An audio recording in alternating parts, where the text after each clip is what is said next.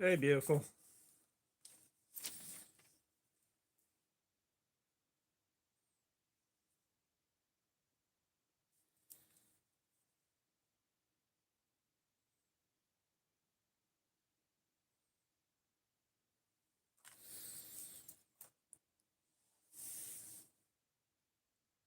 All right. We'll get this show going in about 2 minutes here. Hopefully people will start showing up.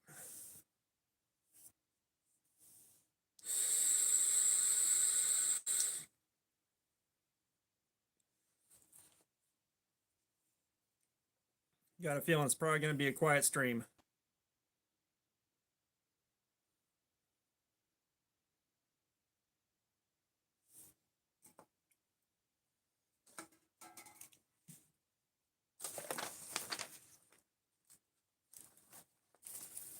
Where's my lighter? There we are. Fire up the emotional support scented candle.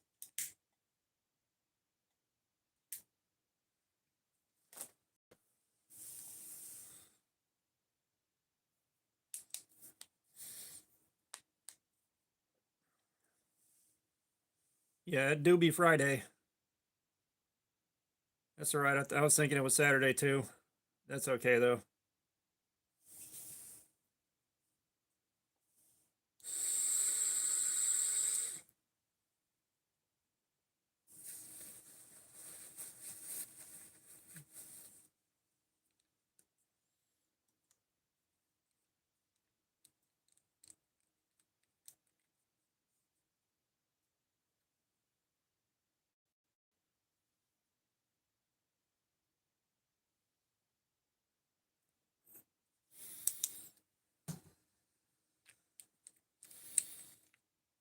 All right, let's get going.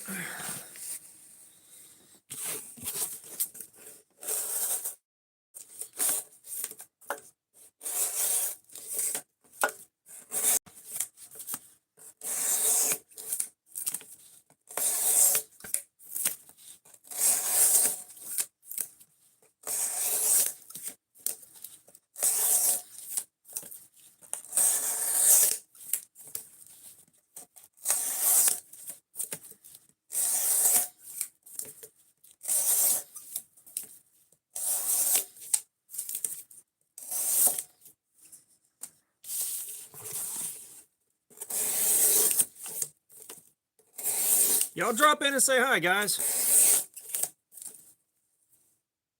Born to be Wild 283. What's going on? How you doing, man?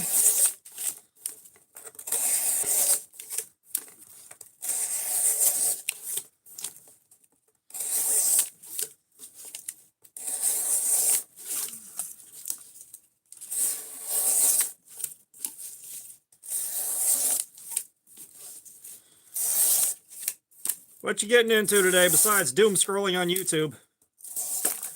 Oh, I hate when it does that.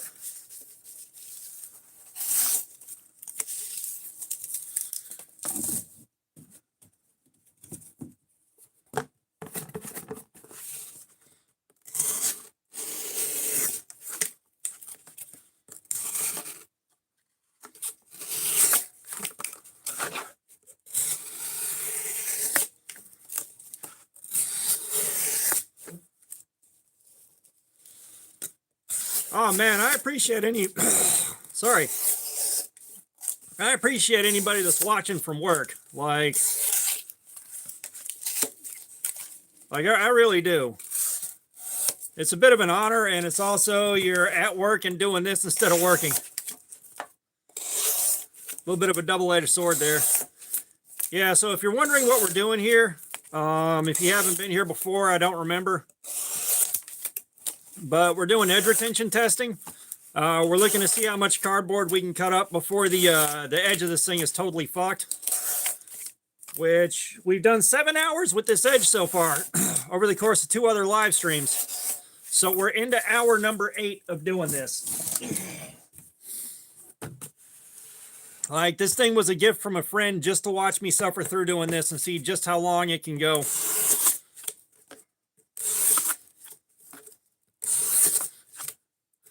Which I'm trying to get one of my friends in here that knows a lot more about steels than I do.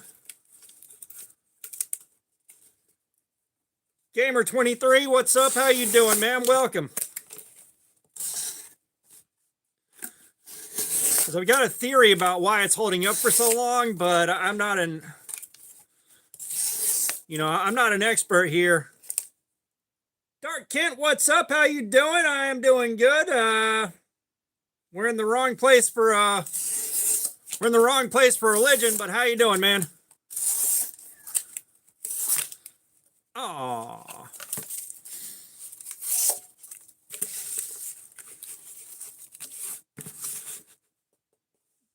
Double AQH1, what's up? How you doing, man? I was just explaining to the guys, we're doing edge retention testing. We're looking to see how much cardboard we can cut up before the edge of this knife is completely wrecked. We are into hour number 8 of doing this. We've already done 2 live streams with it. So we're hoping. Gamer23, yeah, I forgot, but if you weren't aware, I've been kind of MIA for a couple of months. Life got crazy and I kind of had to take a step back for a while. So I'm just now getting back into the swing of things. Clark Kent, wrong place, dude.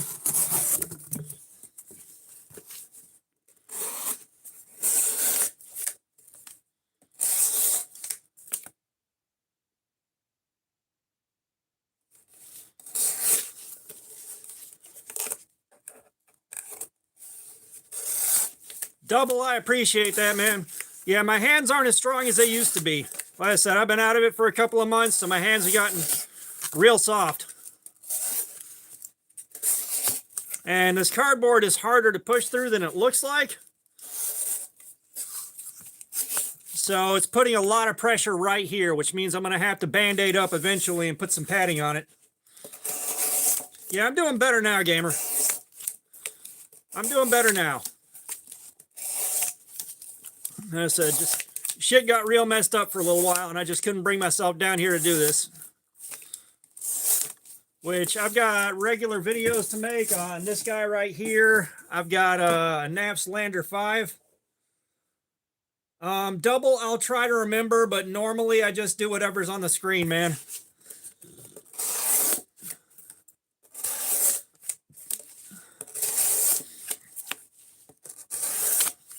But yeah, I'm probably going to have to Band-Aid up and put some padding on that part of my hand.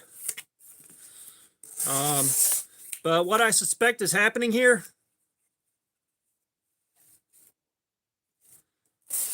Gamer, what the hell? But, so one of the things that, if you guys aren't too familiar with, knives and knife steels, is there are some steels that have large carbides in the steel, right?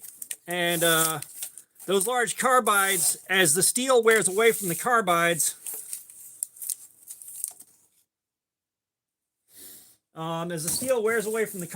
carbides start sticking out and making the edge kind of serrated. And I think that's what's happening here. I'm not 100% sure.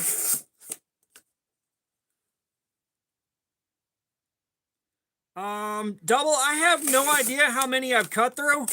I have got 4 large boxes slammed full of shredded cardboard. We're working on filling up number 5. I said, we're in the midst of hour number 8 of doing this with this edge. Haven't sharpened it, haven't done anything with it. We are in the wrong place for religion, you guys. But yeah, we're into hour number 8 of doing this. This edge has held on forever, and like I said, I think as the steel is wearing out where it would get dull, it's exposing carbides. Oh yeah, over 200, man.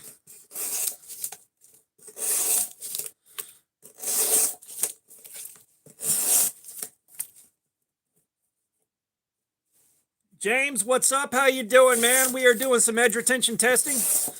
We're looking to see how much cardboard we can cut up with this knife right here before the edge is completely fucked. That's a sticker that came from Blade HQ. So it came with a knife I ordered. And I slapped it there because it's a real good attention getter.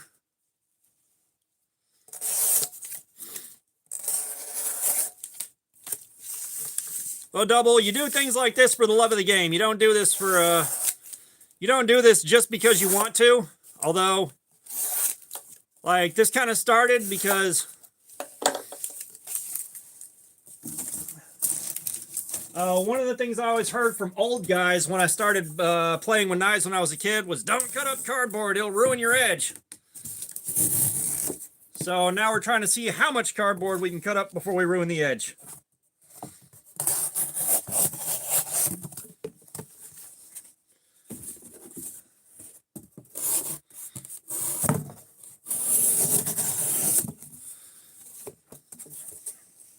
Ooh, we got Australia in the house. Hell yeah.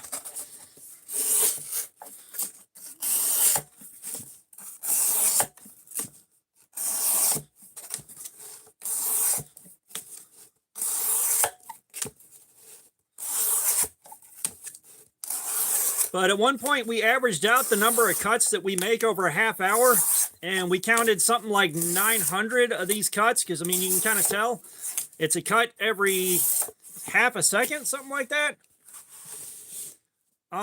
James, I don't do this every day. Theory and Lover, what's up?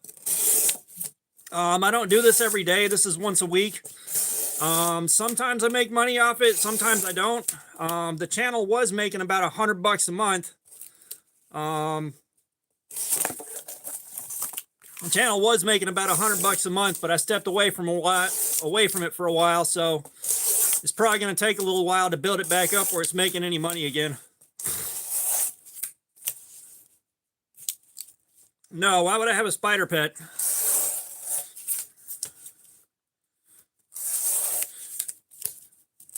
Oh yeah, I've heard about the Australian spiders. Darian, you're not going to believe this, but we have been cutting cardboard like this for 8 hours on this knife. Like, not on the same live stream, but still. 8 hours of cutting.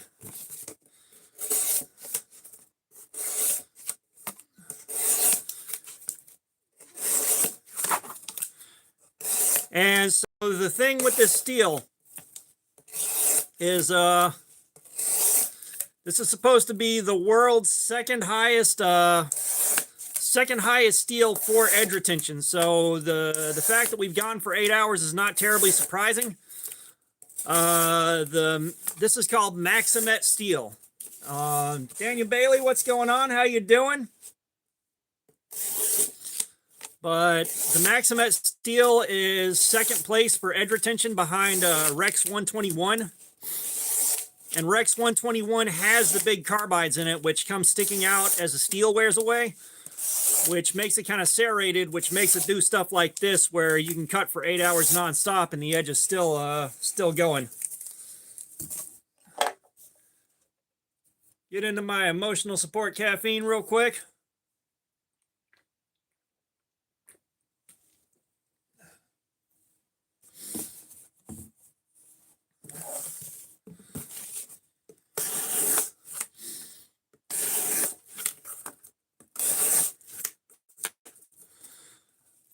Steve Keen, I'm not sure exactly where 15V falls, I'll be honest. The only reason I know about this is because that information came up when I was trying to find out about carbides in this steel. That's what I was explaining a little while ago. I'm not an expert, man. I'm just a guy dicking around in his basement and learning stuff as I go. So what I suspect is happening here, Theory and Lover, you're gonna have to spend about $400 to get one like this.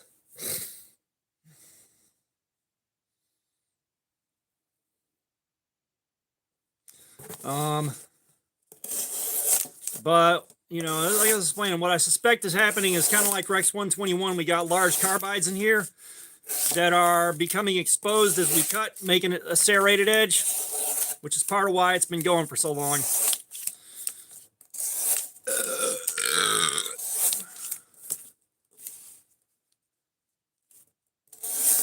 We're not doing a katana, we're doing this knife right here. Trust me, I've already been doing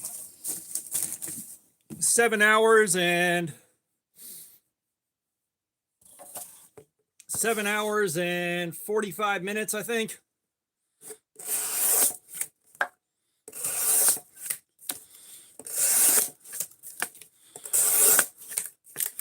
Actually, we're about to be checking the edge shortly, in about 5 minutes here. Yeah, we're just finishing up 8 hours.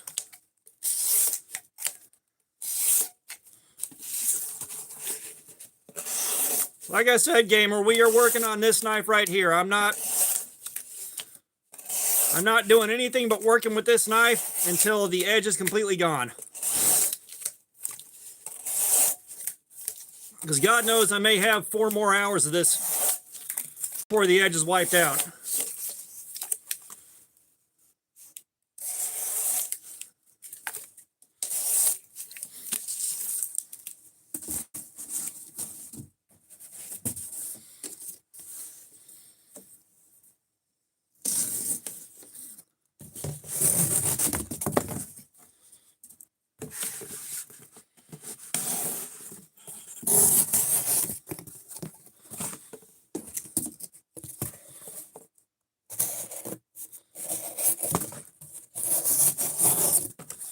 Now, at some point,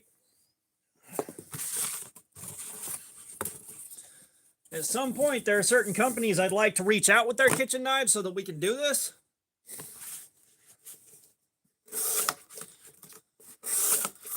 With a kitchen knife, because none of the kitchen knives I have are really that good.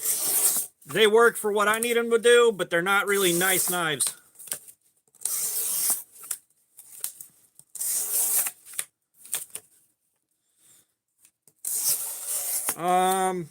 I am in Georgia.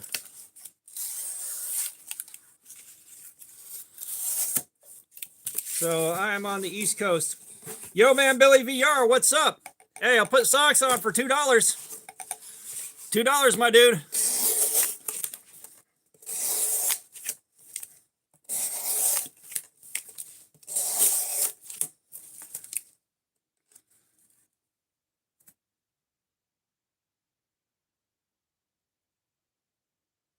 Ty Rise, what's going on? How you doing? I can't read that whole thing, but if you're confused, we're doing edge retention testing. We're looking to see how much cardboard we can cut up before the edge of this knife is completely fucking wrecked.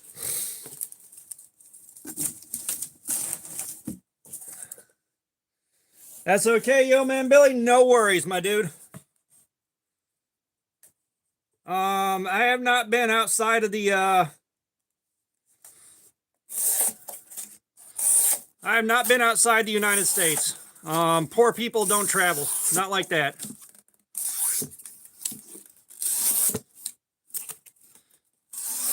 It costs way too much money to travel outside the country, which if you're in Australia, I'm sure you understand what that's all about.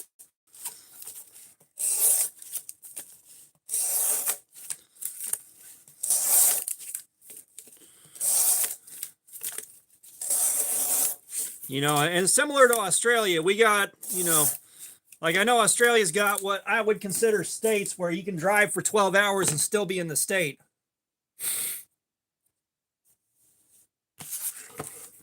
Come on, Double. Why are you going to ask a question and leave the stream, man? But, you know, we got states here where you can drive for 12 hours and still be in the same state.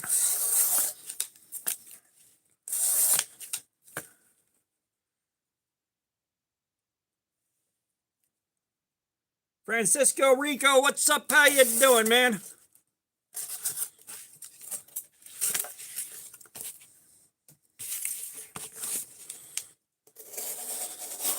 Yeah, I think Cali, if you're going north in California, you can probably still be in California for like 12 hours.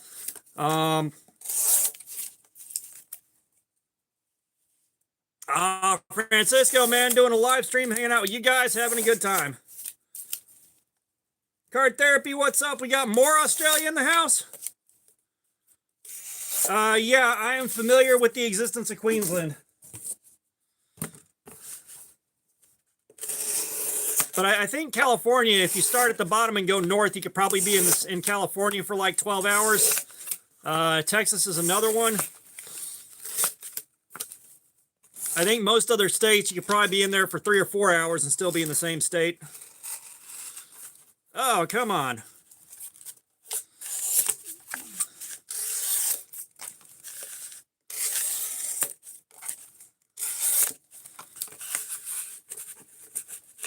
Oh yeah, Alaska, you could probably be in Alaska for like 12 hours driving.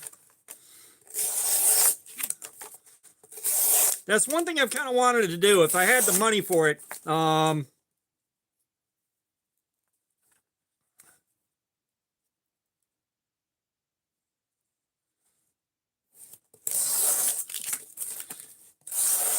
Yeah, it's paracard therapy. We were just talking about, like, you know, traveling outside the country and how expensive that is.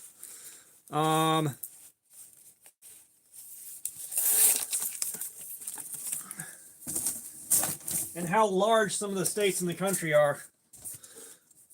But one thing I kind of always wanted to do is get an RV and drive to Alaska.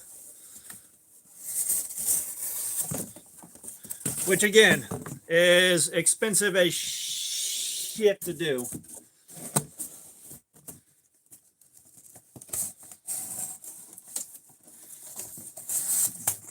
Maybe if I can retire with enough money, I can do that.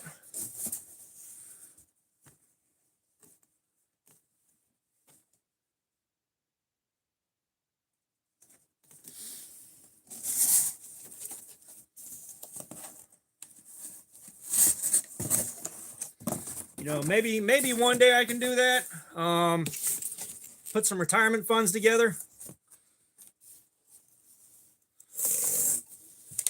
Well, I think when you go to places like Alaska and how hard it is to live there, growing up poor makes you more prepared for it. You grow up deprived of resources. You grow up deprived of money. You kind of got to make do with whatever you got. You know, you wind up in situations like that and you're kind of naturally cut out for them anyways, just because you're already used to it.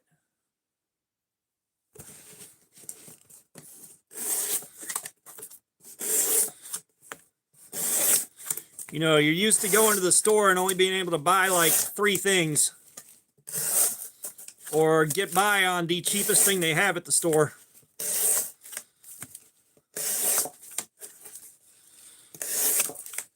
All right, guys, we're going to test the edge sharpness on this in just a second here. We've got the electronic edge sharpness tester.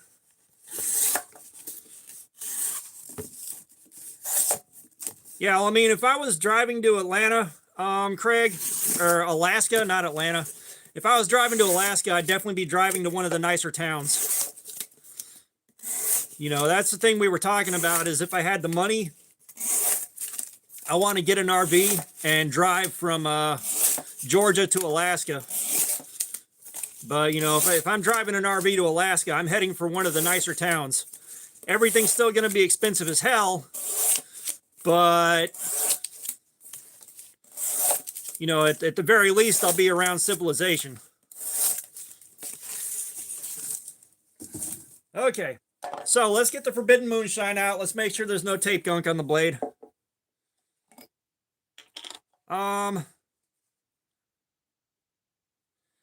If I do end up traveling to Australia one day, which I'd like to, I'm going there to hang out with people that I know.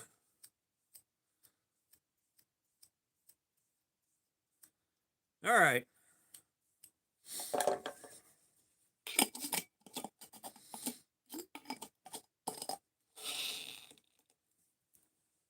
Like, I know people that live out in Australia that I would definitely pay a visit to. All right. Can we still cut paper with this?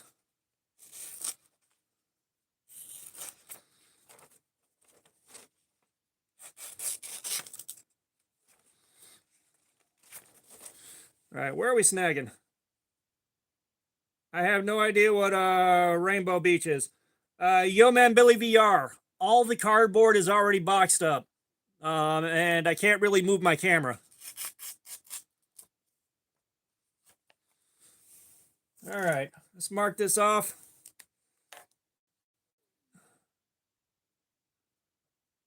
Now, if you want to see how much cardboard I actually cut up, drop a sub because when I do the follow-up video for this, I'm going to dump all the cardboard out on the garage floor, get a video of it. And then I'm going to, well, my camera's fixed right here, man. My camera's fixed. But, Matt Drone, what's up? How you doing? What was I saying?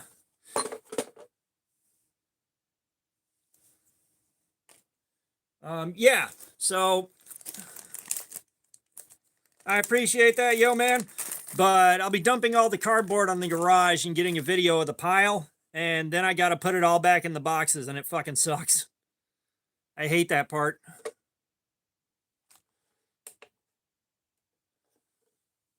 All right.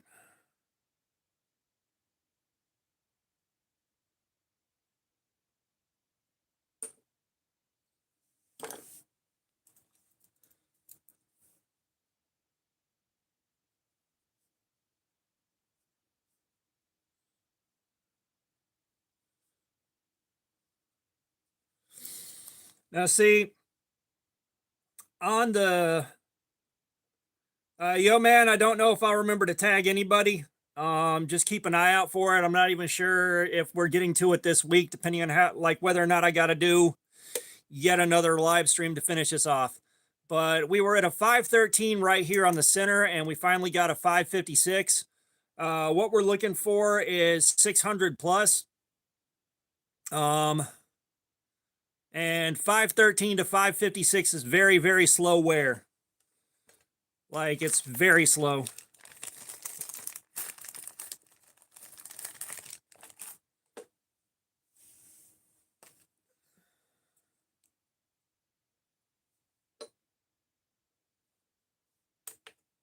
Let's tear this out, go for the front.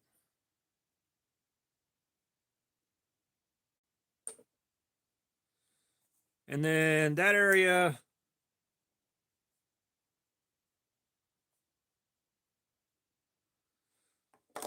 the area I just tested towards the front, it's 5 a.m. for me right now.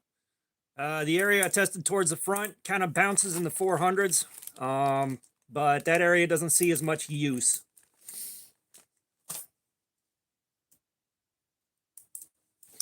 All right, we're going to give it a couple minutes for emotional support caffeine, and then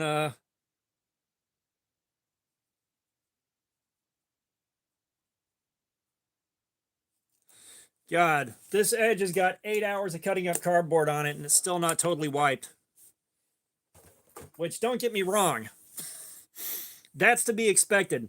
There's a steel called MagnaCut, which is also a really nice steel that took 9 hours of doing this, but that was easier to cut cardboard. So this, maybe within the next hour to 2 hours, is going to be finally wiped out.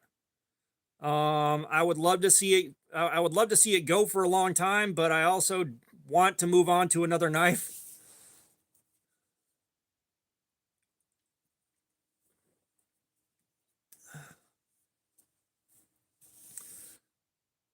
Safa 21, we're going to go with that. This is a Manix 2 lightweight, and we got Maximet steel. All right, double. We're going to be here for a few hours. We're going to be here for a few hours, man. The average stream is like 5 or 6 hours.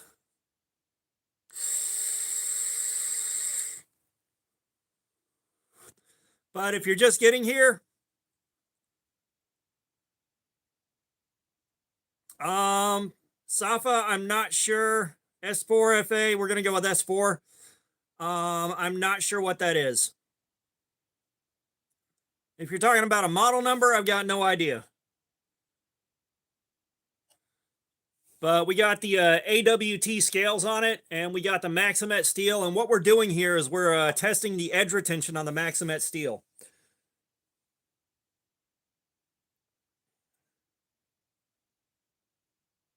Gotcha. Yeah, this is Maximet, and I said we're checking out the edge retention on the Maximet cutting up cardboard. We've got 8 hours on the edge so far, and we haven't sharpened it yet. All right, double. Go charge your phone.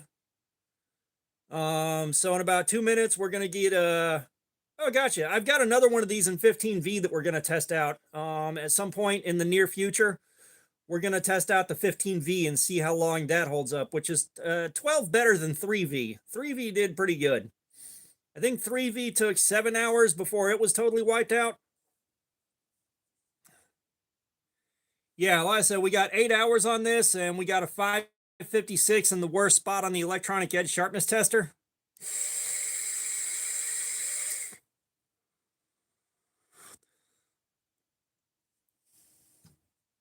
But yeah, give it about another minute and a half. Yeah, I haven't done crewware yet. Dutch bushcraft knives has got me interested in crewware.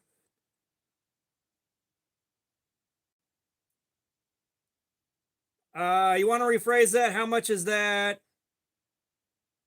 How much is that? I'm not sure what.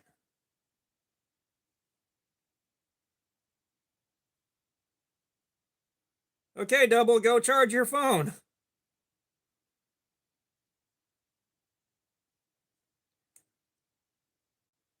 About 30 or 40 seconds. The HRC? Family Kylam, what's up? How you doing? You're talking about the HRC? I'm not sure. I think the let's see.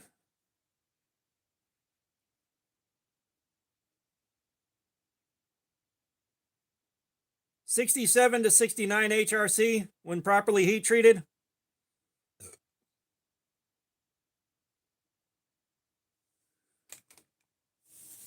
The tester that I have for it is just a sharpness tester.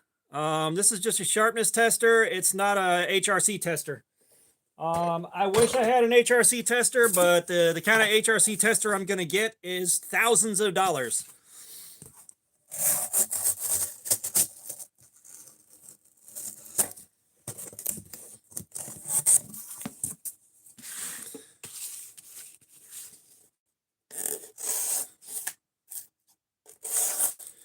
Yeah, proper HRC tester is a few $1,000s.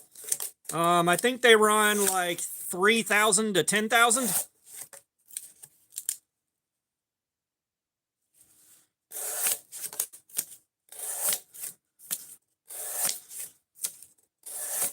Germany can't have my comment section. It's the only thing I have in this world.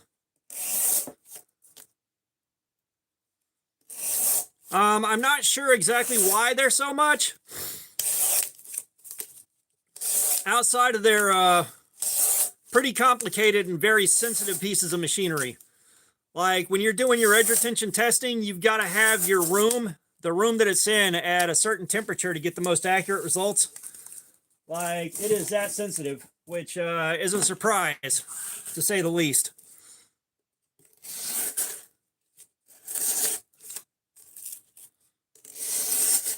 Like I figured there's no way in hell that would be temperature sensitive, but I went online and started researching it because I wanted one. No, it doesn't have laser sensors. What it's got is a little post with a diamond on the tip, and it pushes the diamond into the steel, and it measures how hard it has to push before it leaves a dent in the steel, basically.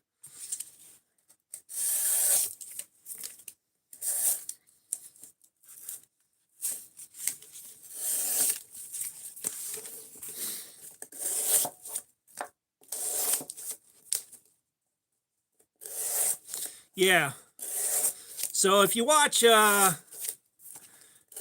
Outdoors 55, which you should be watching Outdoors 55, but he goes into a deep dive about how the HRC tester works, going into a proper HRC tester for stuff like knives versus what's called a lead tester, and why the lead tester is not accurate for blades.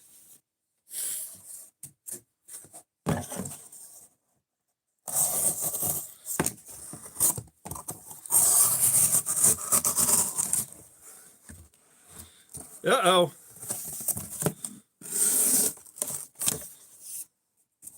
Starting to see some problems.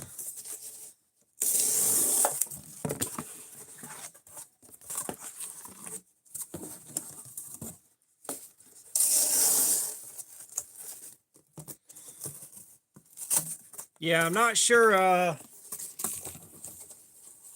Because Outdoors 55 did that, yeah, I love metallurgy. Like, I love learning about metal. That being said, like, guys that are way smarter than me. G Ryan B, what's up? How you doing, man? Welcome. This knife is not as sharp as it could be. I have been cutting cardboard with this thing for 8 hours. We are into hour number 9, so the edge has got some wear and tear on it. Illumined, what's up? How you doing, man? We have got Maximet. We're still working on the Maximet, man. We got 8 hours on it so far.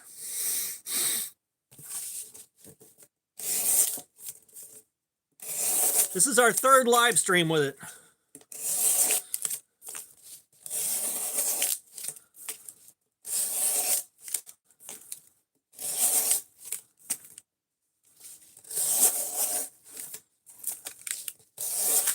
But yeah, I'd love to know a lot more about the blade steel. Because like I said, there's information. No, we got 9 hours out of the MagnaCut. So we haven't reached completed 9 hours. Yeah, it's unfortunate that CPM went belly up. Because there's going to be a lot of blade steels that, from what I've been told, some of CPM's recipes for some of their steels, I think like 15V, other companies that make steel, that could buy out the recipes for the steel from CPM or whoever holds the rights to it, their furnaces don't get hot enough to make the steel.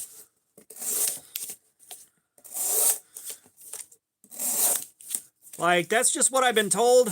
Again, I'm no expert. I'm just some dude dicking around with knives in his basement.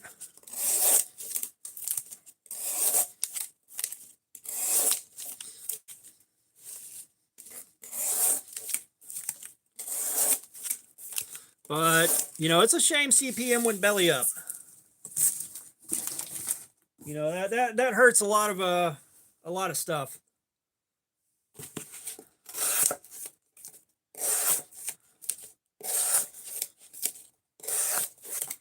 As badly as China's been fucking up D2 lately, I don't want them getting a hold of stuff like high-end steels.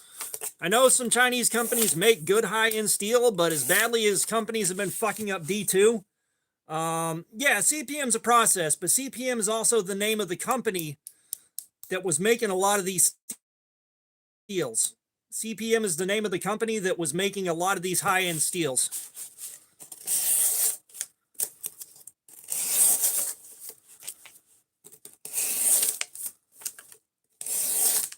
And the company called CPM, Crucible Powder Metallurgy, they died.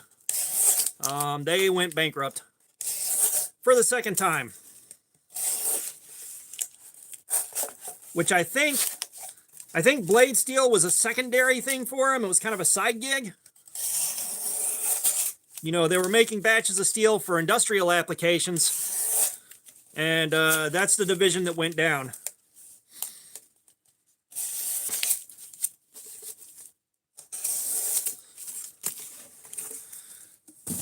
CPM has gone bankrupt twice, which isn't a lot, but it's weird that it happened twice.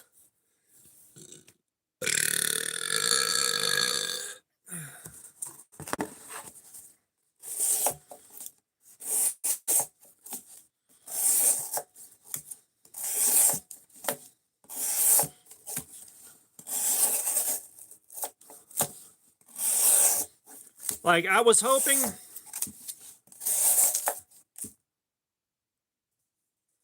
No, CPM definitely never let go of their quality. I was hoping somebody was going to buy out CPM and just pick the steel up where they left off. And who knows? Arvin, what's up? How you doing, man? Welcome.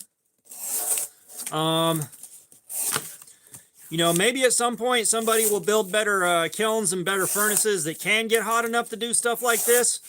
And then we'll have steels that are directly comparable to things like this that CPM no longer makes.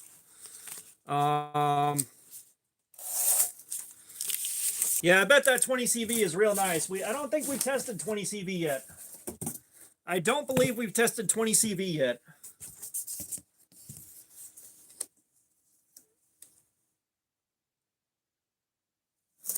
Well, Arvin, I try to say hey to everybody when they come in. So far, the chat's going slow enough that it's not really that hard to do.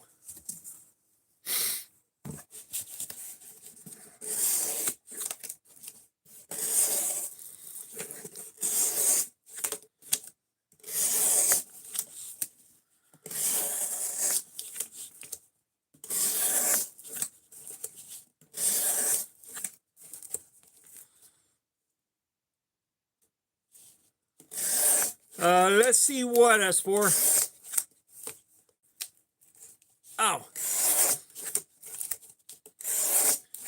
Yeah, my other Manix 2 lightweights in 15V. And we got to test that out too. The 80-20.5 is OS 10A. I don't think I have any I don't think I have any 20 CV. At least not yet.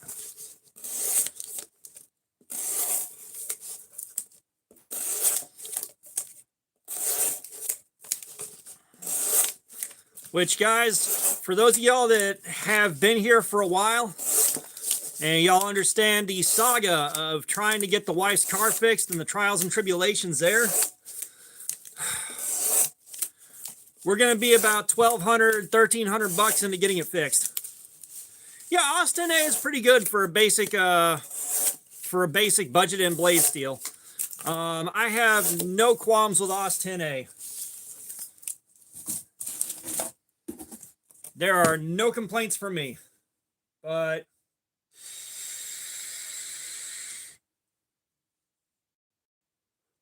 yeah, we're going to be $1,200, $1,300 into repairs, and the reason I bring that up is I still wound up making my next knife purchase, which I wouldn't have done, but they're limited drops and they're fairly small runs. And once they sell out, they're gone. And I had to have one.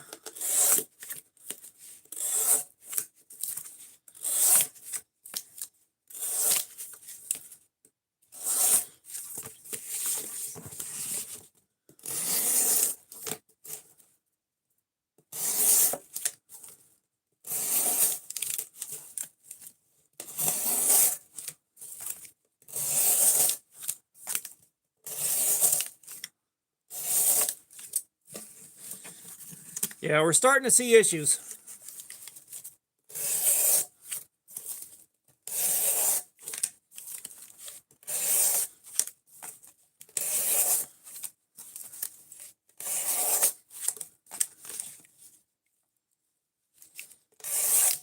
Yeah, I don't know if y'all are familiar with DIVO knives. With DIVO here. But DIVO released the Growler XL yesterday.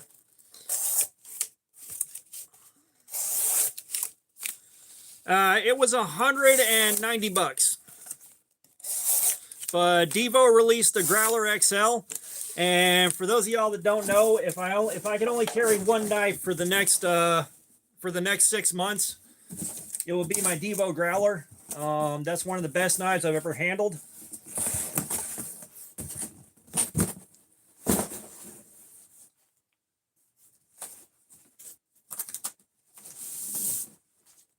And for those of y'all that don't know, I like my big knives with 4-inch plus blades. So the DIVO Growler XL has a 4-inch blade on it, which I'm all for it.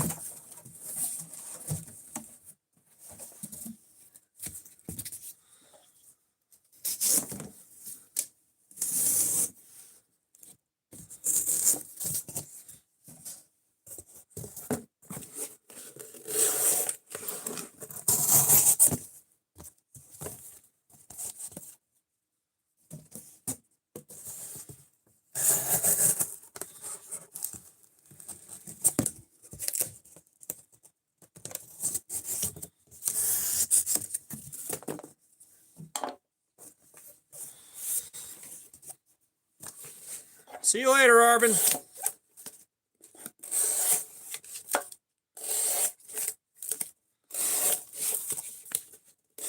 But yeah, like when I was at Blade Show, I brought a prototype of the Growler XL. And I love that thing, but you know, I don't carry and beat on my prototypes. Like, I don't have grail knives per se, but I do chase down prototypes whenever I can. Especially at Blade Show. Like, my first stop at Blade Show, or the earliest stop I can possibly make, is the DIVO booth to buy one of Kevin's prototypes. You know what I didn't do?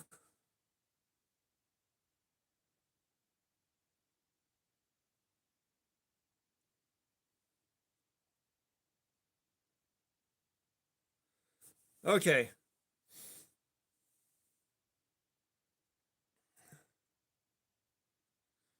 There we are. Sorry, I forgot to turn on Wi-Fi. The edge on this was at 556 the last time I tested it. So we're definitely starting to see edge problems. And we're not doing a second round after I sharpen it. We're just looking to see how sharp I can get it. Double's back.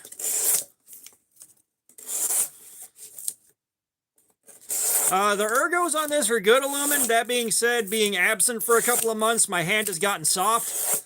So the callus that was protecting me is long gone.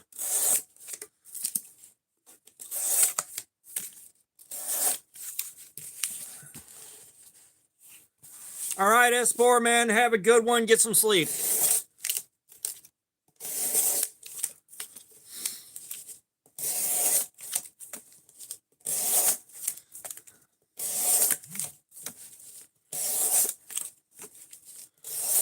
But what the hell was I saying?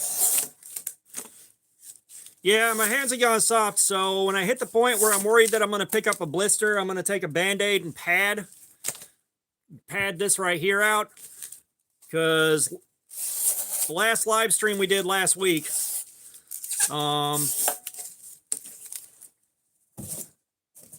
it definitely started hurting. Yeah, my hands have gone real soft.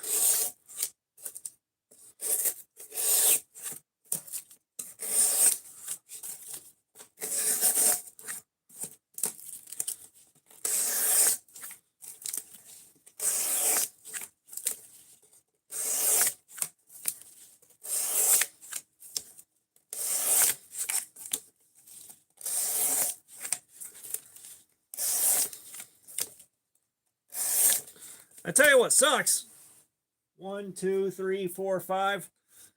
I've got 5 boxes of the cardboard we cut up, and I'm going to have to dump them all on the garage floor and then put them all back in the boxes when I do the follow-up video for this.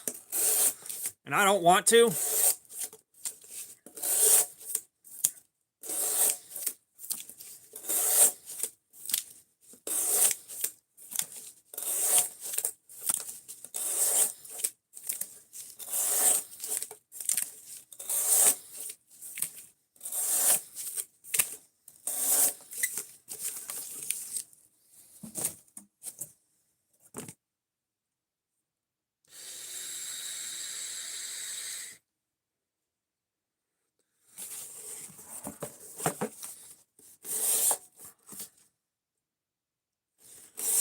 Now, hand doesn't hurt yet, but we haven't been doing this for too terribly long now. Not too terribly long today.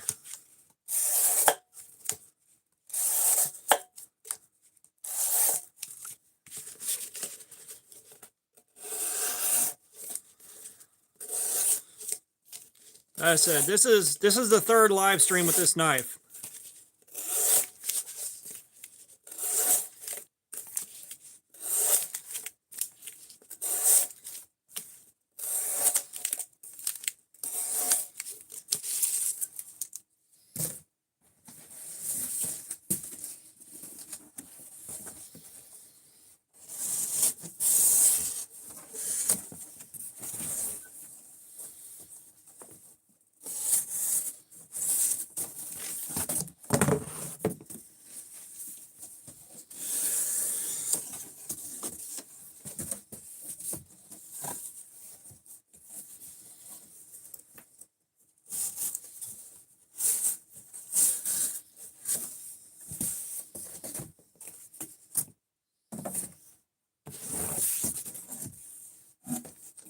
Oh, I've just got one box. It's just every time I cut it up, I glue it back together again.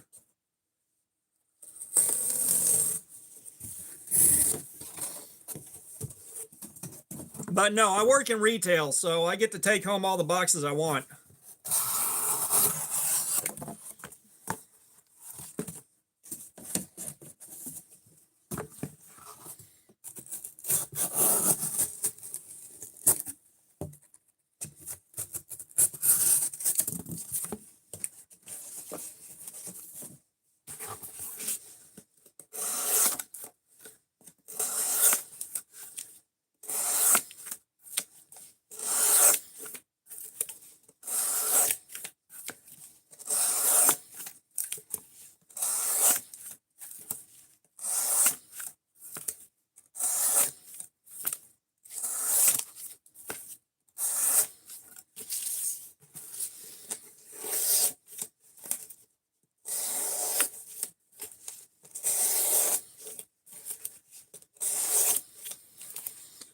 Oh, well, I can believe this edge is still going strong.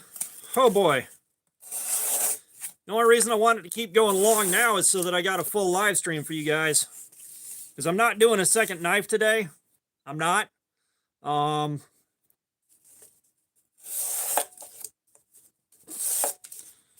already going to struggle to get 1, 2, 3. Let's see. Review on this. Fallout from Cardboard Slayer. And then the knife I'm going to carry next week. And then the Napslander 5 I've already got. I've got 4 videos I got to make right now, and I've been having a hard time making myself go do one. My spare time, like I work full time, and then my spare time is just kind of sitting there staring at my phone and watching YouTube until I go to sleep.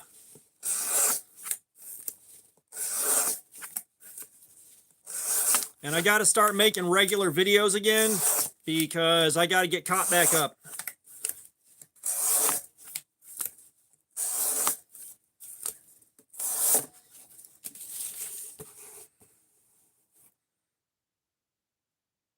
Raymond, what's up? How you doing, man? We got the Spyderco Manix 2 lightweight, and we have got Maximet steel on it.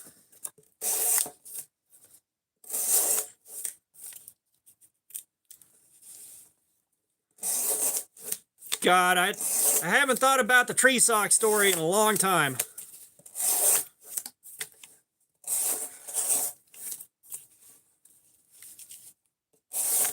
Trell, what's up? How you doing, man?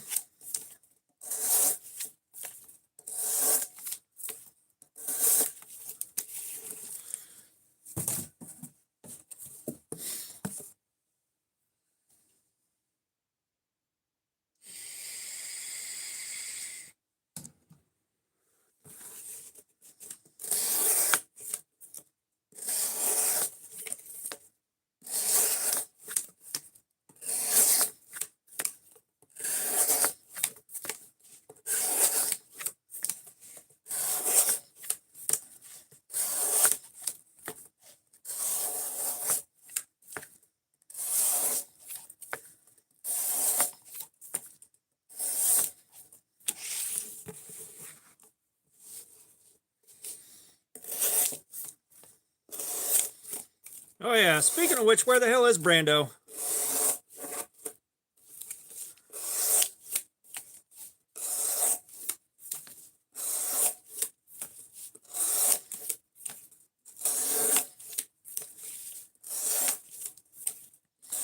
Yeah, that's one thing I miss. I miss having all of our regulars in here.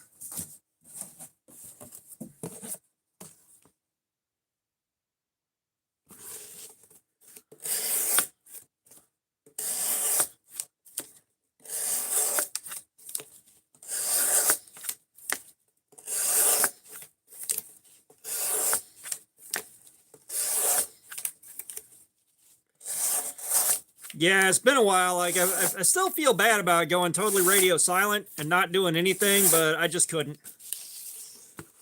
Tree Master 16, what's up? How you doing, man? We have got Maximet steel on this.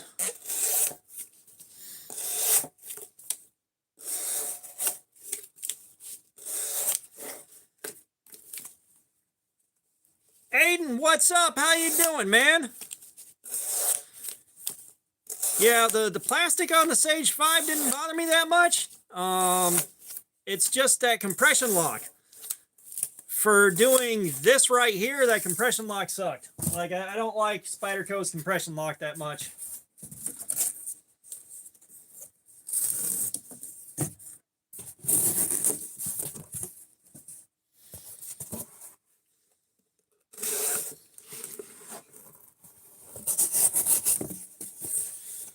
Yeah, well, Tree Master, we've been doing edge retention testing with it. We're looking to see how much cardboard the Maximet can make it through before the edge is completely wiped out.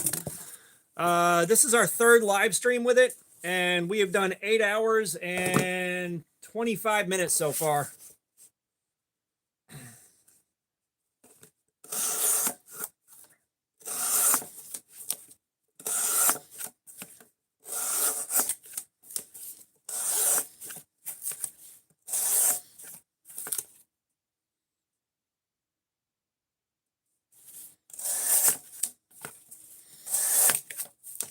Yeah, well, like MagnaCut. When we did MagnaCut, that ate up 9 hours of this.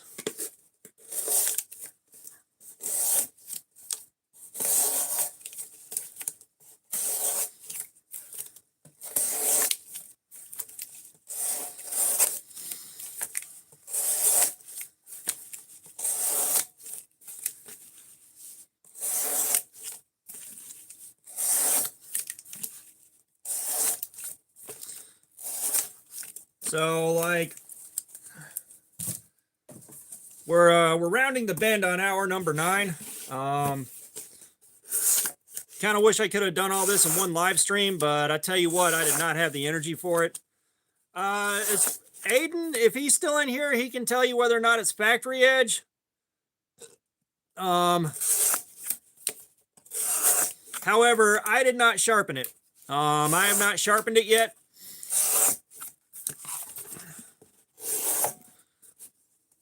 Yeah, so we'll sharpen it once we've wiped it out. And we're seeing a lot of wear on the edge, but we're not close to being done. I got a feeling it's going to read a lower number than it did on the last one whenever I run it through the electronic edge tester.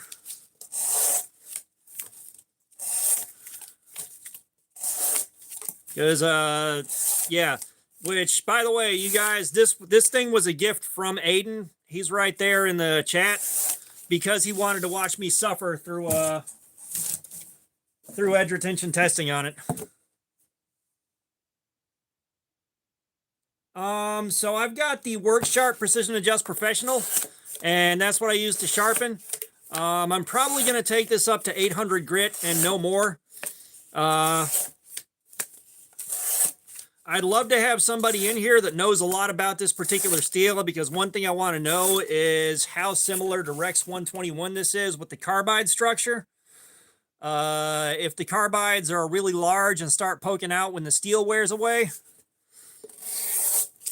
which is why it takes so long to wear the edge out.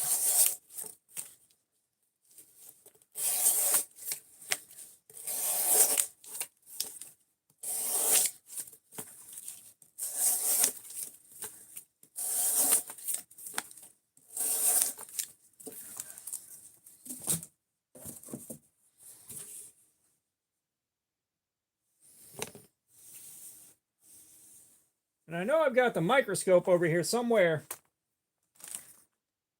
but I don't know. I haven't seen it in a couple of months. There it is. I wonder.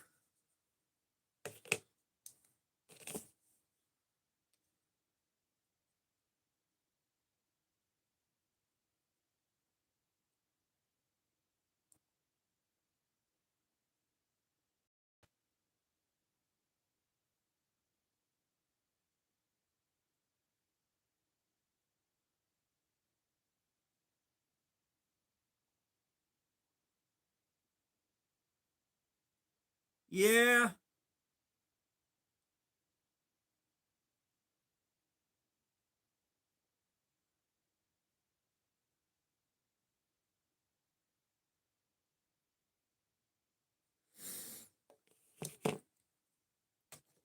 I wish I could show you guys on camera, but I just took a microscope to the edge.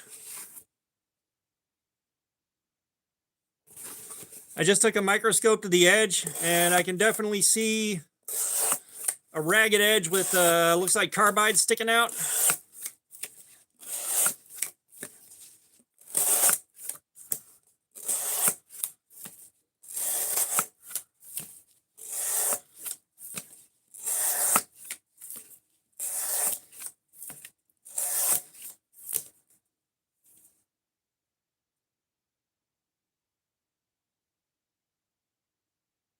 Dartana Ocean Dweller. What's up? How you doing? We're going to do Dartana for short. Dartigan. Dartigan. Okay. Man, these names are hard to read today.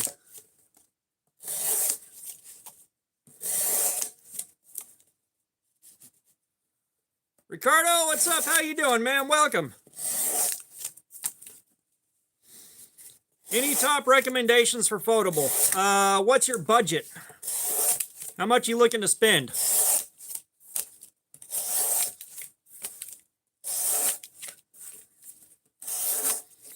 Unfortunately, my top recommendation isn't available, which sucks. You couldn't buy one if you wanted to.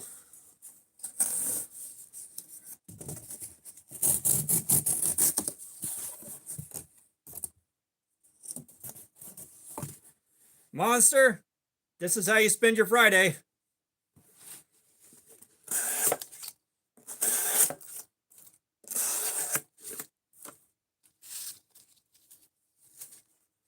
$300 absolutely maxed right now. Shit, I don't know, man. Especially not getting up into that price range. This is definitely more of a budget knife oriented channel. We normally do things that run like around 50 bucks. Yeah, I know, Monster. Trust me, I get it. The compliment's definitely appreciated. Ricardo, I'm doing good, man. I'm doing a live stream, hanging out with you guys. I'm having a good time.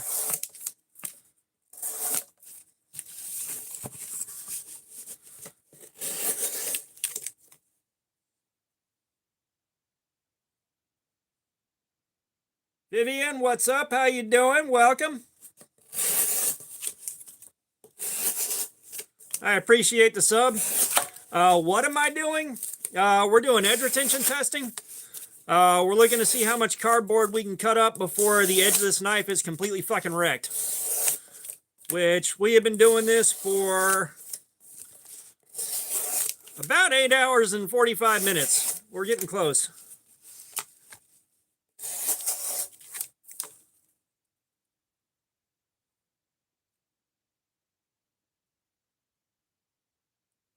That's Maro6671. What's up? How you doing? No, there's definitely no wear or scuffing on this. HRC is like 67 to 69. There damn well better not be any scuffs.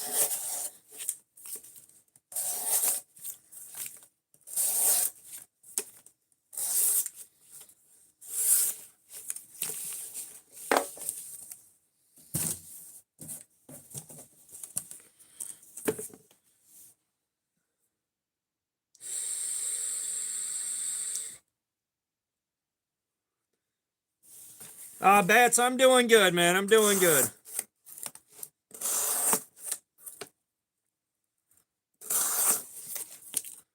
Let's see, around the $80 mark. Give me a minute to think through everything that I have tested out.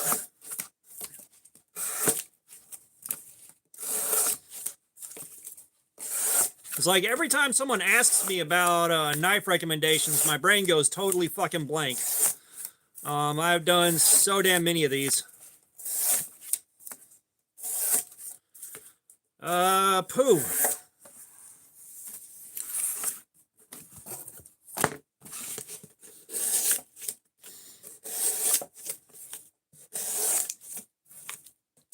Give me a minute here, I'm parsing. What the hell would I buy at 80 bucks?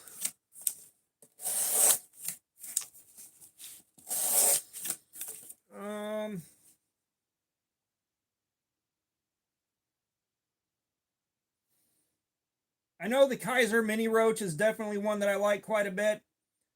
I know Concept makes a bunch of good stuff. I know getting on the cheaper end, especially for just a good daily utility knife, is definitely the steel wheel cut jack, which is like 30 bucks, 30, 40 bucks.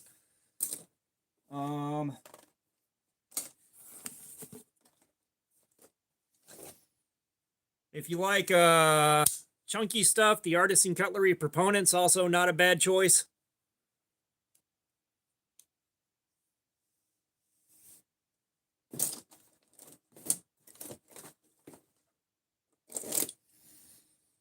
You know, if you're looking for really big out of control stuff, the Cold Steel 4MAX Scout's not a bad choice at all.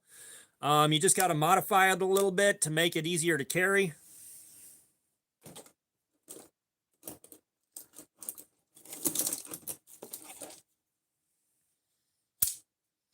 Civivi Bull Mastiff, if you like your pocket cleavers, this is one of my all-time favorites right here.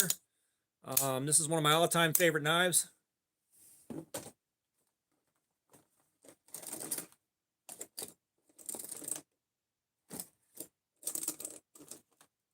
I don't know if they still sell them, but the Monocolor Grenade, if you like your frag pattern, this is definitely a good, solid, cheap daily choice.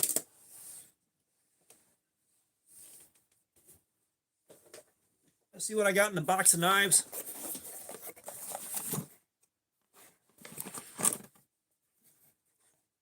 Oh yeah, highly recommend the Ontario Rat 2 and the Rat 1.5. The Ontario Rat 1.5 in MagnaCut. Devin Campbell, what's up? How you doing? That was the Civivi Bull Mastiff.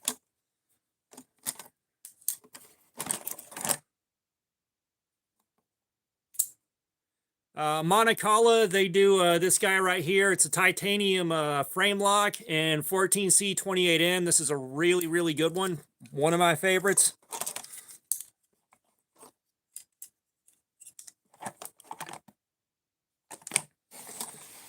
If you're looking for something small. Yeah, Ganzo's got build quality there. It's just they do a lot of clones. But you've got the Olatan's mini airship right here with D2 steel. Really like this little guy. But that's a bunch of the stuff that I really liked.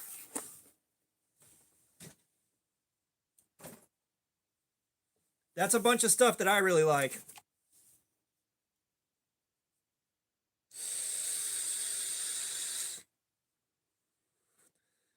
But yeah, I think after going through all that,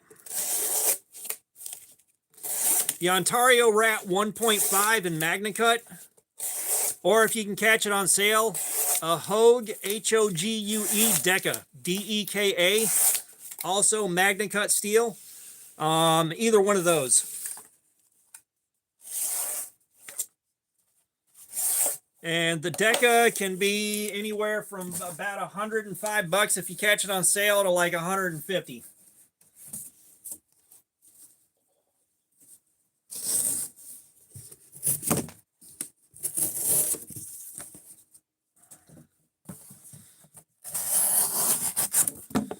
That MagnaCut will last you a long time before you got to sharpen it.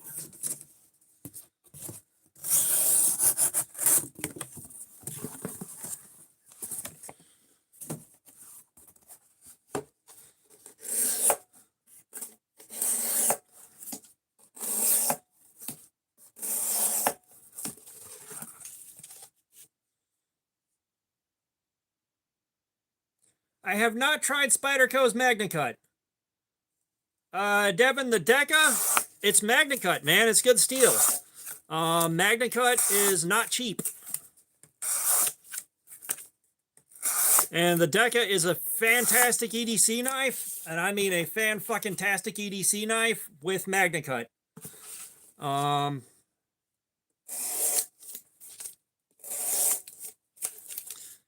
The Ontario Rat 1.5 is, or at least when I bought mine, was around 100 bucks. I think I paid around 90 for it. When I added the customization and got knives, I guess, etched into the blade, That brought it up to around 100 something. No, I have not tried the Civivi Vision FG, Lee Jenkins. I haven't tried that one out. Right now, the backlog of knives I've got is so big that I'm not buying anything new right now.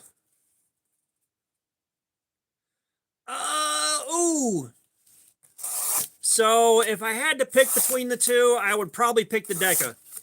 Simply because the Deca is an axis lock. As a matter of fact, let me go get it. Y'all hold tight for a minute.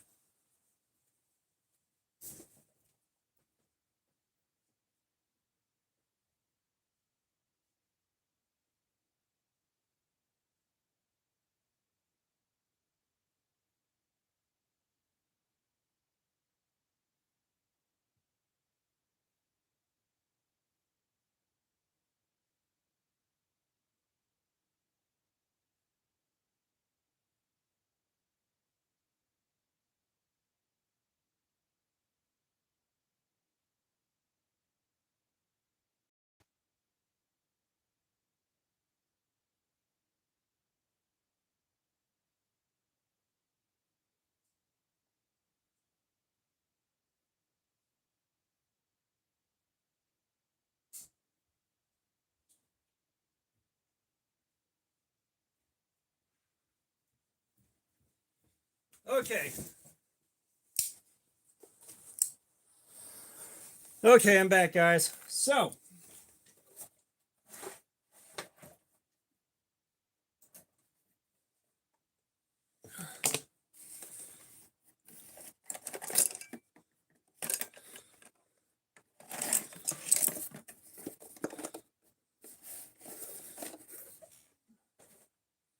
okay, so here we got the Rat 1.5. All right. And here we got the Hogue Deca.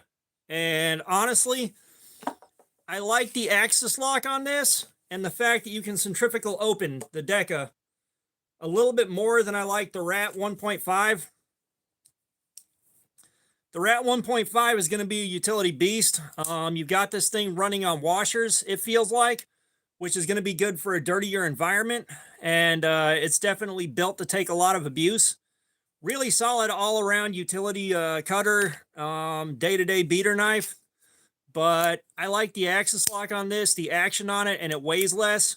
And it carried very, very well and treated me really, really, really well. And of course, I sharpened this thing. We did the testing on this one. We did this. God, I love that. Soldier Game, what's up? How you doing? Yeah, I've been absent for a couple of months, man.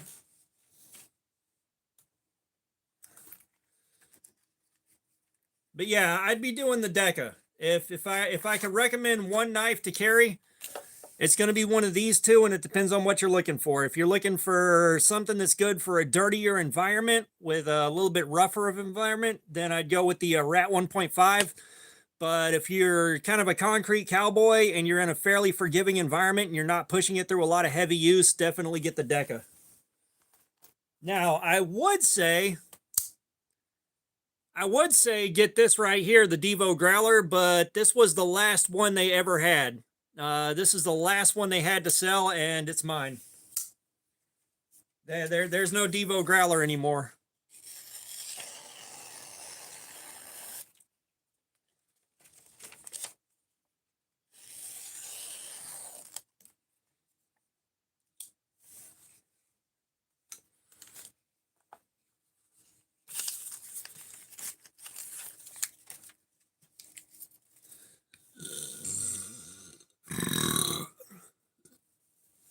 Oh yeah, the Growler's sick. Now, on White Mountain Knives, you might be able to still get the Growler XL.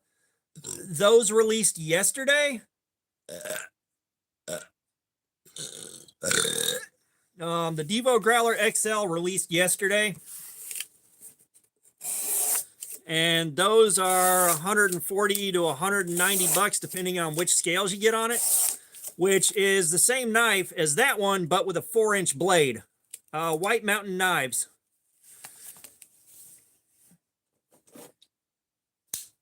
Yeah, this thing is absolutely sick. This is one of my all-time favorite knives that I've carried. Chandler Spina, no, I'm not.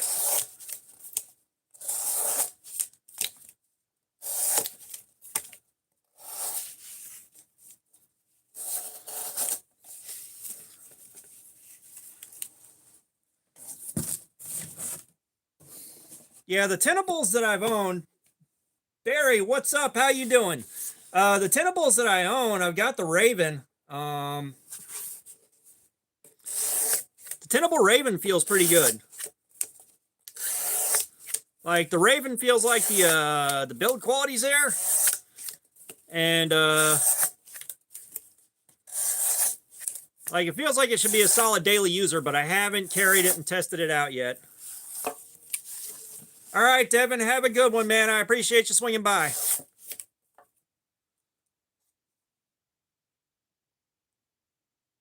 that James Cool 7? Jam is Cool 7? We're going to go with Jam. Jam, how you doing, man? I'm doing good. The Raven, I'm not sure. I'd have to dig that thing out and get a magnifying glass on the steel marking. I don't remember what the steel on the Raven is. XP Overloads, what's up? How you doing?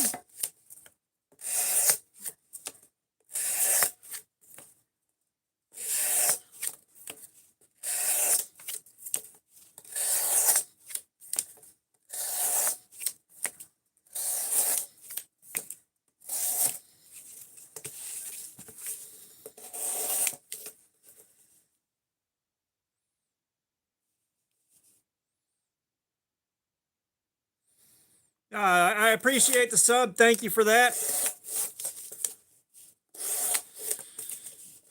Yeah, we're having a good time here. Just hanging out with you guys, shooting the shit about knives and steel.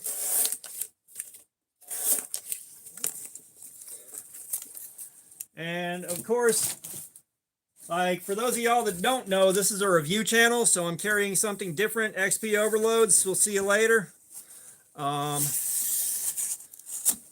So when I'm doing videos, I got to be carrying a different knife every week.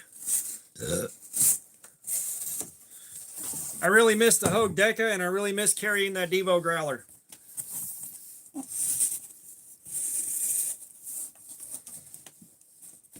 Oh, man.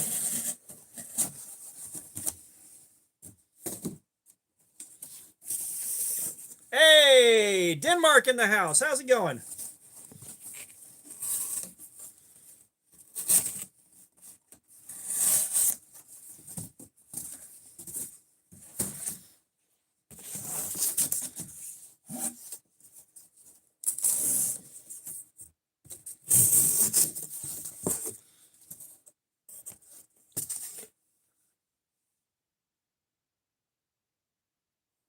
Jessica Peace, we got more Australia in the house.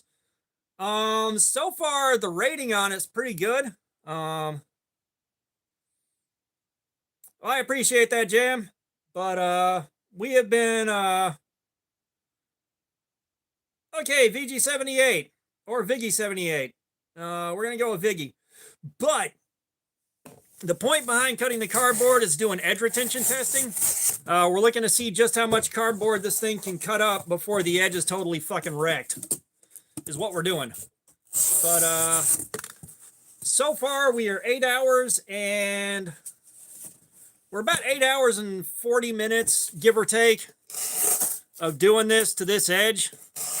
And we're starting to see edge problems, but it's not dead yet. And I believe that's because the more the steel wears out, the more carbides are exposed, making this thing micro-serrated. So it's just keeping it alive longer and longer and longer and longer.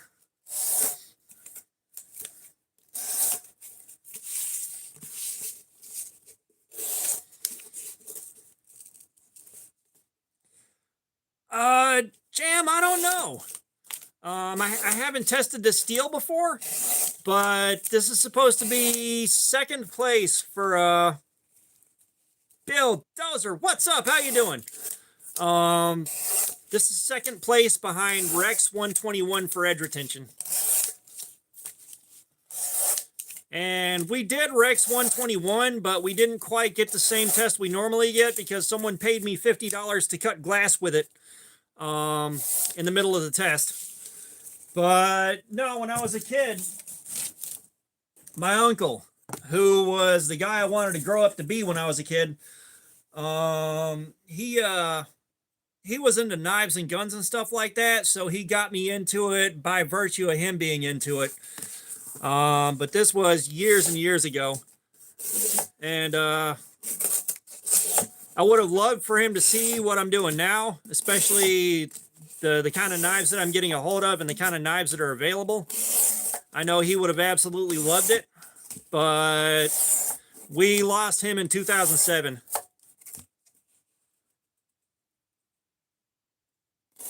I'm not a big fan of the ball bearing lock. I'm not going to lie. You know, it's close to an axis lock.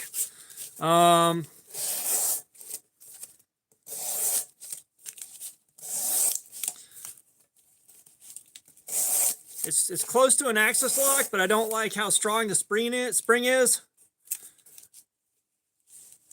It's okay, Justin Grubb. I appreciate the kind words. But I'm pretty sure Spyderco has a patent on the ball bearing lock. Otherwise, we'd see a bunch of other people making them, but I'm not a huge fan of the ball bearing lock. It's just, I love crossbars. That's what I was saying. I love crossbars, just not this crossbar. It's just like you got to hold it in such a weird way in order to actuate the ball bearing lock and close it one-handed. Come on.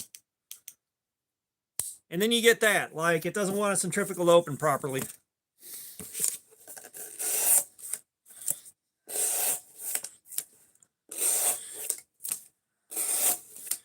Yeah, like I said, like he was the guy I wanted to grow up to be when I was a kid. So when we lost him, it really, really fucked me up for a long time.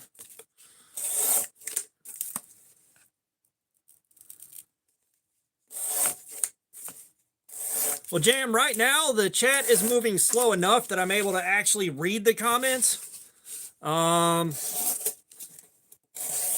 know, we don't have the chat looking like you fast forwarded the closing credits of a movie. So it makes it a lot easier for me to actually read comments and respond to them.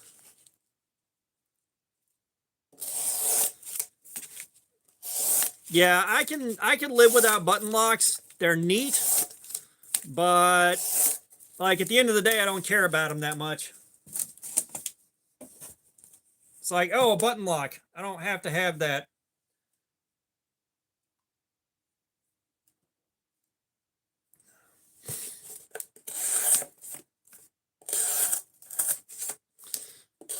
You know, the main thing that I like about button locks is they centrifugal open, kind of like a lot of knives that I own. But when I got bats, I don't have any recommendations on pin knives outside of get a, I'm sorry, Jam, but,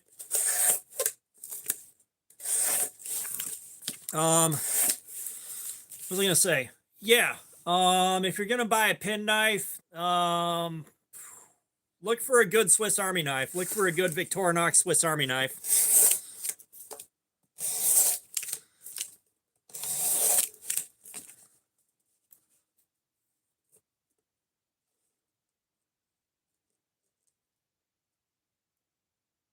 Prince Climby 1, what's up? How you doing, man? We're doing edge retention testing.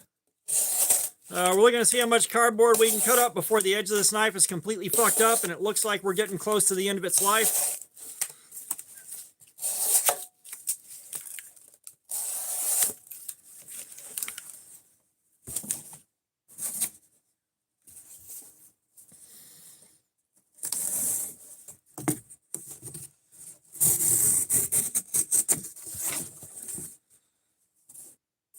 Hopefully that goes over well, Tree Master. I know it's hard to find women that like knives as much as guys do. They're out there, but they're hard to find.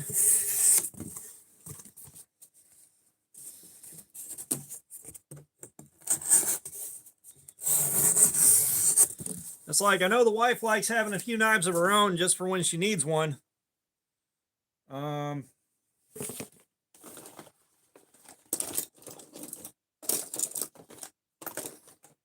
Let me see if I can find it.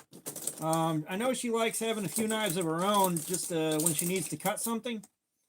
But otherwise, she's generally not that impressed by them.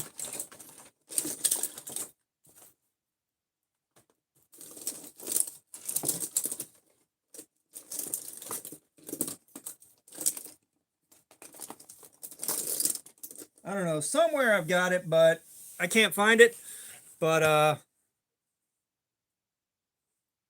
jam is cool. I don't have enough money for guns. Guns aren't cheap, and I don't have that kind of money.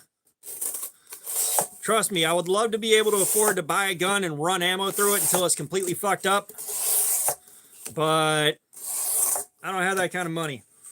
So Prince Climby, for $2, I'll put socks on, and then somebody else can pay $2 for me to take them back off again.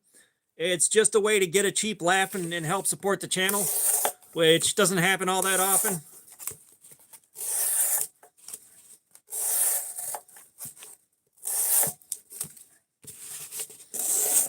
But yeah, like, I've got a few guns, but it's kind of the get out of trouble kit. You know, there's a good handgun, there's a shotgun, and there's a little 22 rifle. So one way or another, I can get myself out of a bind if need be.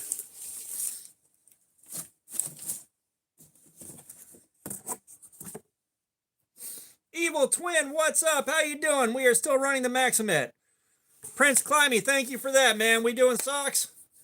You know what? We're doing socks. For $5, you also get the shoes.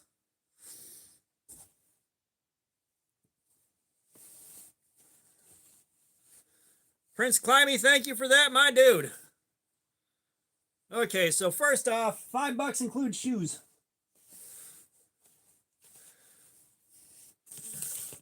We got the donut socks.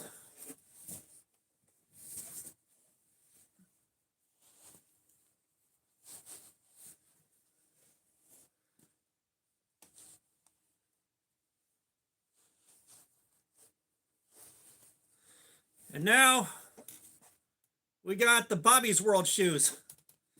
Thank you for that, man. I appreciate the support.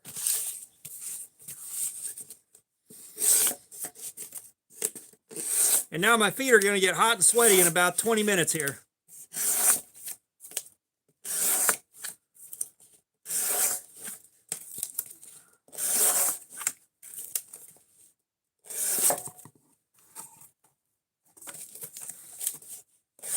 Yeah, I can't mess my hands up like that, Tree Master. Like, I'm most comfortable barefoot, which what had happened was,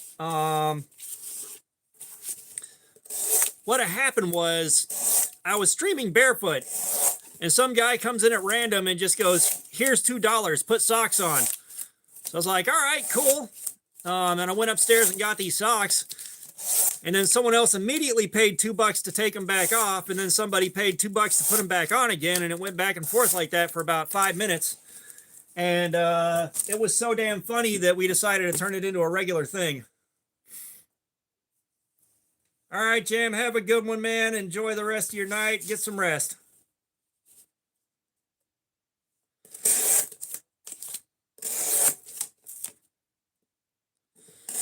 So the Toyota, I thought we were going to have it fixed by the time yesterday rolled around. No. So yeah, I'm in America. Well,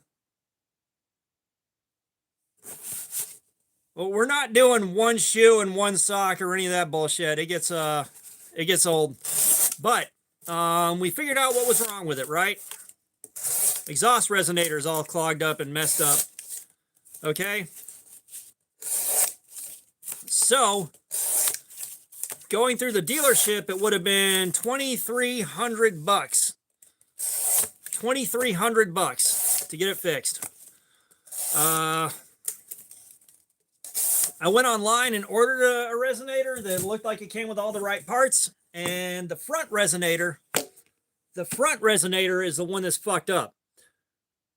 every single part that I could order on Amazon has the rear resonator, but it does not include the front resonator. So the guy I'm working with, the shop I'm working with, he hunted down a used resonator and brought the price down to around $1,200. We've got $1,200, but pretty much nothing else. But a large part of that $1,200 came from you guys.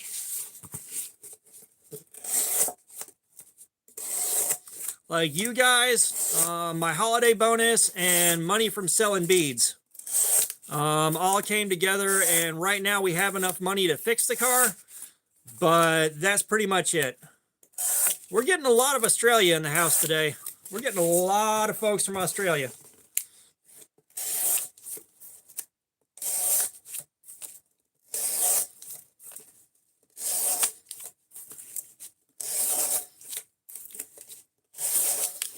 So, I'm not sure when, but the wife's Toyota should be fixed sometime soon. And then we'll be able to go pick it up.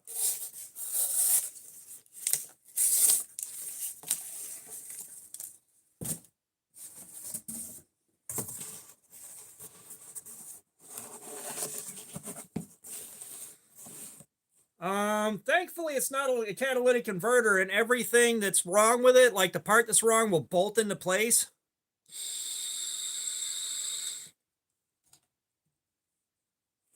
You know, and part of me is kind of mad because it's like, I'm cold, what's up, how you doing? Yeah, we're going on 8 hours. Actually, we're going on 9 hours now. We are almost done with 9 hours. But we're doing edge retention testing, man. We're doing edge retention testing. We're looking to see how much cardboard we can cut up before the edge of this knife is completely fucking wrecked. Which we're finally starting to see some wear. And yeah, we're in the 9-hour range. But part of me is like, man, I could have fixed that myself if I knew what it was. And then finding out that going through the dealership, which is just about the only place you can get the part,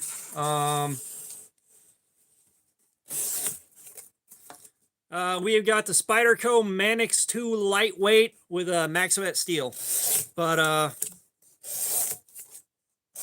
with it being $2,300 for the Minutemen USA, what's up? How you doing, man?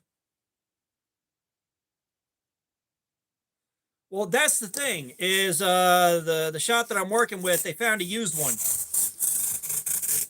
Which, yeah, parts like that, if they go to the junkyard, are going to come right off and get resold at about that price anyways. So I got the best deal that I could get on it.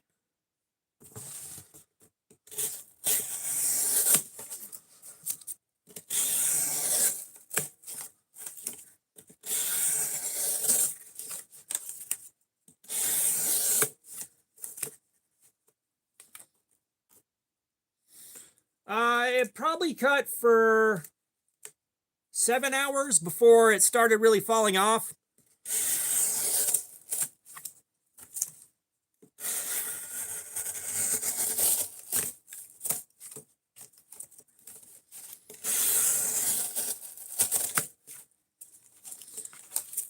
And here's where we're starting to see serious edge problems.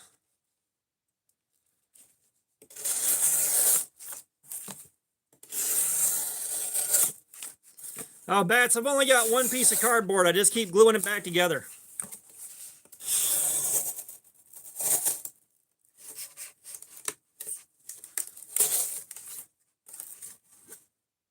Mr. Bellengrick, what's up? How you doing, man? Welcome.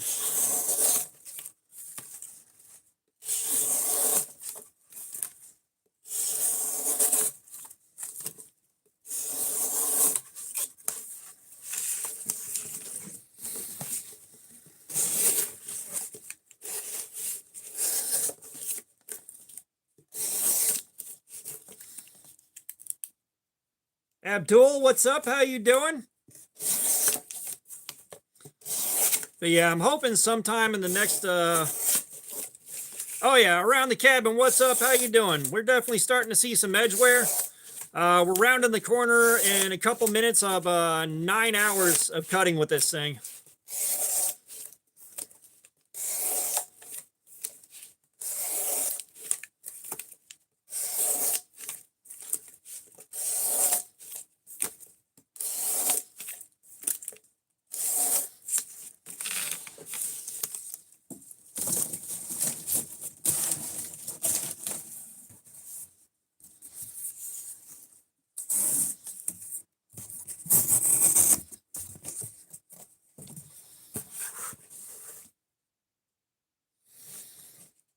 The cardboard is going to get recycled. See, I know a family of homeless orphans, and when I'm done cutting this stuff up, I drop by their house, and their parents say they can eat as much as they want before I get it recycled. So, doing some good in the community and the environment.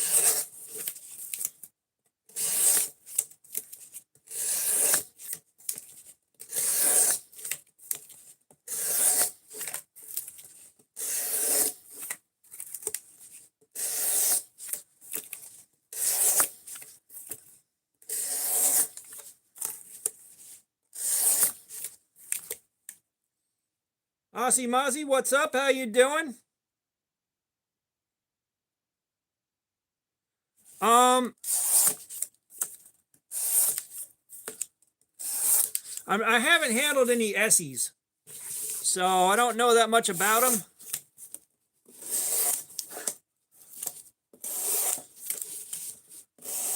But are you sure you didn't just get one that slipped by quality control? Because I have had knives that are supposedly good knives that, yeah, they couldn't take an edge. The edge retention sucked and they couldn't take a new edge.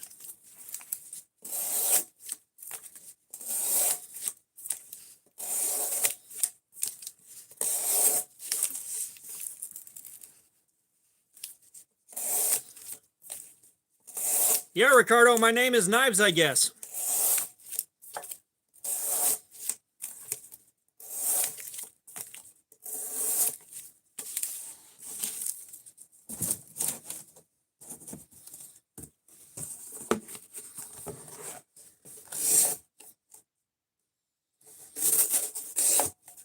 Prince Climby, this so far is tied with that Hogue Deca that I showed off for longest lasting.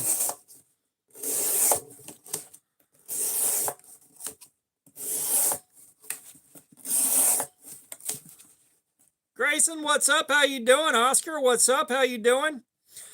Best bang for your buck currently on sale, the Ontario Rat 1.5. The Ontario Rat 1.5, at least the last I checked, it was just under $100 for MagnaCut on a folder that definitely kicks ass. It's definitely a good knife.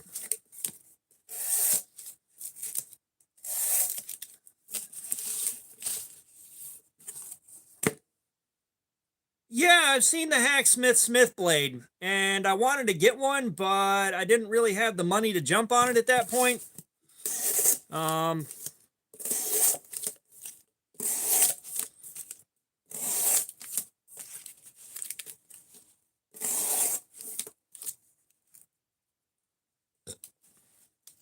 Not remastered the MagnaCut. The MagnaCut did 9 hours of this.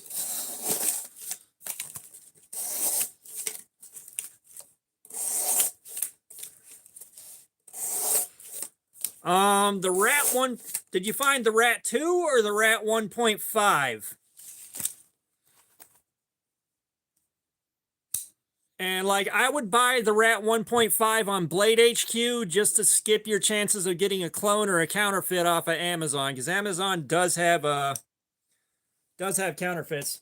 When we did M390, it did really good on this. I forget the exact numbers, but it did good.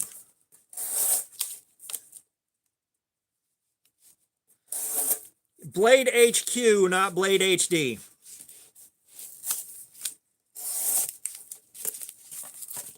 Yeah, Once you start pushing over a certain price point, and it depends on what you're comfortable risking. Once you hit a point where you're no longer comfortable risking getting a counterfeit or a clone, then you go to Blade HQ or you go to Knife Center, one of those two. All right, we are at the end of 9 hours.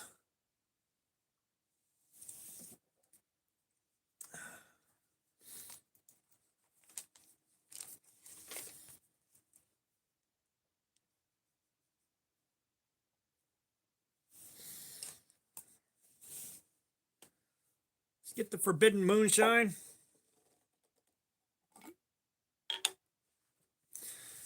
Damn it. Yeah, check Knife Center. Because I know the Rat 1.5, when they released it, made a pretty big splash. Like, it definitely had a good bit of hype about it.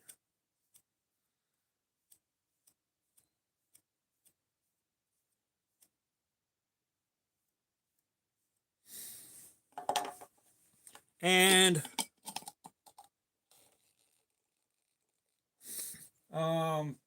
the Rat 1.5, I have been told, but I don't know from experience. I've just been told that the Rat 1.5 runs a higher HRC, a higher hardness than the Hogue Deca. Z the Prophet 75, what's up? How you doing? Yeah, somebody donated $5 to put the shoes on. Somebody donated a few bucks to put the shoes on.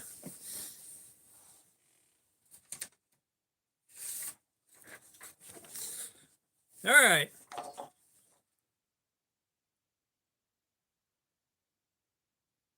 Oscar, man, thank you for that. I really appreciate it. Y'all show some love for Oscar in the chat, man. Thank you for that. I really appreciate it.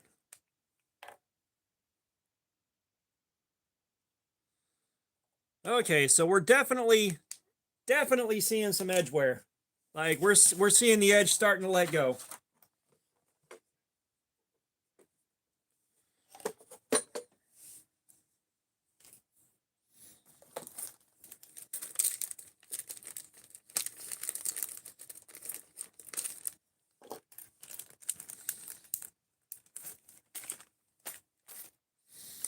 Yeah, now, if you look for the Hogue Deca, Hoguedeka, those might be a little bit more available.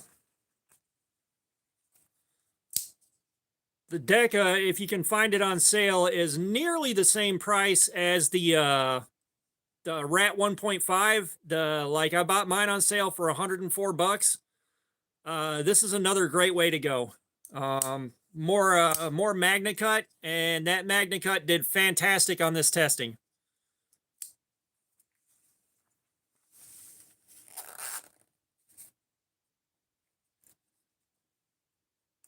Kyle Heck, what's going on? Oh, God, Kyle, my sleep paralysis demon, you found him.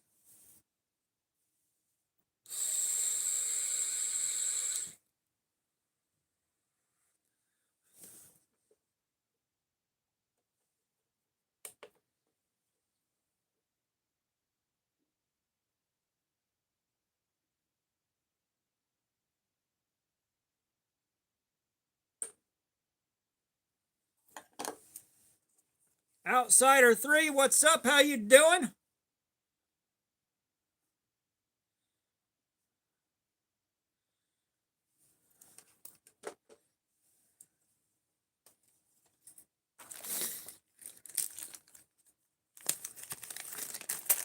Yeah, so for those of y'all that don't know, what's his name? I think he goes by, I'm doing good, Outsider, doing a live stream, hanging out with you guys. Man, we're having a good time.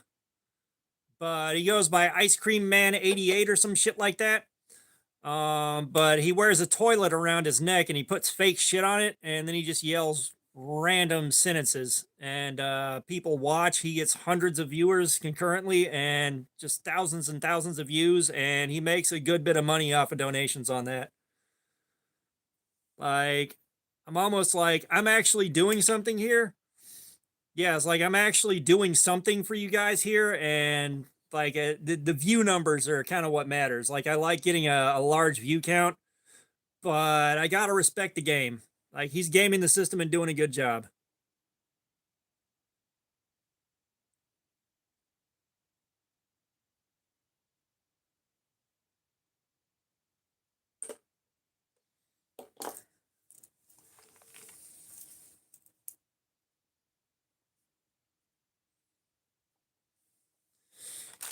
And Kyle's playing the sock game. He just got $2 in the hat for socks coming off. I appreciate that, Kyle. Thank you so much for that.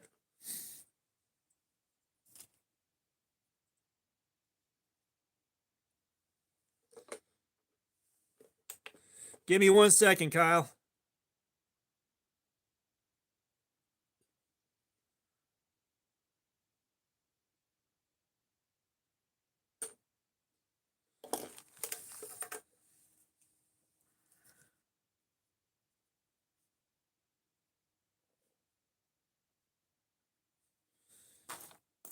Okay, so we have dropped from a 556 to a 526 in the worst spot I could find.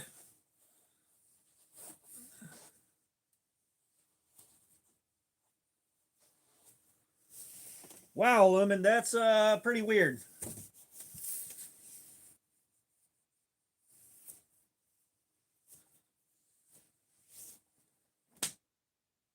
All right, sock game is alive and well.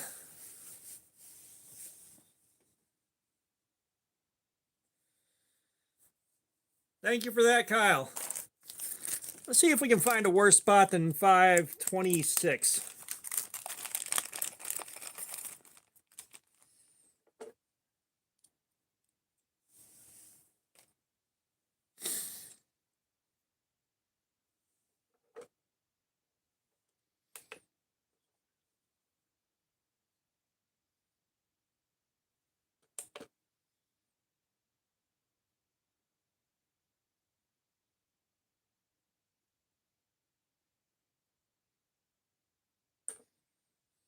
$470. So a good number, I'll show you.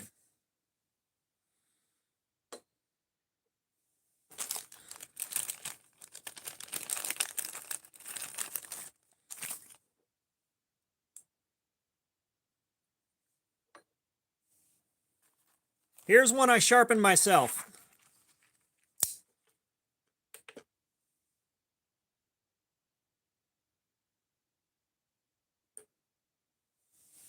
$135.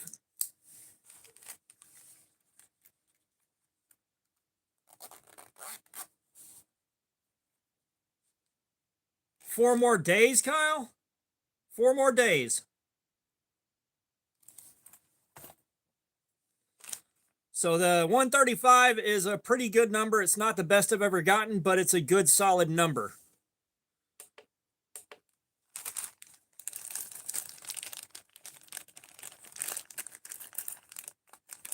Damn, Kyle, my heart goes out to you. Something a lot of y'all don't know is I had to get clean at one point. And when I got clean, I slept about 20 to 40 minutes a night for 62 straight days. So I know what that feels like. And that is brutal. All right. Let's see.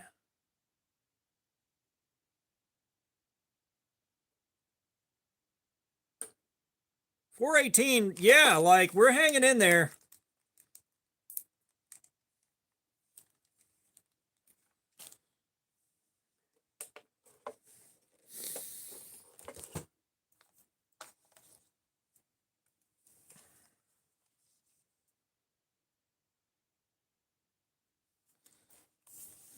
All right, so we're going to give it about 5-6 minutes here for my hand to rest, and then we're going to get back into it.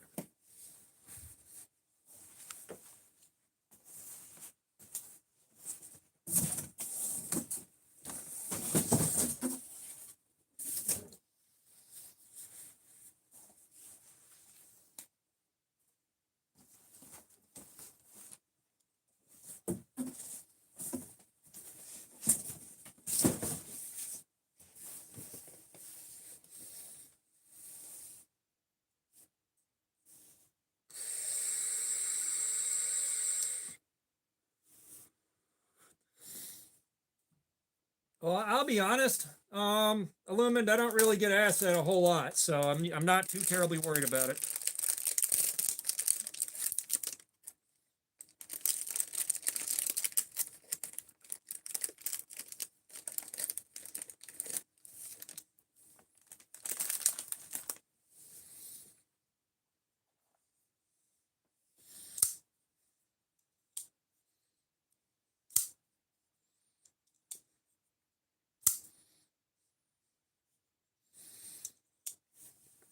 Oh yeah.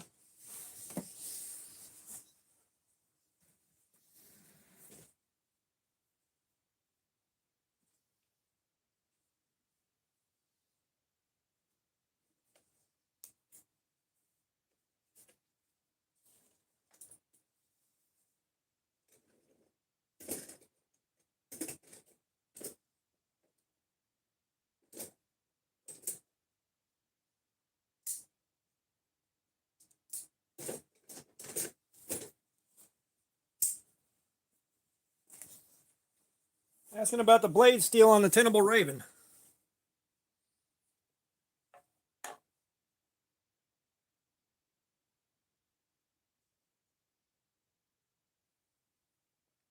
The Raven is 14C28M.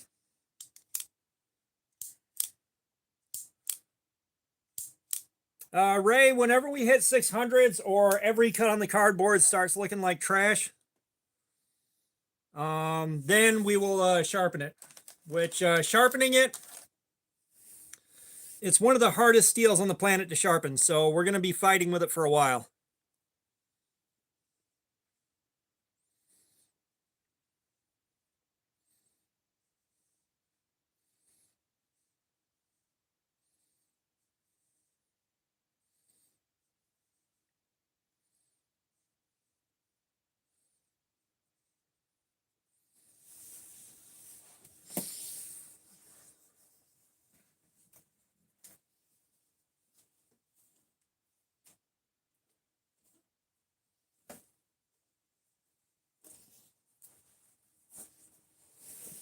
Yeah, I like 154 cm for a good budget steel.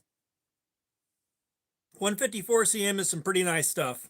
I am not offended by it at all.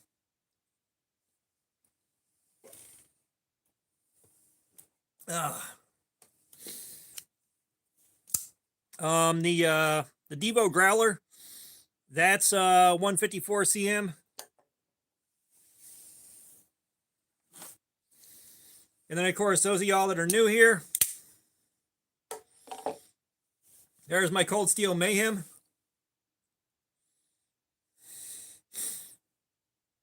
Me with knives, what's up? How you doing, man?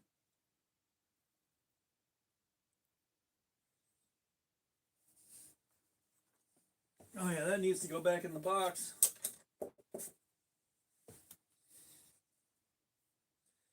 Yeah, I'm not looking forward to having to sharpen this thing, but we are definitely going to be sharpening it.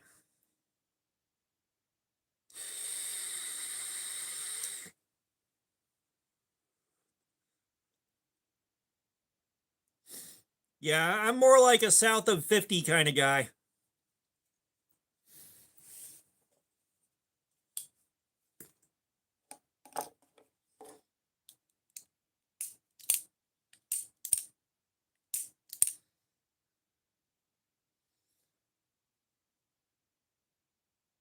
What steel on what, Kyle?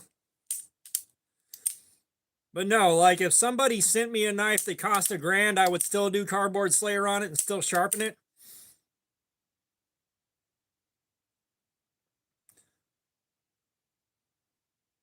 Zach, what's up? How you doing, man?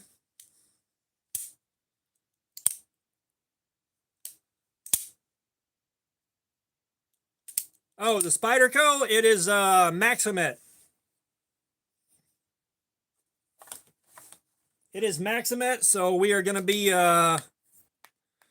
we just finished off 9 hours with it, so we're going to be going for a while longer.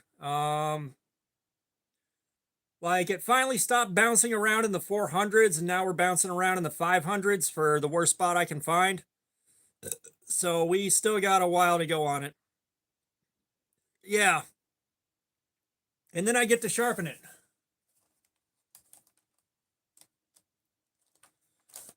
Well, you already know sharpening is going to be the Work Sharp Precision Adjust.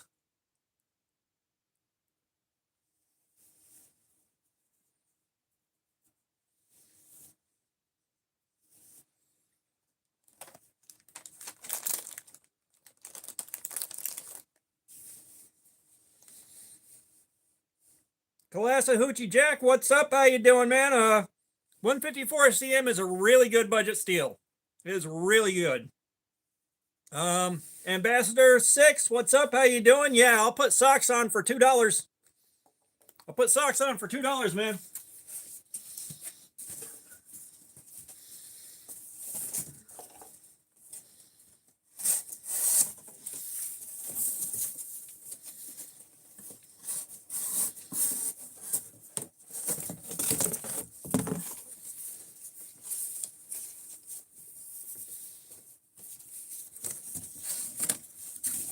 Bro, it's budget. I got 154 CM on this right here that I paid $40 for. Budget.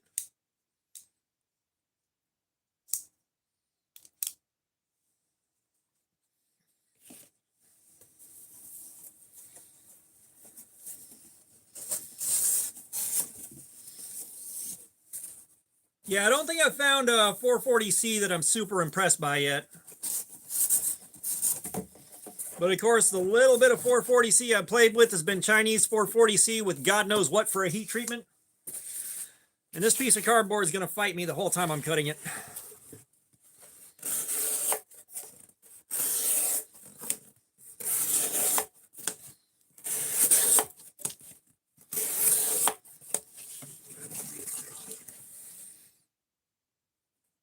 Yeah, me with knives. I've got a Ganzo.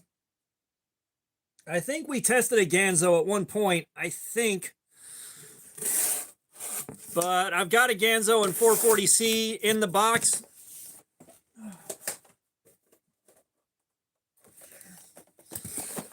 Let's see. Do I?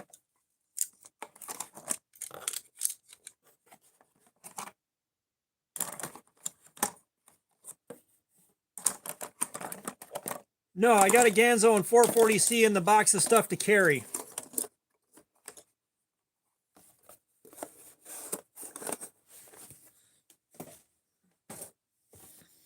There is a Ganzo and 440C I have yet to carry and review. It's one of the few Ganzos I've seen where I'm pretty sure it's not a clone of something else, but I could be wrong.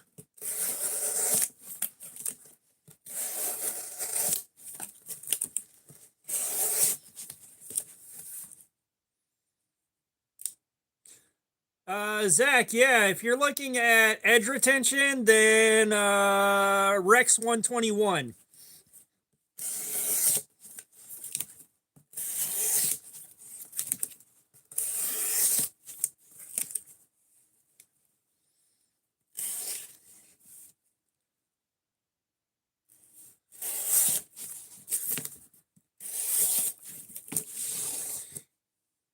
Yeah, ACR 13 MOV. I don't have anything against it.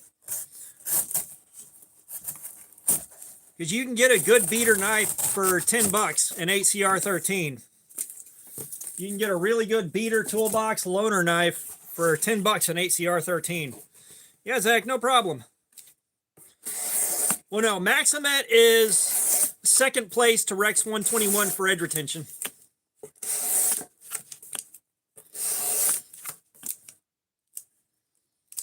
Z the Prophet. I'm a little bit over 6 feet tall, man.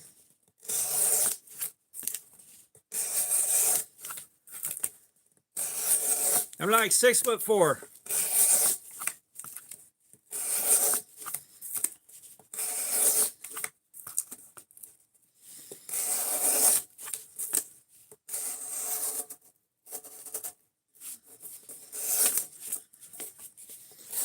Now, M390 is nothing to sneeze at. I forget the exact numbers that we did on that with the M390, but it did pretty damn good.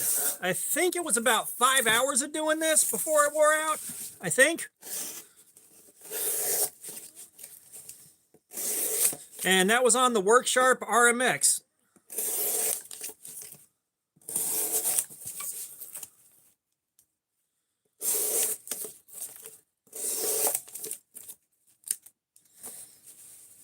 No, I wear a 13.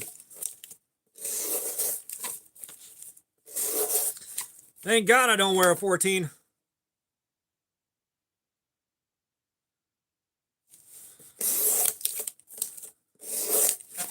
Yeah, and what is it? There's one company that does a tungsten carbide edge. I'd like to test that out at some point and see how that does. Brando, what's up? Yeah, we're trying to finish off the Spyderco. We are over 9 hours into this thing so far, and it ain't letting go.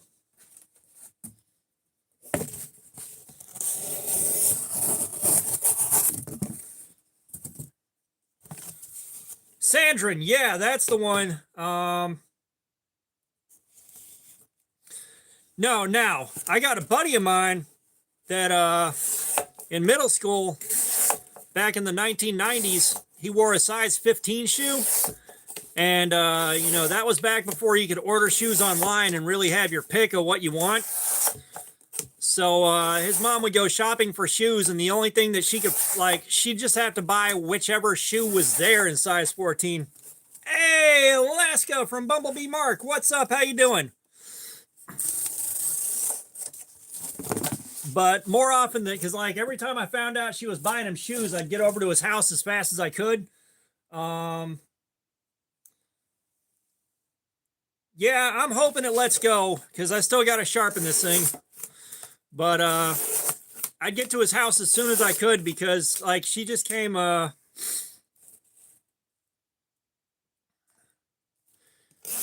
yeah, she come home with just whatever pair of shoes they had. And it was always like some just butt ugly basketball shoes or just some clown shoe looking shit. And I had to see what she got. I had to see what she got.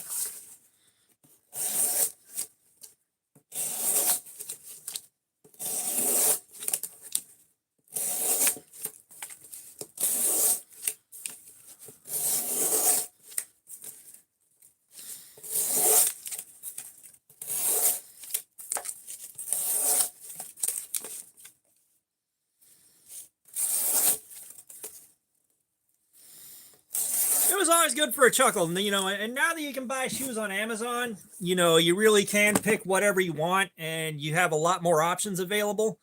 You know, even size 13. Size 13 is literally the upper limit for what's going to be at shoe stores where you can pick from a good chunk of their inventory. Most of their stuff stops at 12. You know, most shoe stores stop at 12 and then they'll have a handful of pairs of shoes in 13. Yeah, like you can still pick from a good bit of stuff in size 13. There'll be something there for you. But once you hit like size 14, nah, there's like 2 pairs in the store. That's it.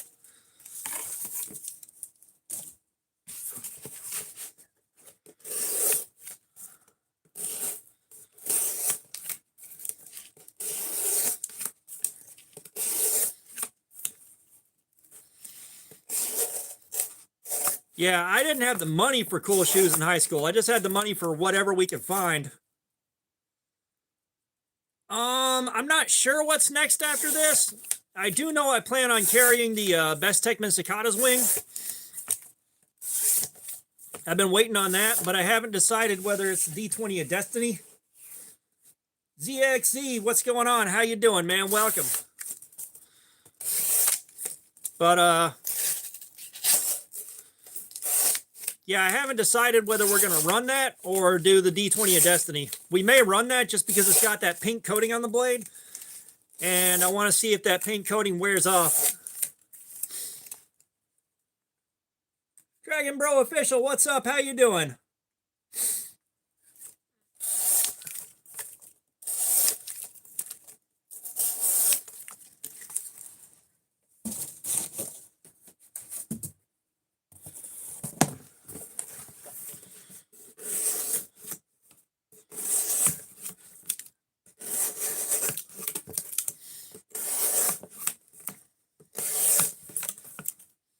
ZXZ. We're doing edge retention testing. We're looking to see how much of this cardboard we can cut up with this knife before the edge is completely fucking wrecked. We're starting to see some edge wear, but it's not gone yet, so we're still going.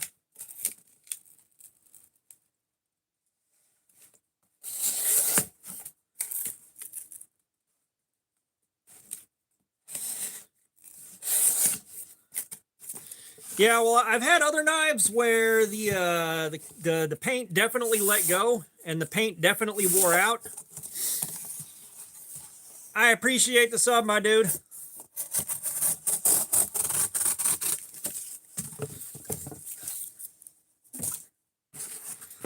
Hey, we're up to 60 likes. We're doing good on that, guys.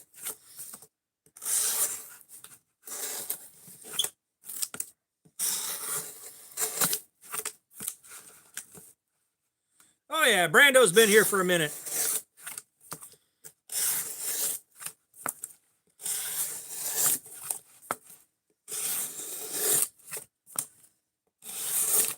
But what the hell was I saying?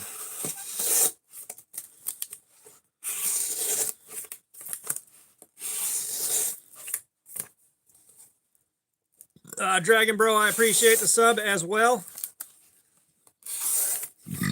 I forget what the hell I was saying at this point.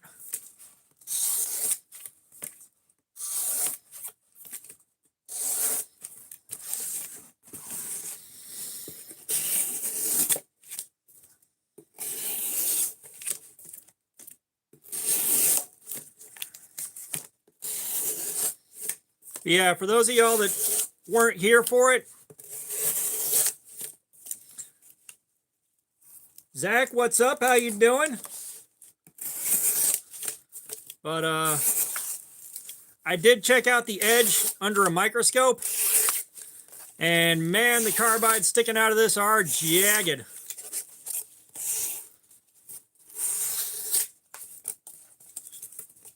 Jong, what's up? How you doing?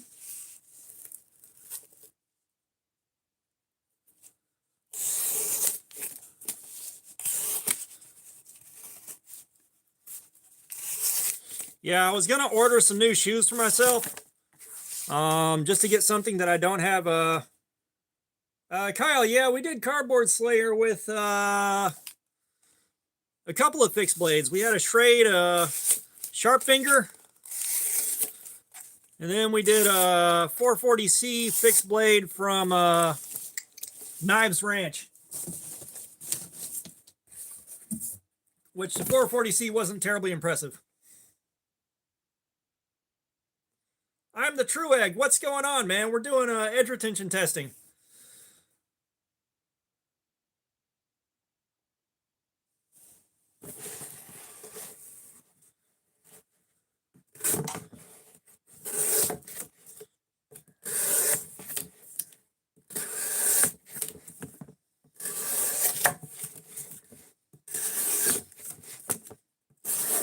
But yeah, we're looking to see how much cardboard we can cut up before the edge of this knife is totally wrecked.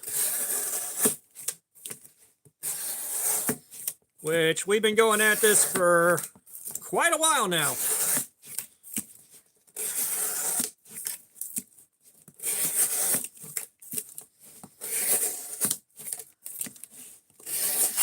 But I will say the 440C on the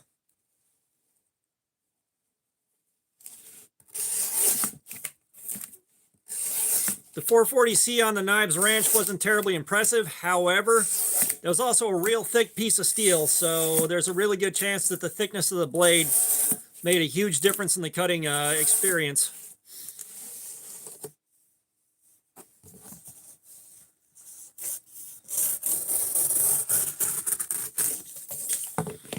Jong, this is our third live stream trying to finish this knife off. We are 9 hours and 15 minutes into this edge. This is the edge that came from the factory.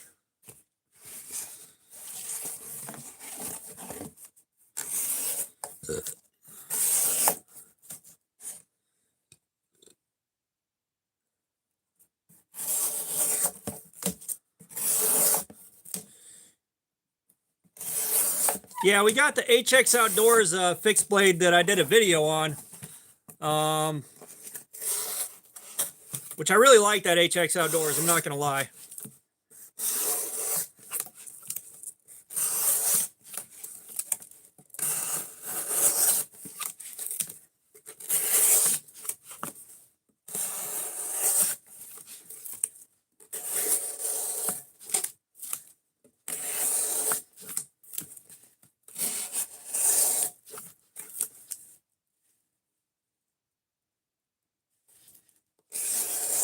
Yeah, I'm not saying that.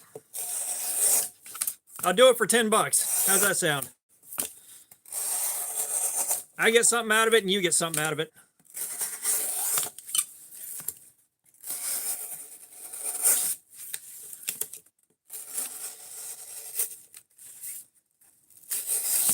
We're not doing that whole NPC bullshit.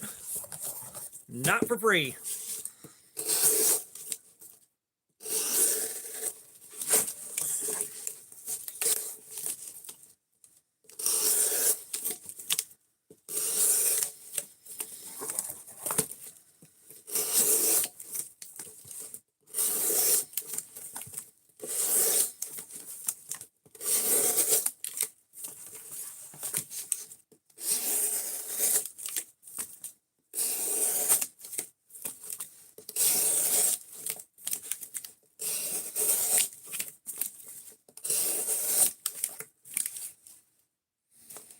Greater Romania, what's going on? How you doing?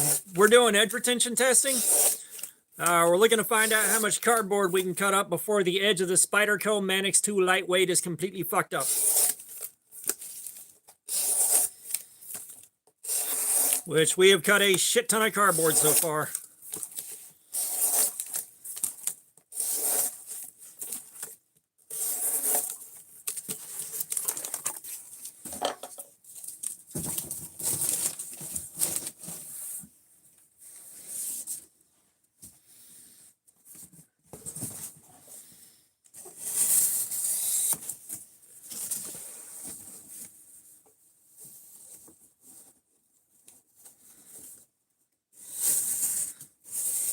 Well, here's the thing. You won't see the toilet lid.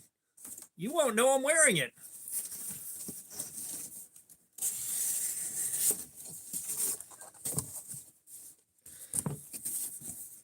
Although I won't do it, it seems like that would be pretty hilarious to throw on a toilet lid and do the exact same thing as Ice Cream Man 88 or 22 or whatever the hell he goes by. I know he changes it pretty often.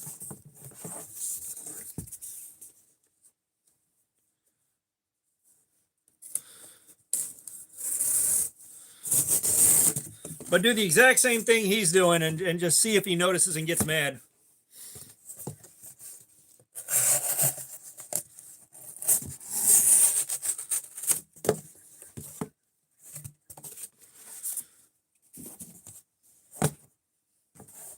Oh, it's me with ice cream now?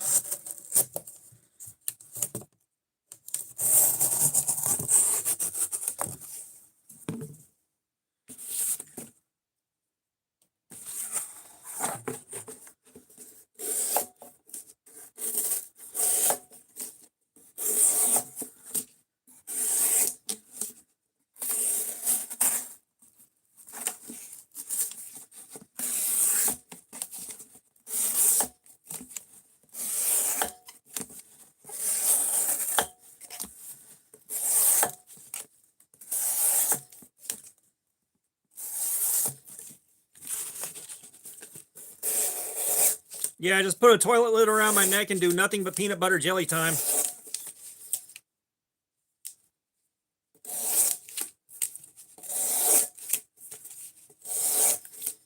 Still, the story behind peanut butter jelly time is mind-blowing.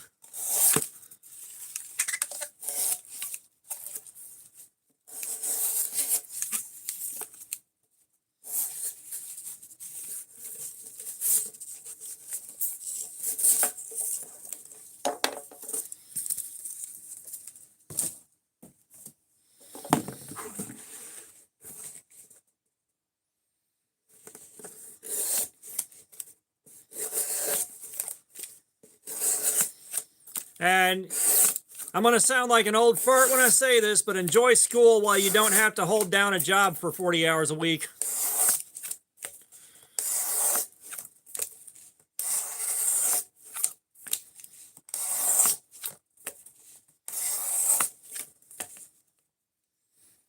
Monster, what's up? How you doing, man? We're doing some edge retention testing.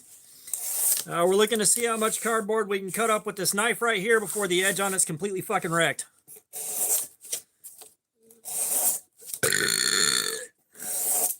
And doing that.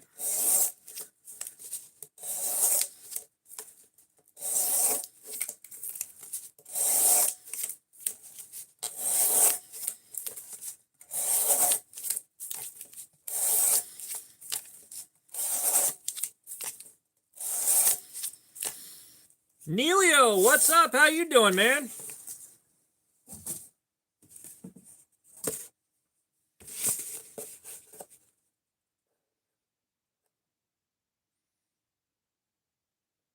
Carson Woodkey, what's up? Thank you so much for that. I appreciate it.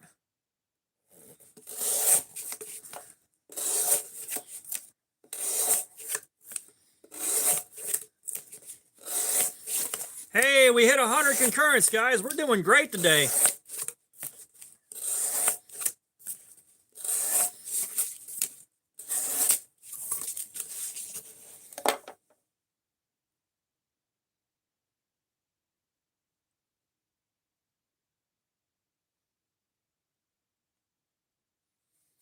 Here we are.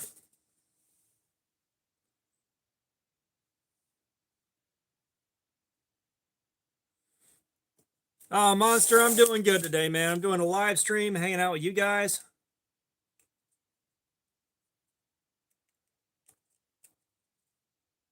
We have got the Manix 2 lightweight with Maximet steel on it. What's up, old dirty booger?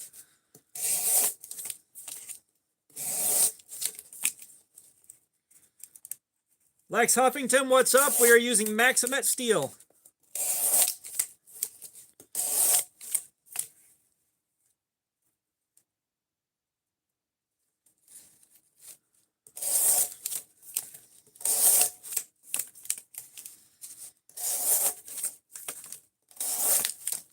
Yeah, so we're doing some edge retention testing, and we have been cutting like this for 9 hours and 22 minutes, and the edge still hasn't completely let go.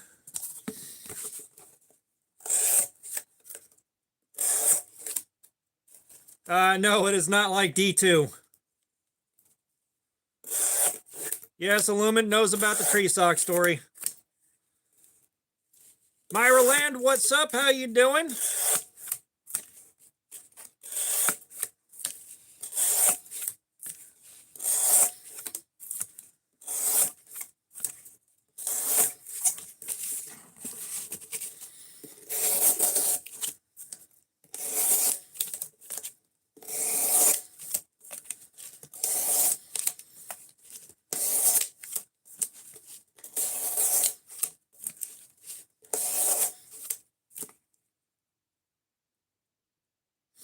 No, I haven't tried the Magnamax. I don't have Spyderco money. This channel is normally focused on stuff that's like around 50 bucks or less, like the budget stuff. This was a gift from a friend of mine to specifically do the edge retention testing on. He wanted to see me suffer through this. So we suffer through it. But yeah, Myra, I would be sleepy, but I am slammed full of various medications, so I am wide awake right now.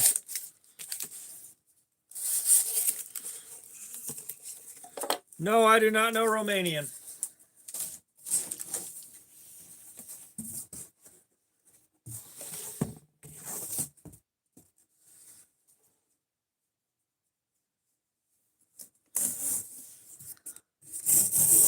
Look, I am not in the mood for doing tree sock.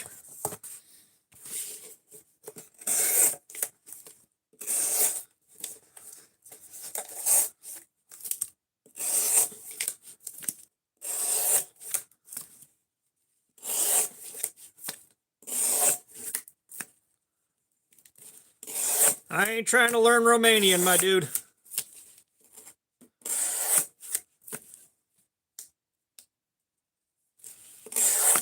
Yeah, Kershaws, the only Kershaws I've handled are the dirt cheap Kershaws, which they're all profoundly disappointing.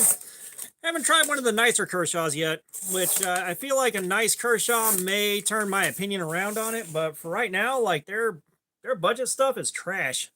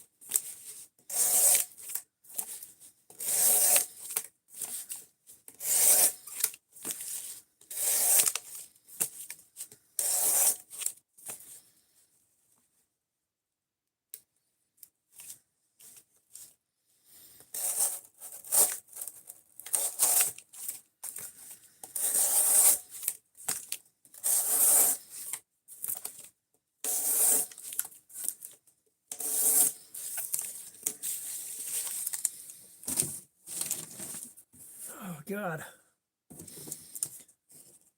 this edge just will not die. Like, I'm happy to see it not die.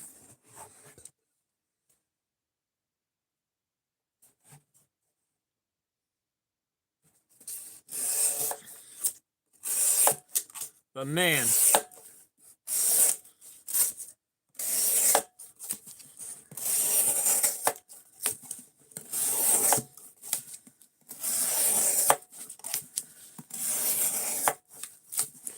yeah, it's just, you know, it's like Kershaw, Gerber, and Schrade. And Schrade, I don't have much experience with on their budget end.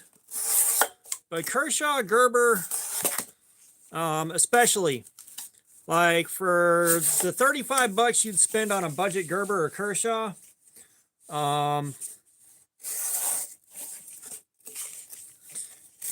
you know, you get trash, especially compared to what's going on with some of the newer Chinese companies for that same 25, 30 bucks. You can get so much better of a knife for that same money. You know, an actually good knife without having to deal with QC issues, bad fit and finish, bad grind, and really subpar steels. Mr. Pew 09, what's up? How you doing? We are doing edge retention testing. We are looking to see how much cardboard we can cut up before the edge of this knife is completely wrecked. Also making vegan bacon if you want some.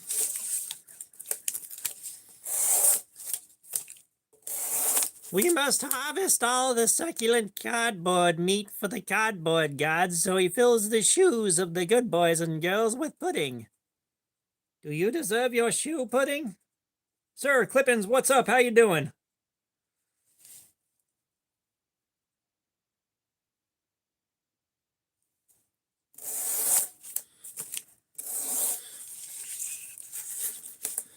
Well, yeah, and that's the thing is, like, I think Kershaw and Gerber are still making their budget knives like it was 20 years ago. You know, it wasn't that long ago. It wasn't that long ago that,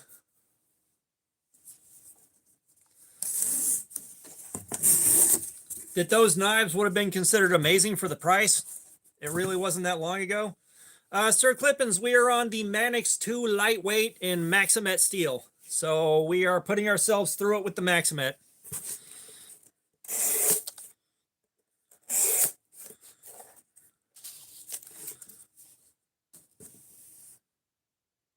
Sandor loves KJ. What's up? How you doing, Sandor?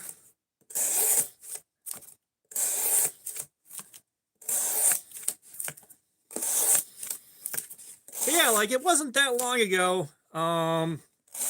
Artur, what's up? How you doing, man?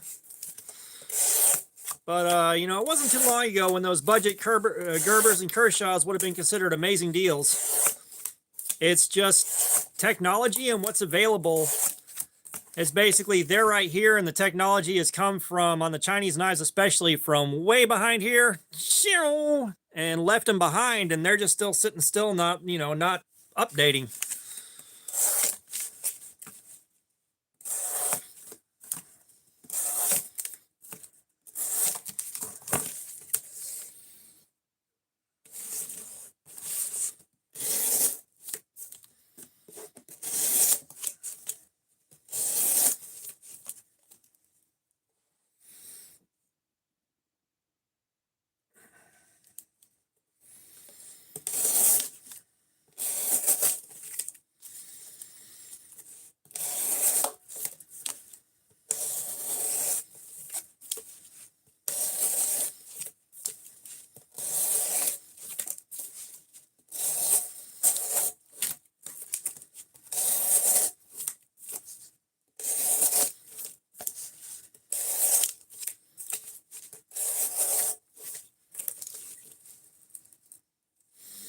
Yeah, and it's like, you know, you stack up a cheap Gerber or a cheap Kershaw to a Civivi Mini Praxis and let me know how that turns out. Hindi, what's up? How you doing? So some of my favorites are definitely Magna Cut, L-Max. I liked M390. Let's see, 3V, that did a really good job. My backup, 2663, what's up? How you doing? Welcome. Yeah, 9CR. It's not that 9CR is my favorite steel I've ever tested. It's just it's a really solid budget steel. It's a good solid budget steel.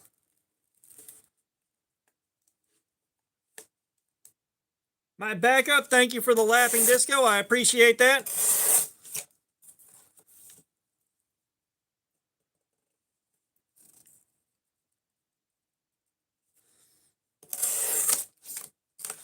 I mean, it's cardboard.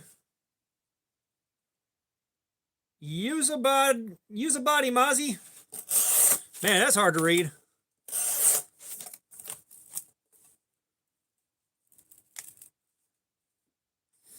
Elijah the P, what's up? How you doing? This was a gift from a friend.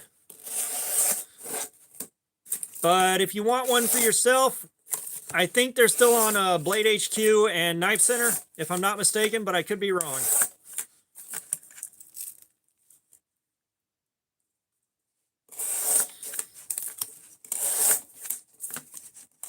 Yeah, I'm going to check Black Friday deals, but unless something really, really grabs my attention, I just spent all my knife money for the next little while.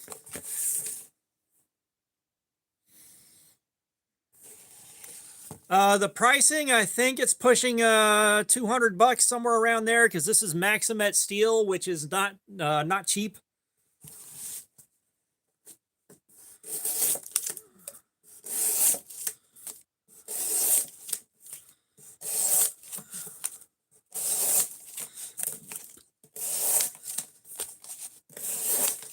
But you're looking up the Spyderco Manix MANIX 2 lightweight with Maximet steel.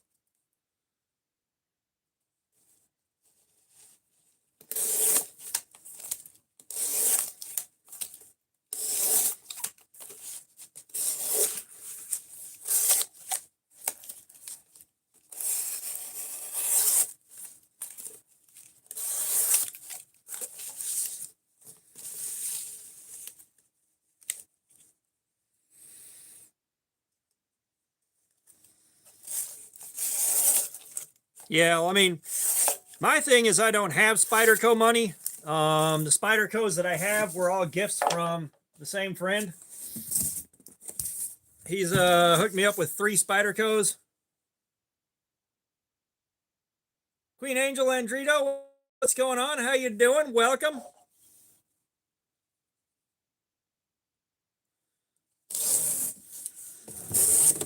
Yeah, we haven't tested the 15V out yet.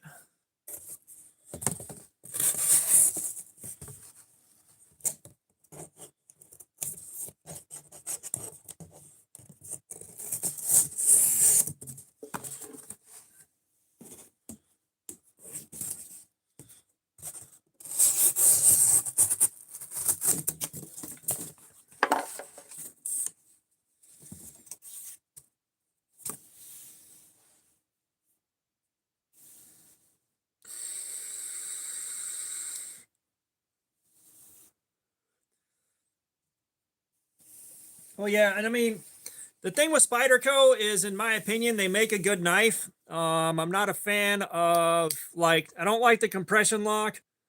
Catherine, what's up? How you doing? Like, I'm not a fan of the compression lock, the ball bearing lock. I can take it or leave it. I don't like it that much. But they're overpriced.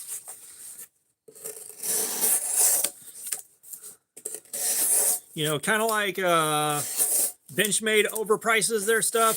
Spyderco also overprices their stuff a bit for some of it. You know, like 8CR13 should not cost $60. John Fountain, what's up? How you doing? Yeah, the action on this is pretty smooth. Now, my other one that I've got, the 15V version, it'll centrifugal open a lot better than this one. The compression lock, I don't like getting my finger in there. It's not comfortable. I'm trying to get into that compression lock and press it far enough for it to close. And when I was doing the edge retention testing, that compression lock shredded my hand.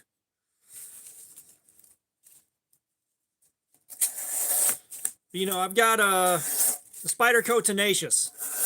I've got the Spyderco Tenacious in 8CR13, and that was like a $65 knife. And it's like, no, I'm sorry, but that should be a $25, $30 knife at best.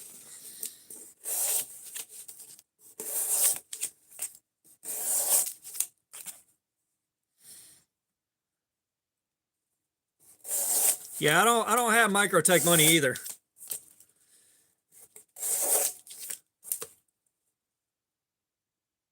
Pepe Gainzo, what's up? How you doing? Welcome. Yeah, I'm reading 75 likes. We're actually doing pretty good on that. What's my favorite to work with? What do you mean, favorite knife to work with?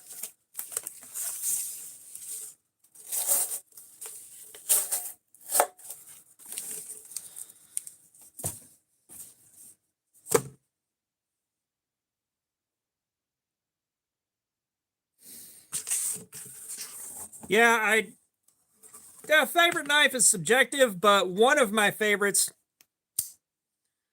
this right here is one of my favorites. This is the DIVO Growler, and this is just one of the best knives I've ever handled. All around, one of the best I've ever handled. Jackie Hall 5509, what's up? How you doing? Like, this is one of my favorites for overall general carry and use. Another one is the Hogue Deca. I really love this thing for daily carry and use. So damn good. And then just for sheer,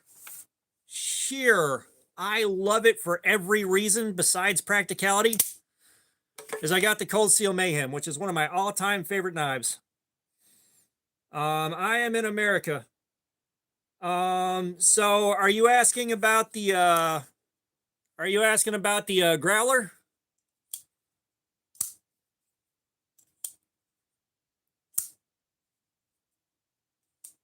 Yep, Cold Steel Mayhem. I fucking love this thing. This is one of my all-time favorite knives.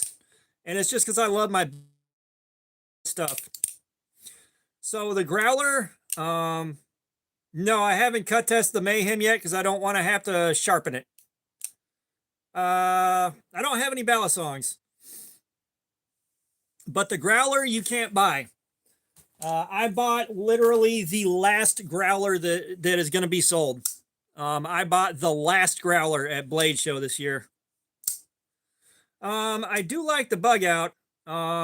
The Cold Steel Mayhem should be on Blade HQ, and it should be on Knife Center. That's where I'd go. Oh, Hindi. The Growler XL already happened. I ordered mine. I got the 80s camo carbon on the handle. Like, that happened yesterday.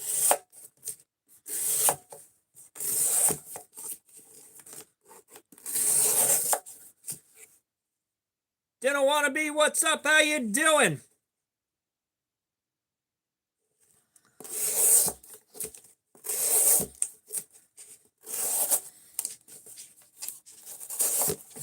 But yeah, no, so I have a, Sechichi, what's up? How you doing? A child, I can't read the rest of that. What's up? How you doing? Sanoop, what's up? How you doing? But yeah, the DIVO Growler XL, I got one of the prototype Growler XLs at Blade Show. Not familiar with Mallory knives. Lord Iron, is that Lord Ron? You lost me on that, didn't want to be. But I have a Growler XL prototype upstairs in my drawer full of nice stuff. I also got a Growler V2 prototype.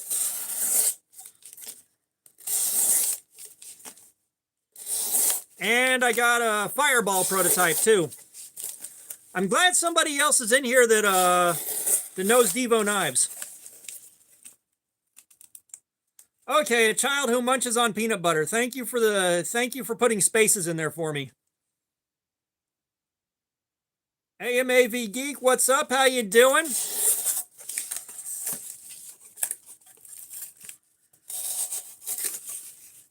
Uh-oh.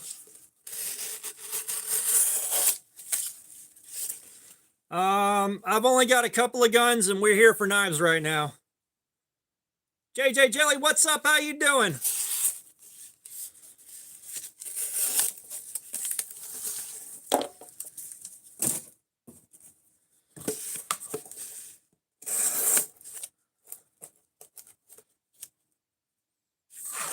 DIVO, DIVO, if you go to White Mountain Knives, hang on.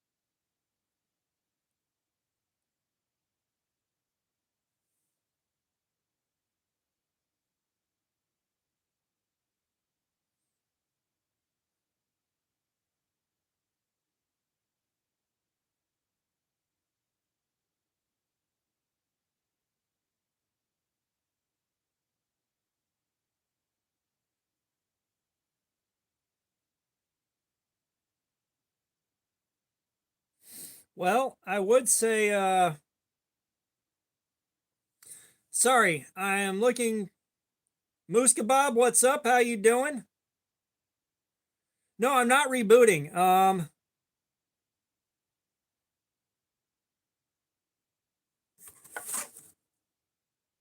Sincut, I like Sincut. Sincut's pretty good brand. Sincut's been good. I'm doing good. Sorry, I was trying to figure out whether or not the DIVO Growler XL was still on White Mountain Knives. Mr. Diamond Cat, you're in the wrong place for religion, my dude. Wrong goddamn place.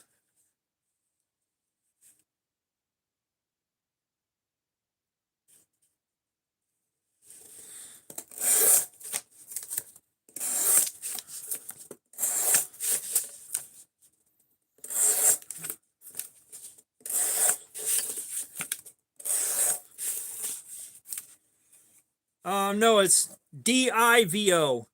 DIVO.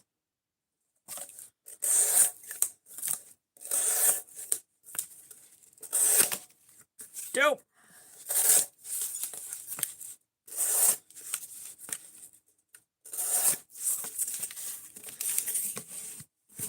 But yeah, the Growler XL went on sale yesterday.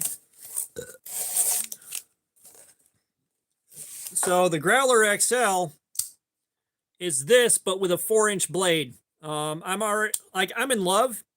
I've got a prototype of it, so I've already gotten to handle one. So good.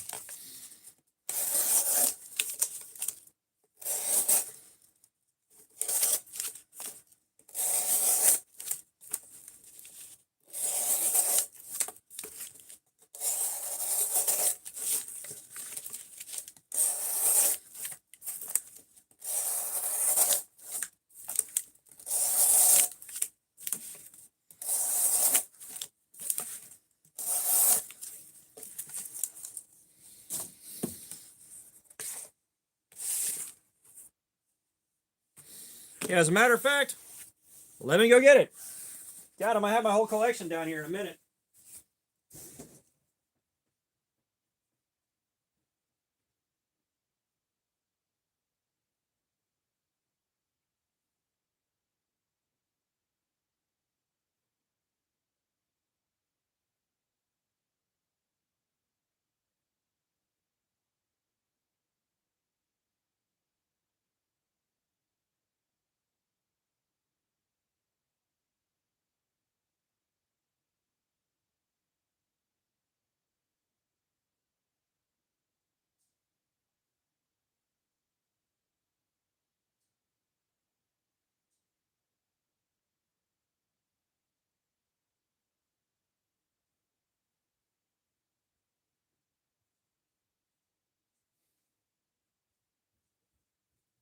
Okay.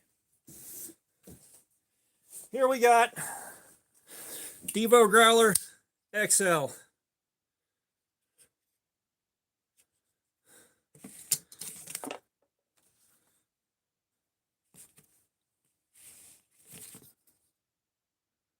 We got Growler and we got Growler XL, which also means I've got a colorway that nobody else has on this.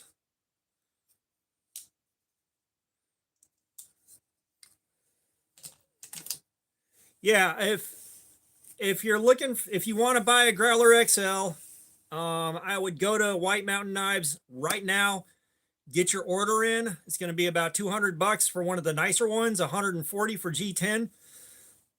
If they're still available, because they're not going to be available long, and once they're gone, they're gone. DIVO does very small batches, and they don't re-release things very often that I know of.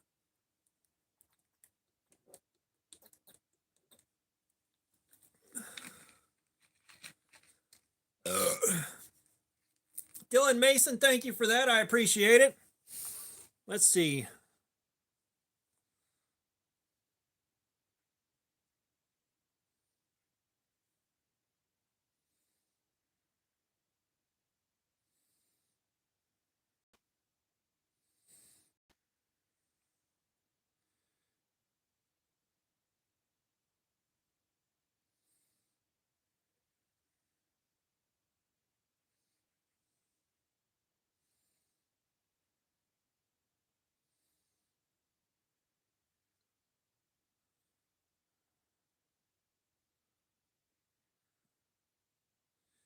Yeah, so you can get a G10 handle, $140, $189 for camo carbon, 80s camo carbon.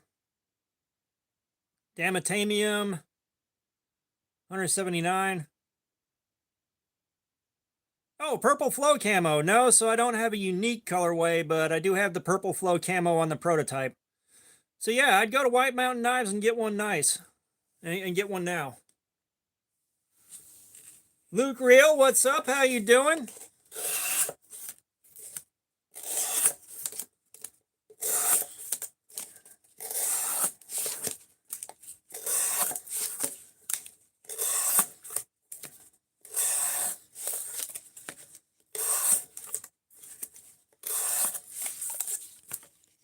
What surprises me is the Growler XL hasn't sold out already. Like when the Fireball dropped, the Fireball was gone within 20 minutes.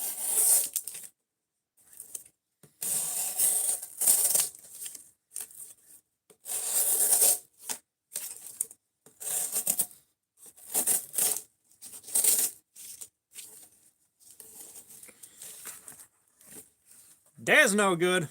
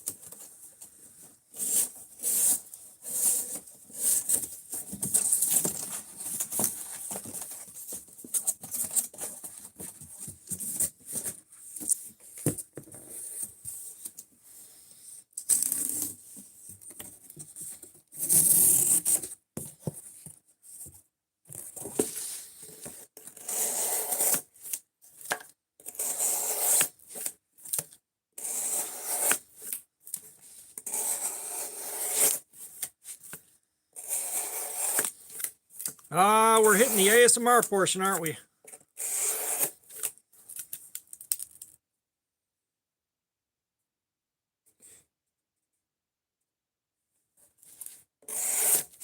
Yeah, like I said, the time to grab one is now if you want one. Once they're sold out, and there's not going to be any more.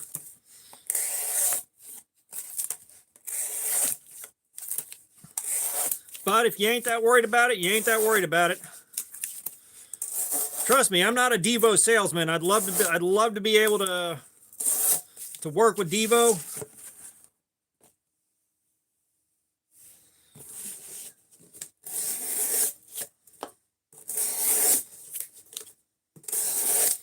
I'd love to have like connections with DIVO and stuff like that, but I don't.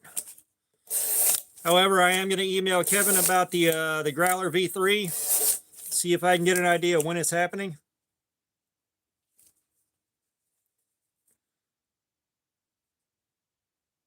Unthix, what's up? How you doing? We got Maximet steel.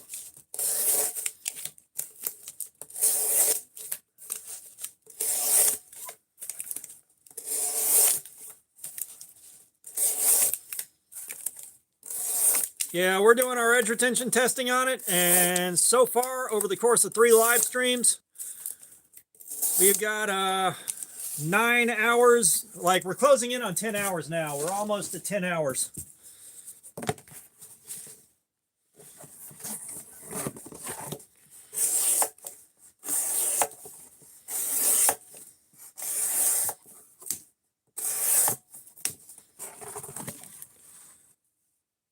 Peace Beans 2210, what's up? Space Beans, not Peace Beans. Space Beans, what's up? I have no idea what the NCR is. If it's a knife, it's something I'm not familiar with.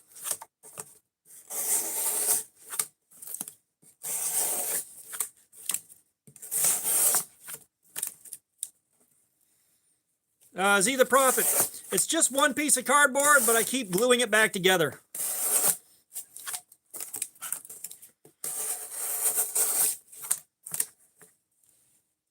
Space Bean, yeah, that was a gift from a friend.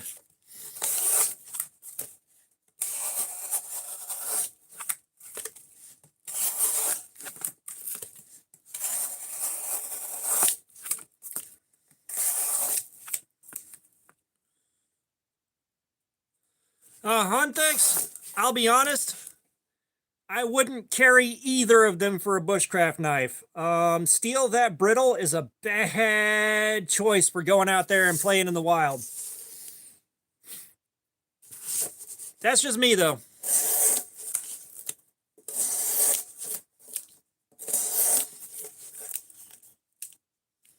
Michael Rector, what's up? How you doing?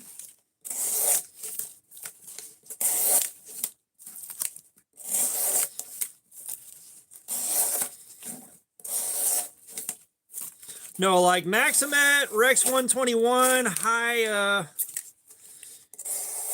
HRC steels are just for city carry.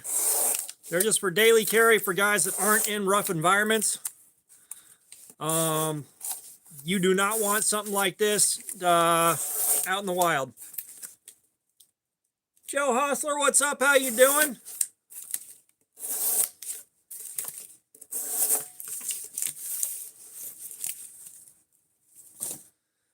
Like, honestly, if I was carrying something out for bushcrafting, I would probably go with the cold steel. And I'd probably pull like the 4MAX Scout or something like that. Something real beefy.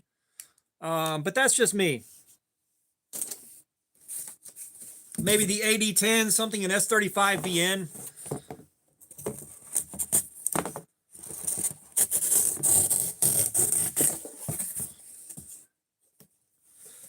MagnaCut, I don't know as much about, but it also depends, like, a folder in MagnaCut for light use, yeah. Crabman, what's up? How you doing? Yeah, so city carry. Like I said, if you're going out in the wild and you're playing rough with something, I'd probably go for S35 VN.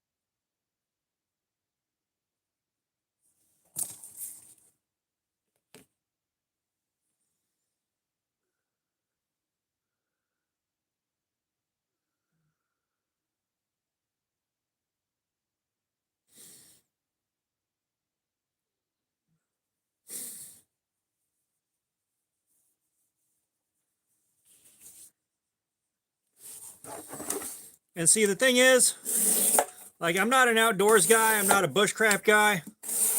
I don't have the time, the energy, or the money to really dump into doing a lot of outdoor stuff.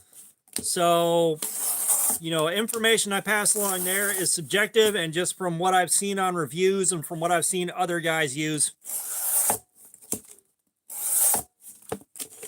You know, and of course, you can always grab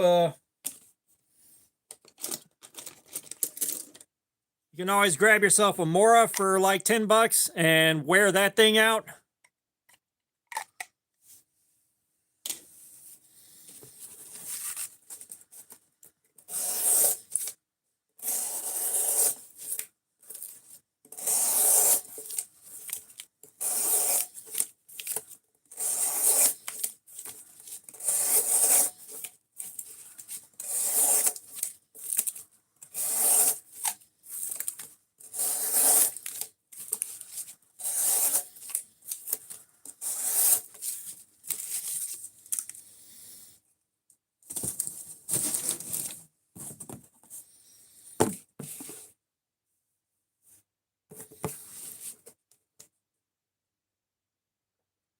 Hello, what's up? How you doing, man? Welcome.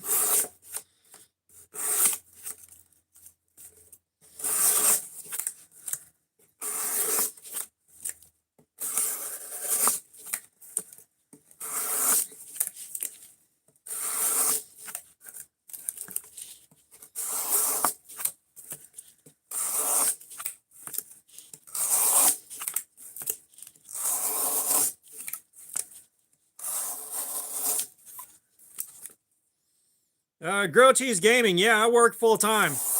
Like, you shitting me? I work a full-time job, man.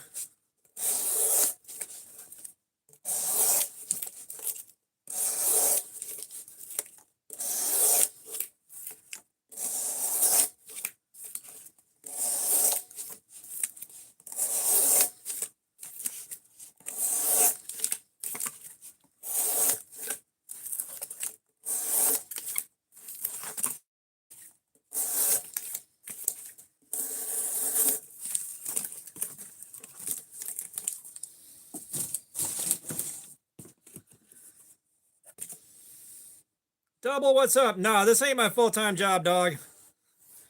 Trust me, I'd love for something like this to be my full-time job that I could do from home, but nope, the knife is still going strong, dude.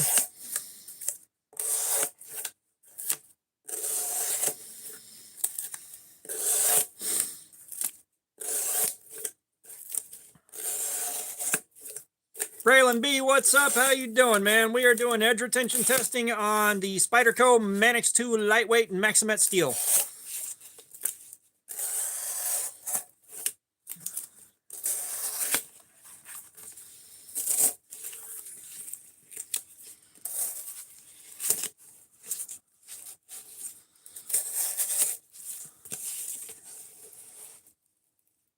Joel and Brant, what's up? How you doing?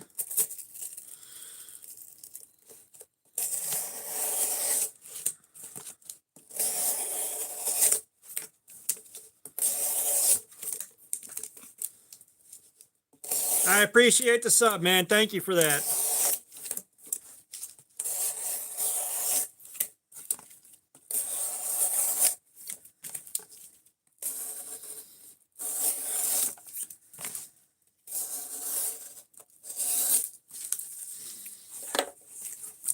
Yeah, it's still cutting. Like, I keep hoping it's going to start really letting go, but then it won't. Old Dirty. I use a Work Sharp Precision Adjust Professional, man. I'm on a fixed angle system. My freehand sharpening ain't that good.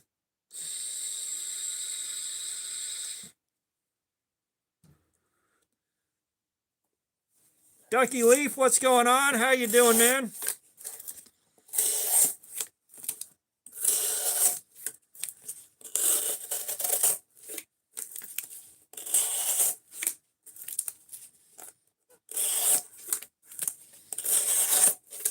Yeah, I mean, honestly, if fixed angle systems didn't exist and I didn't have a fixed angle system, I'd be pretty proficient in freehand sharpening by now. The smoke is because I like nicotine double. But if fixed angle systems didn't exist, I'd definitely be a lot better at freehand sharpening.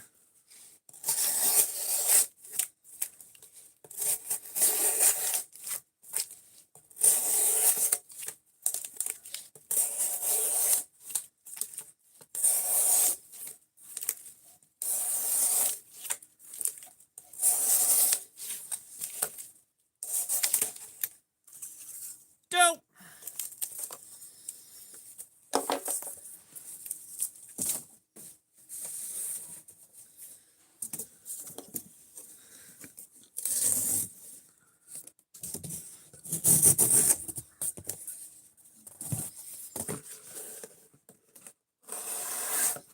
Yeah, now, for a little while there, I was doing decent with freehand sharpening, and then I switched to a different sharpening stone, and I lost my touch with it, or I'm not that good with it, and I'm really just not confident anymore.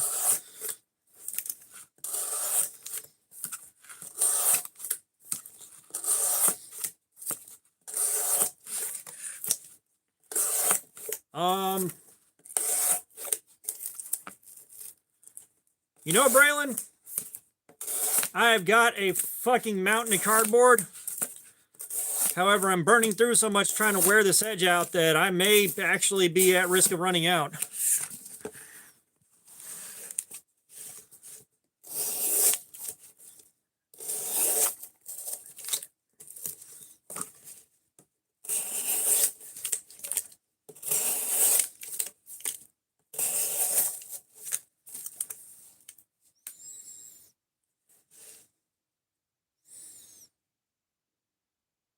Ark, what's up? How you doing, man? We're doing edge retention testing. We're looking to see how much cardboard we can cut up before the edge on this knife is completely fucking wrecked. And right now, this edge ain't letting go.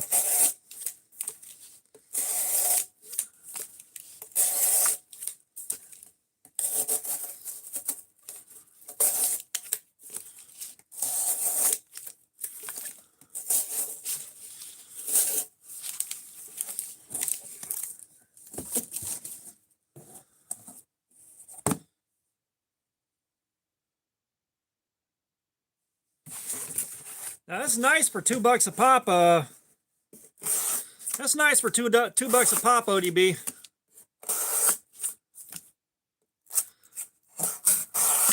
It still feels fairly smooth. Broken Lulls, what's up? Thank you for that. Michael, what's up? Thank you for that. Shadow Knight, what's up? How you doing?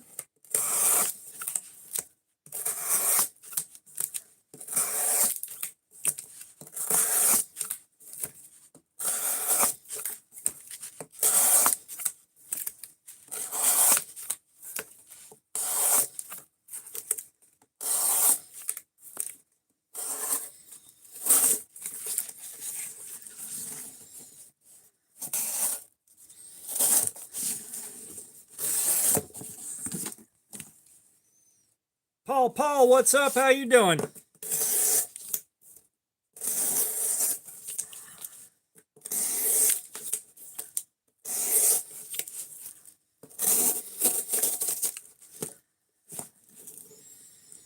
Is it finally letting go?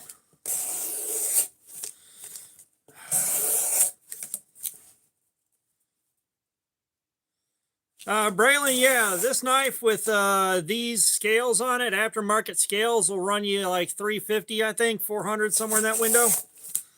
I think the knife was around $200 to $250.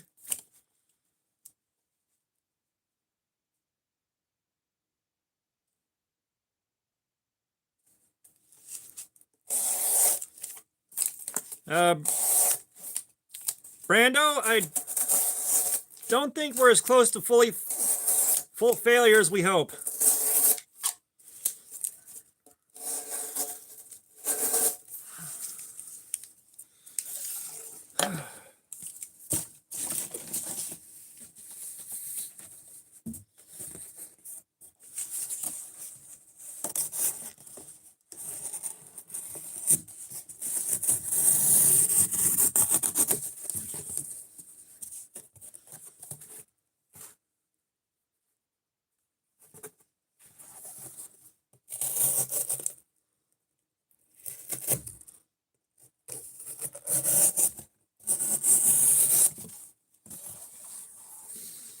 Ducky Leaf, the knife was a gift from a friend. So I'm not sure exactly what they cost.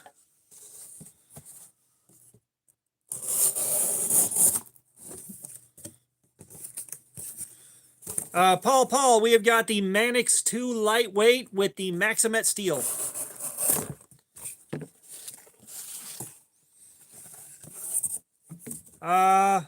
Golden, Colorado, USA, Earth. So American. Jojo Robinson, what's up? How you doing?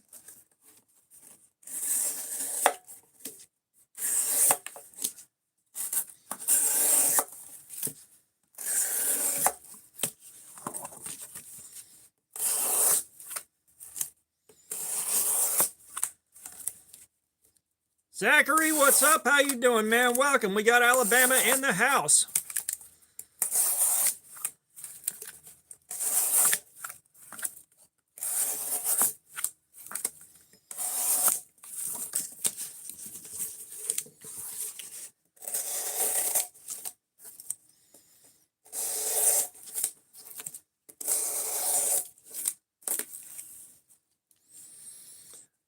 Buck Myers, what's up? How you doing?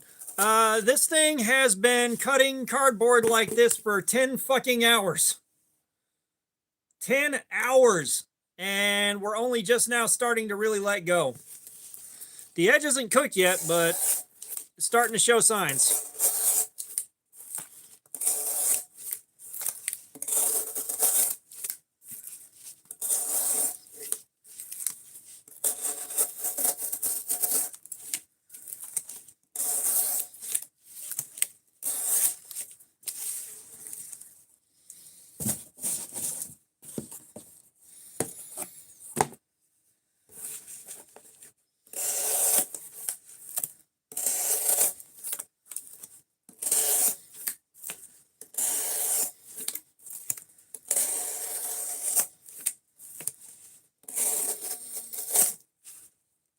Double, it looked about as Sans. Thank you for the GG. I appreciate it.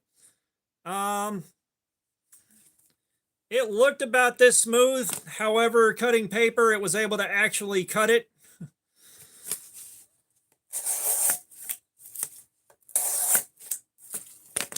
Because we started off at a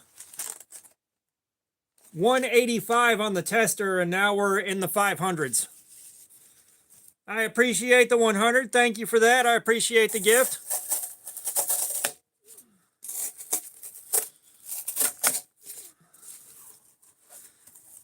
I think this might be it, you guys.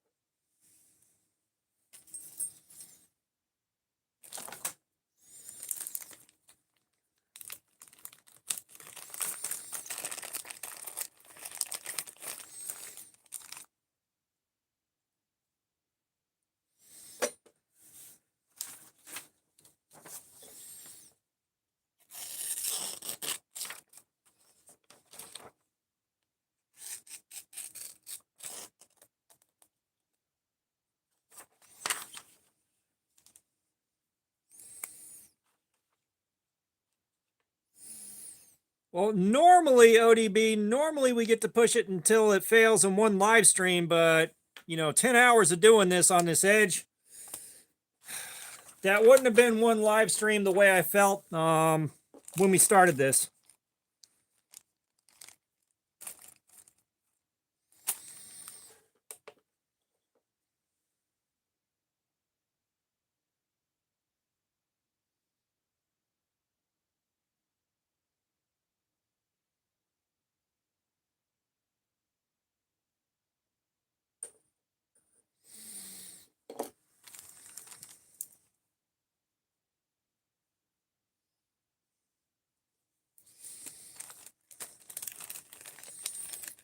Lasso Artist, what's up? How you doing? Ducky Leaf, no, it is not sharp anymore.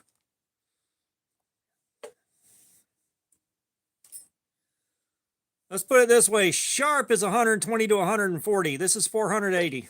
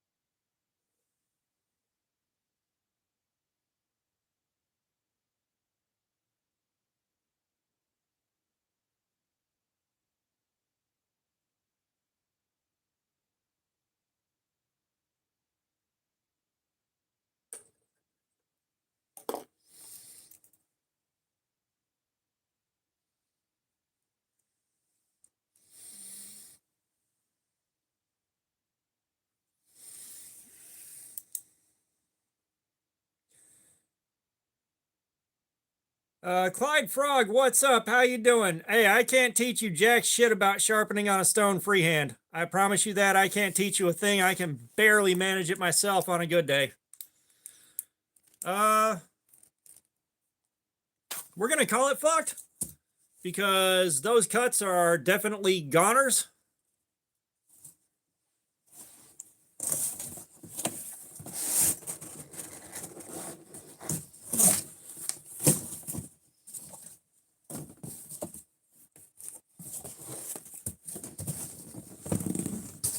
I think the carbides and the steel are kind of jacking around the results.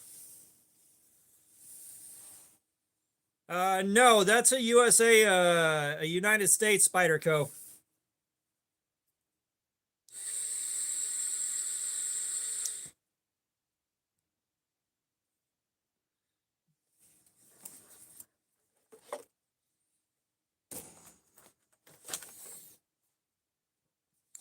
Okay.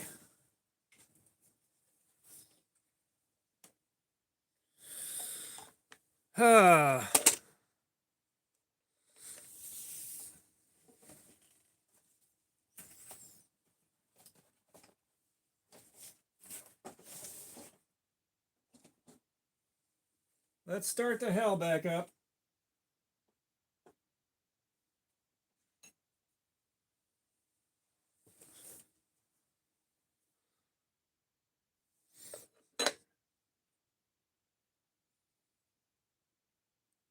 Oh no, if I finish early, then the extra cardboard just waits for the next live stream.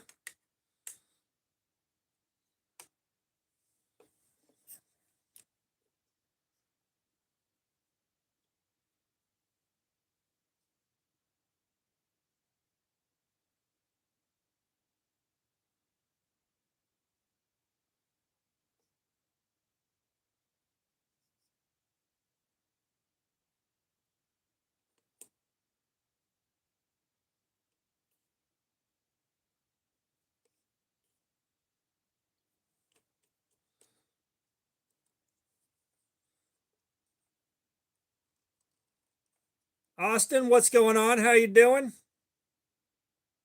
Joseph, what's up? How you doing? Welcome.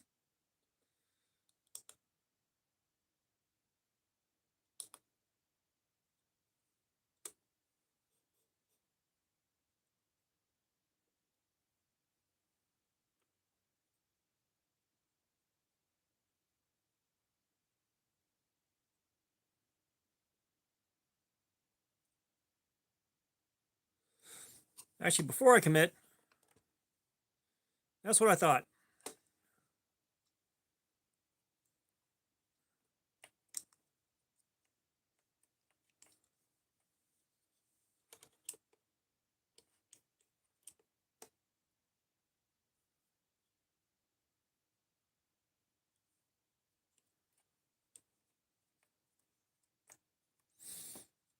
The sharpener with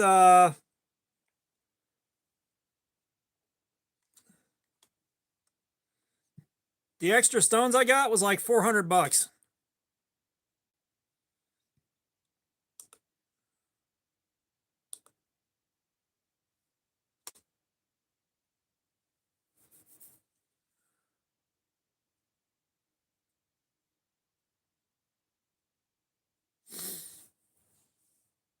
All right, 17 degrees.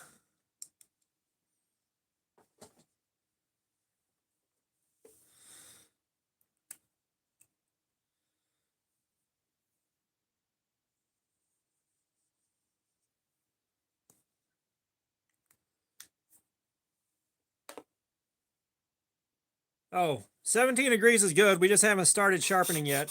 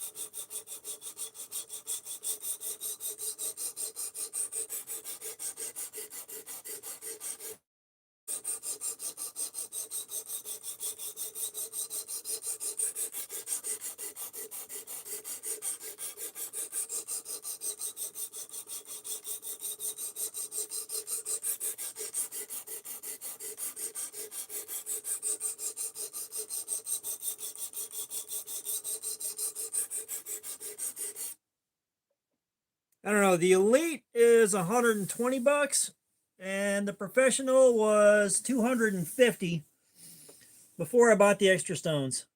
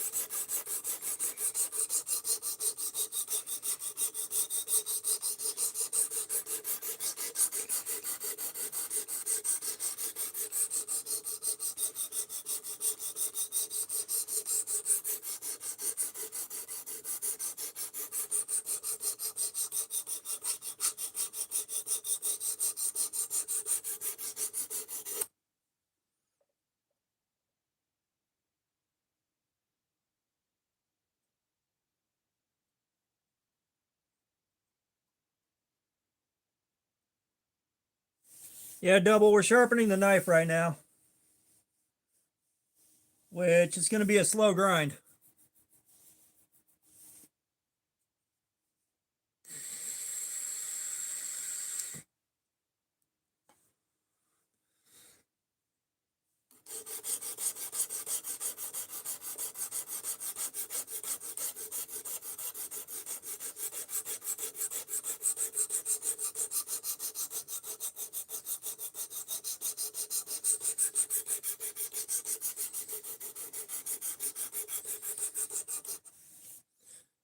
Oh no, this is not a Benjamin, dude.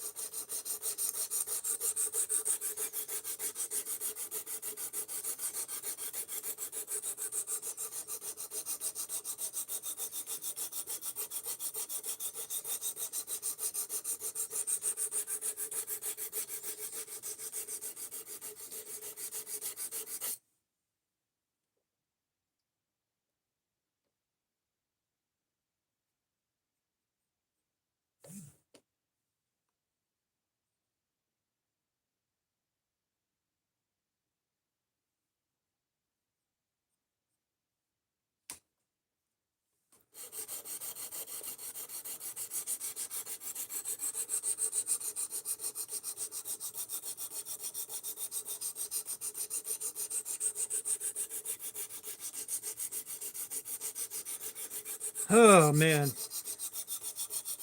So for those of y'all that don't know, this is like second place for hardest to sharpen steel on the planet, basically. At least according to Google.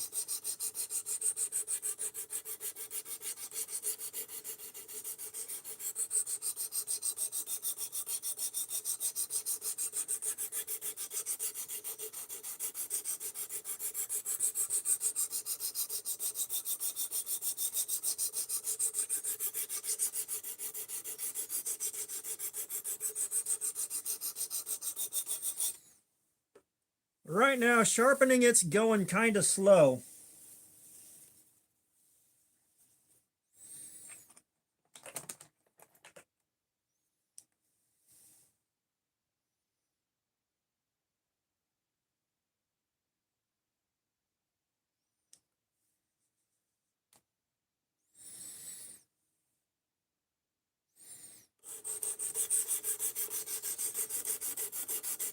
No, Brando, you mean emotional support caffeine?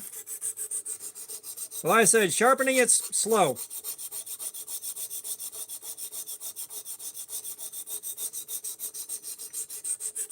Ozdu, what's up? How you doing, man? We are sharpening this knife, is what we're doing.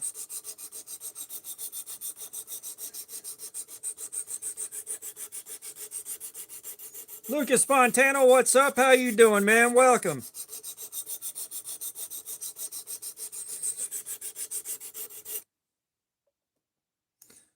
Oh, I am good. I am good. I am good. Just hanging out with you guys, having a good time. I am good.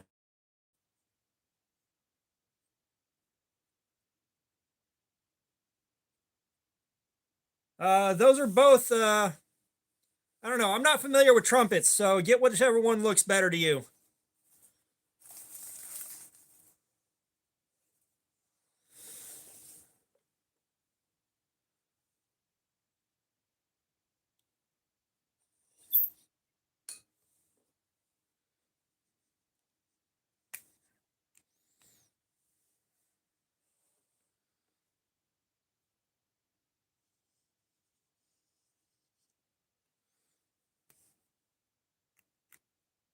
E Rosario 783, what's up? How you doing? Welcome.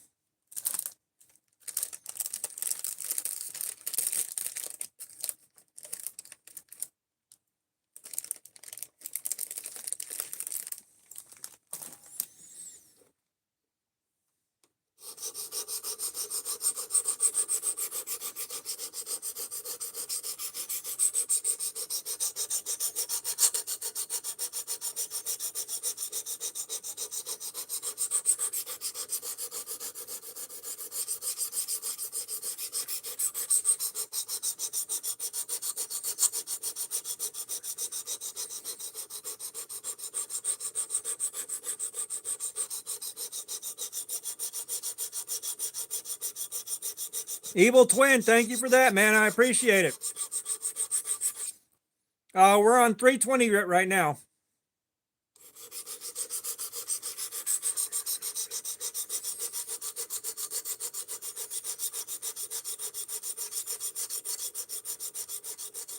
Tune Drives, thank you for that.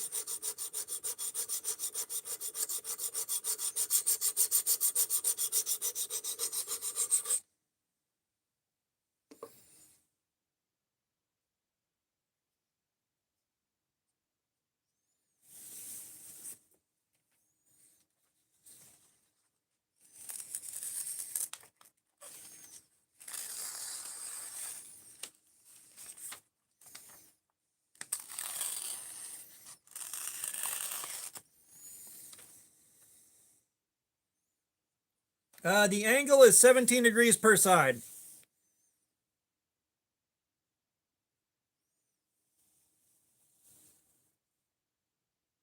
Zanukula Kofa, I think I pronounced that, but this is a sharpener. KO, what's up, brother? How you doing, man?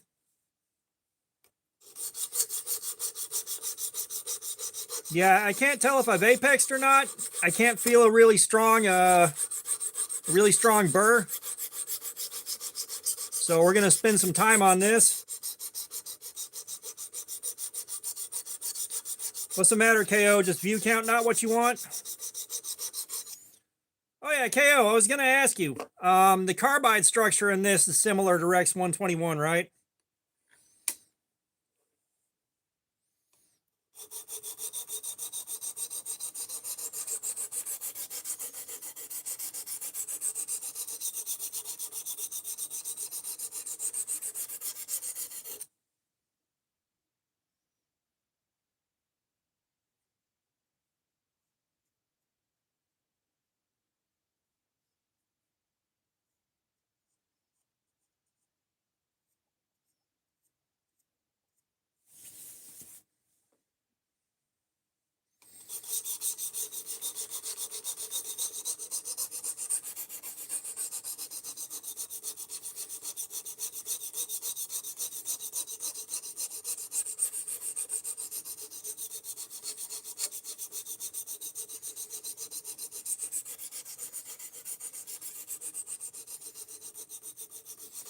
Yep, 17 degrees per side, like always.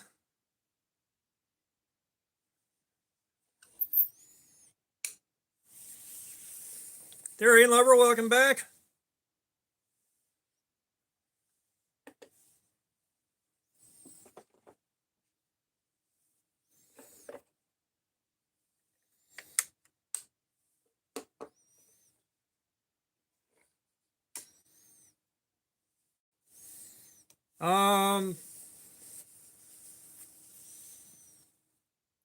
I don't know. We were cutting for 10 hours and now we're sharpening. Yeah, but KO. The carbide structure, you know how the Rex 121, when you wear it away, the carbides stick out farther and farther? All right, double, see you later. Doesn't this do something very similar, but the carbides aren't quite as big?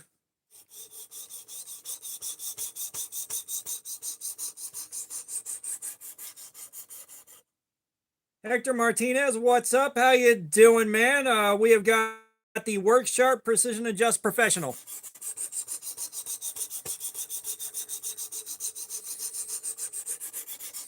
Yeah, that's what I thought, because I looked at it under the microscope and I saw very, very jagged carbides sticking out, and we were still...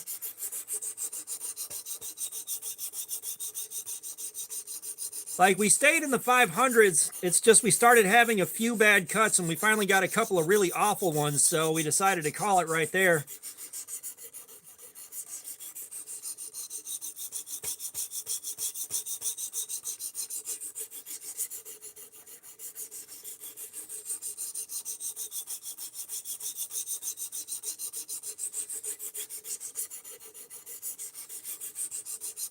And Therian, I appreciate that. I love this table.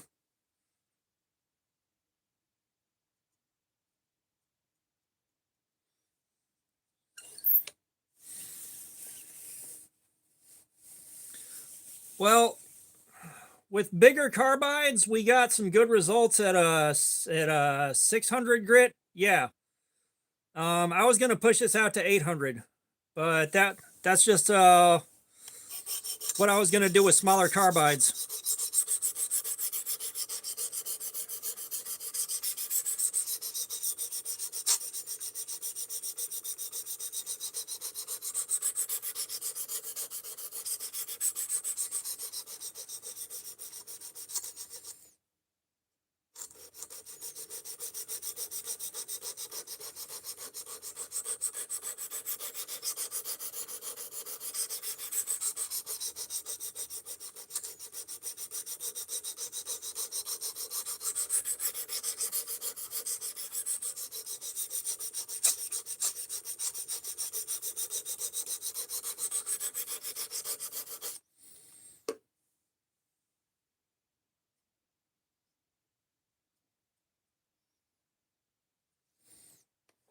Yeah, I'm having a real hard time telling whether or not I've fully apexed, even though it looks like I have.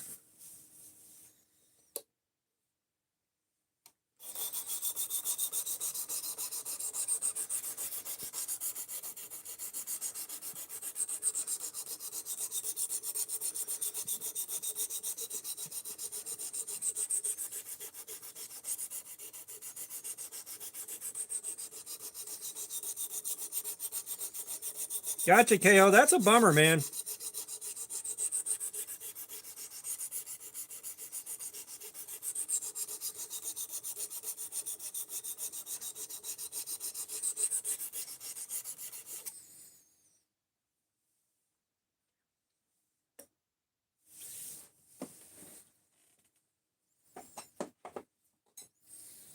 Yeah, I think we are going to push this up to 600, and then I'll probably drop down to like 1 micron and skip to 0.1. Damn, KO, man, because I know you were pushing like 6 to 8,000. I think you were pushing 6,000 on average for a while there.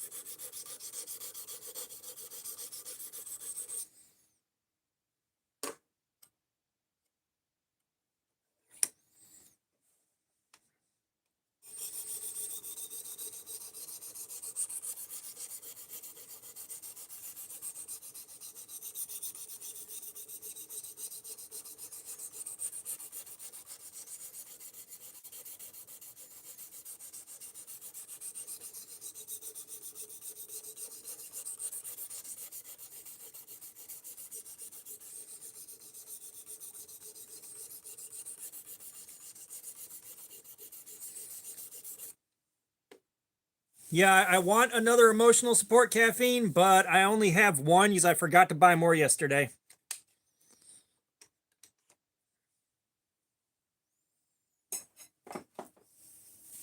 Yeah, like I find caffeine soothing. It doesn't really cause me to get too amped up unless I have way too much.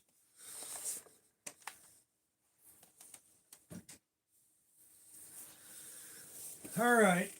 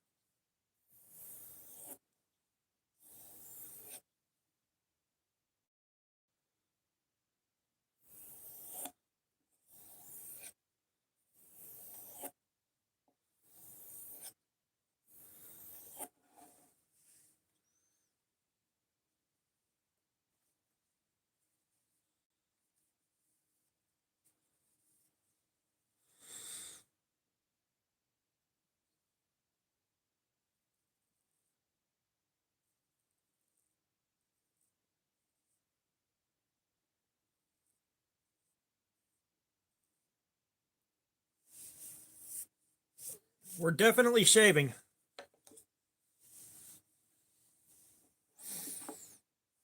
Dark cognitive. Yeah. I'm sharpening a knife, and right now I'm stropping it out.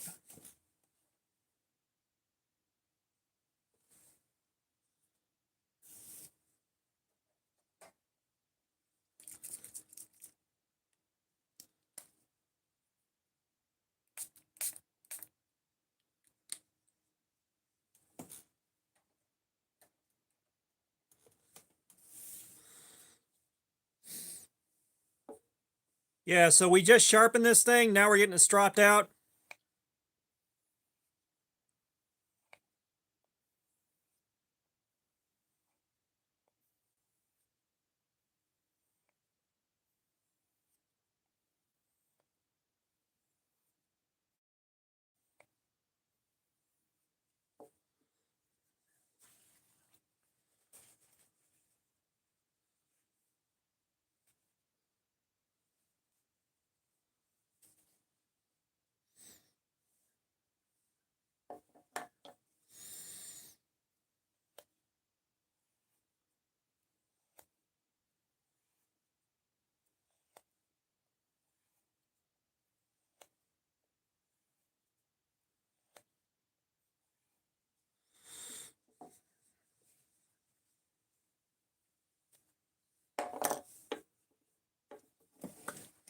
Okay.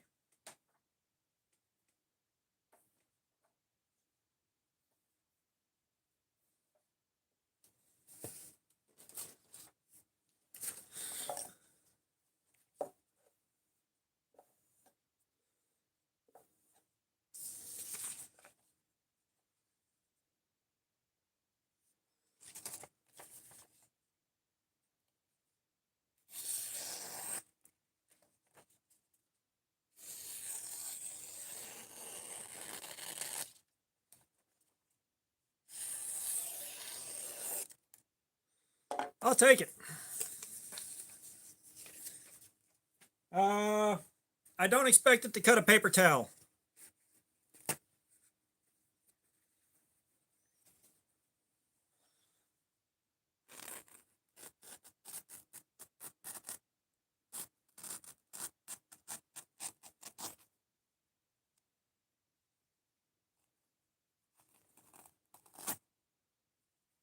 It kind of can, but it's not happy about it.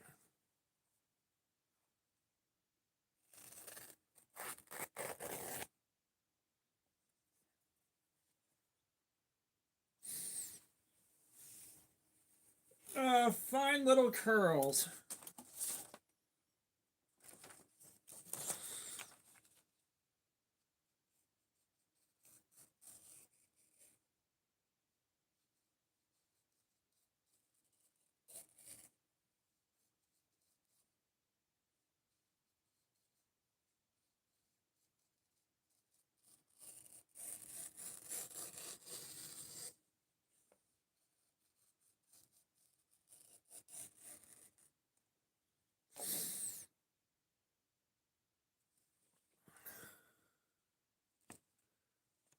Yeah, there you go.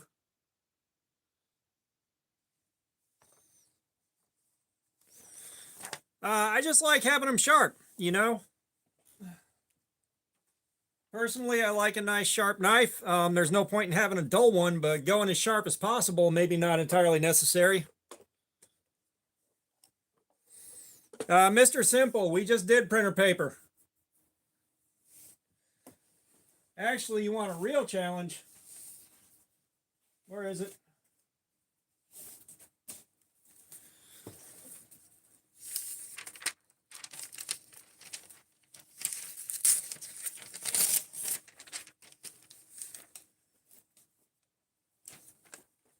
Notebook paper is harder to cut than printer paper.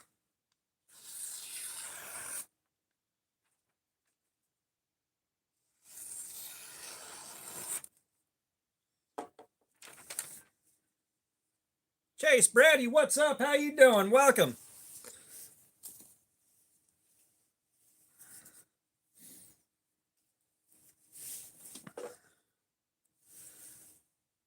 All right, let's see what we got it to. Shannon Freer, what's up? How you doing?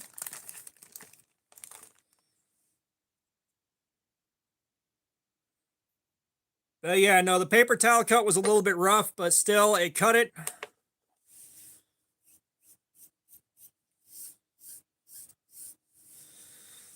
Now, did we get 120 or lower? 130. I'll take it. Hey, Samuel Novus, I will put my socks on for $2. Right there. I'll put socks on for $2.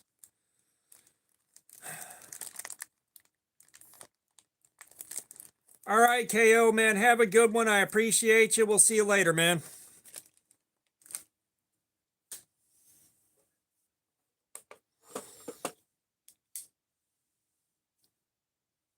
Knives and Pizza, what's up? How you doing, man?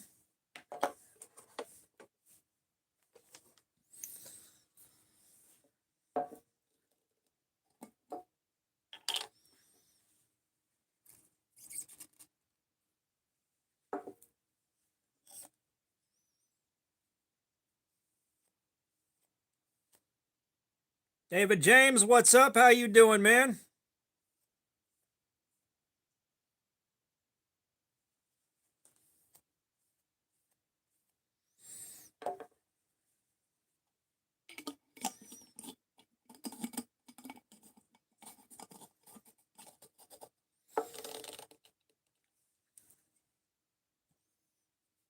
Yeah, I wish KO would stick around a bit longer when he drops by, but I think he's just not happy right now.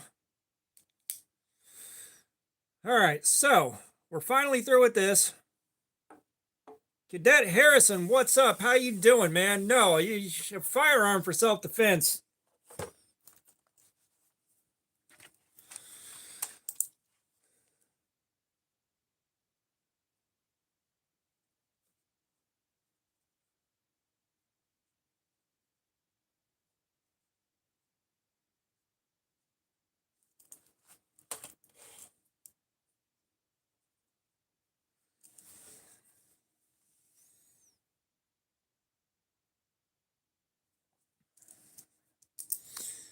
Yeah, the question is, do we start on the Condor now?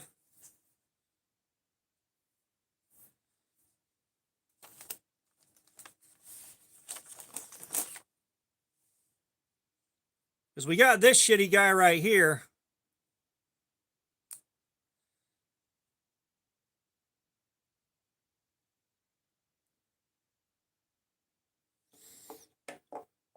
That we could.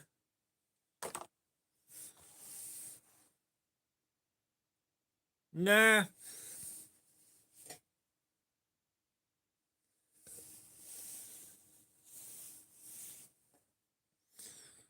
No, but we are going to do this one soon.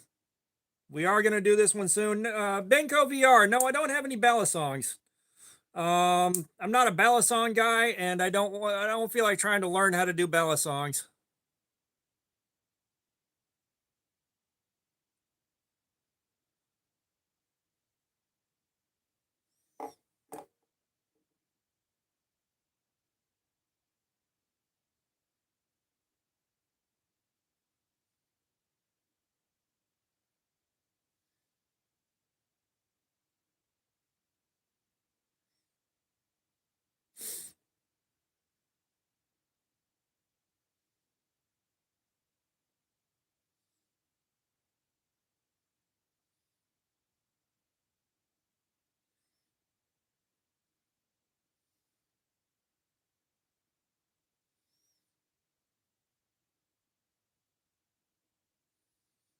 All right, Benko, have a good one.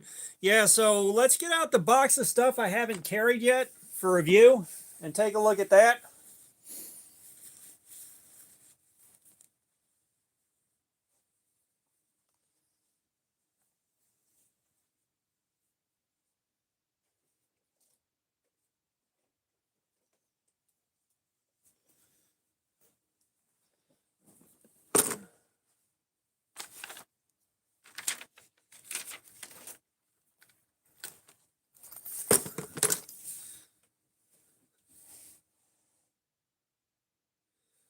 So I don't have one single all-time favorite. However, if I could only carry one for the next 6 months, it'd definitely be this DIVO growler right here.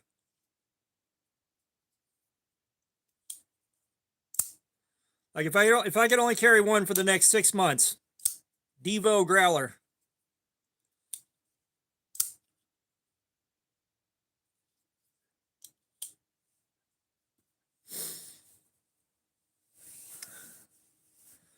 Oh God, I am all talked out, you guys. Son of a bitch. But something we have yet to carry that we're gonna carry and review. 704 gear Urban Ranger Light. This is a budget model in 14C 28N, so really good deal. No, like the growler cost me $100 at Blade Show. It's one of the best knives I've ever handled. Like it is up there. That's one of my goated knives. Like another one that I could carry for a long time and not get tired of is definitely my Hogue Deca right here. Love this thing.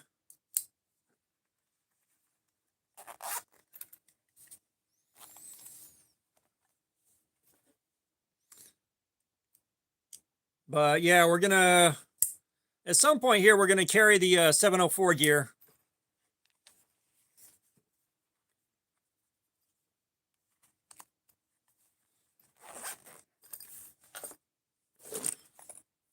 speaking of which, where the hell is my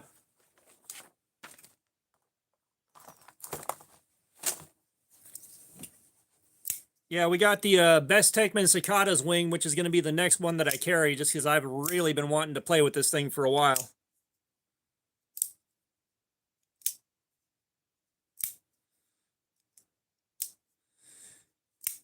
Well, I mean, if I owed 704 Gear a review or anything like that, if I owed them that, it would be a different story, but I'm not in a huge rush.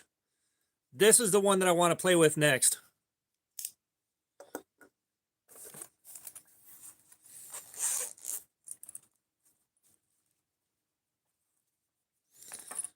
I've got the Civivi Bull Tusk right here. Been pretty excited about this one since I got it. But that being said, it's also not going to be the most immediate pressing thing to take care of.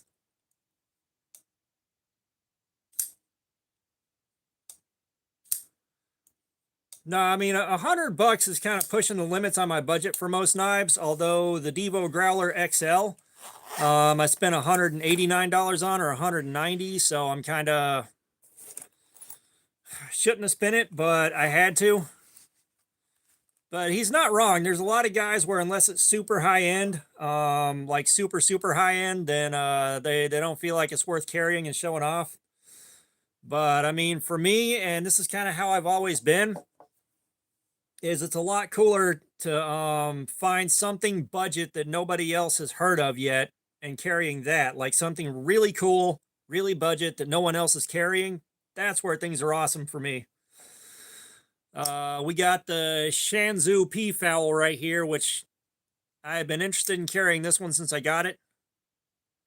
I forget what the steel on it is. I'd have to go on the Amazon listing and look. But this thing is really buttery smooth.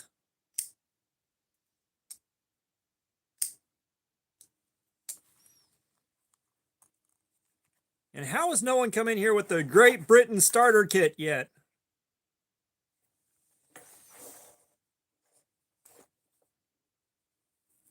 Guy, it bothers me when I lose a $40 knife. Are you shitting me? That's like this Kaiser Mini Roach right here. This is my second one. The one that I bought last year at Blade Show didn't make it home from Blade Show. Jory Love Food Reviews, what's up? How you doing? The Civivi is the Bull Tusk.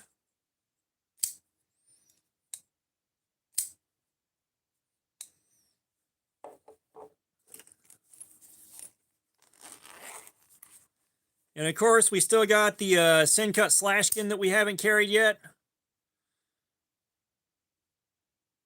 Yeah, like I lost track of my Kaiser Nice Guy, and it took me a while to find it, and I was bothered by it every minute that I knew it was lost. But we got the Sencut Slashkin right here, which, you know, nice enough knife. Looking forward to carrying this one. Centrifugal opens. I appreciate that. My knees are kind of nice. I'm attached to them.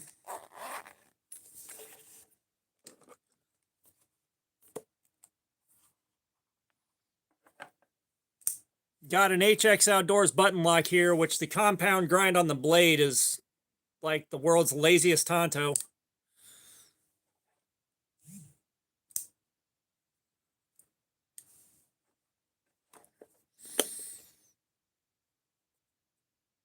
I just showed a Sencut. Like, I just showed the Sencut Slashkin, man. You were there, weren't you? And then we got the Sencut Hyrax right here that I've been looking forward to since they came out.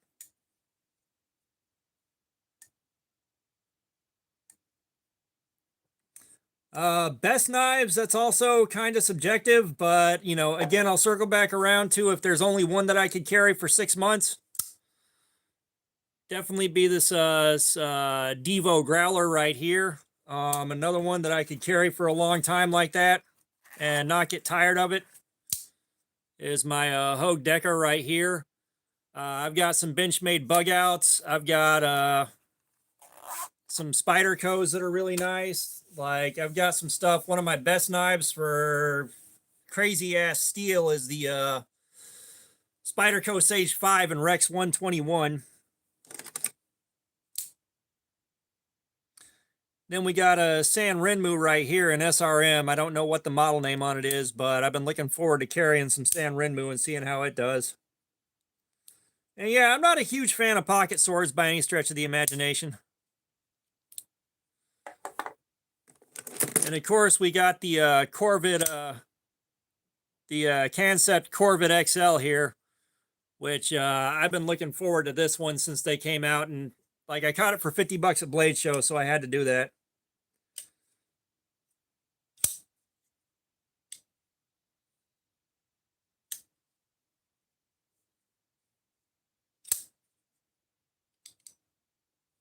Ace on Knives, what's up? How you doing, man? Yeah, this thing is cool as shit. Like, I've been wanting one of these since they first came out, and I found it at the right price at Blade Show.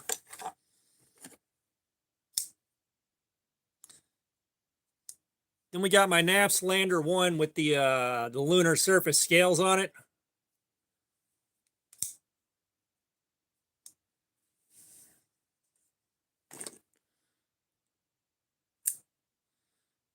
We got the SE Chirp right here, which we thought it was $10.95, but it's not. It's D2. We bought it thinking it was $10.95 so that we could do some testing on $10.95, but that's okay. I'm not mad at it.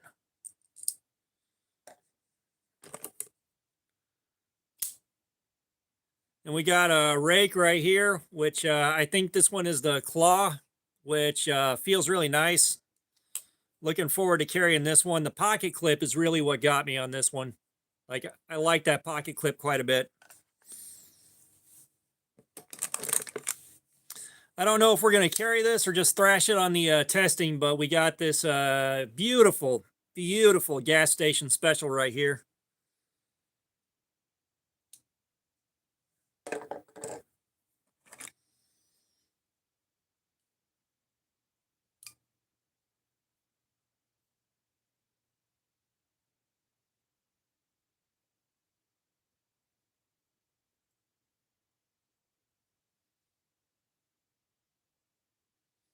And then I think, well, I mean, this one, the grips are nice and beefy. It feels like it should be okay, but we'll find out about that. I believe this right here is a Best Tech that cost me 10 bucks, which I'm looking forward to carrying this thing. It's got a chisel grind on the secondary bevel. So that's going to be interesting to cut with.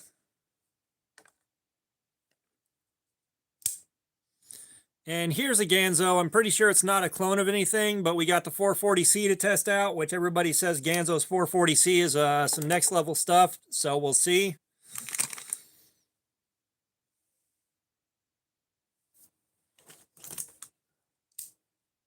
We got this Ozark Trail from Walmart that the previous owner said he couldn't get an edge on it.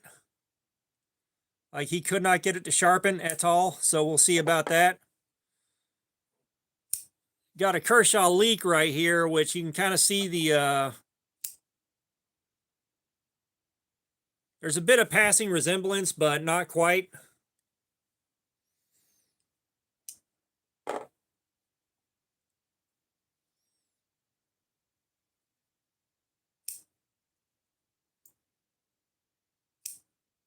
Oh yeah, I had that that Hot Wheels wheel.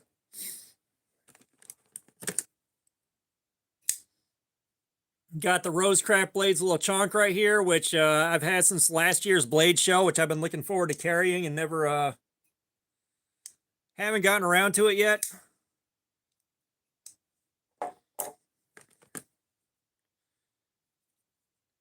And then I've got just a dirt cheap GV DV that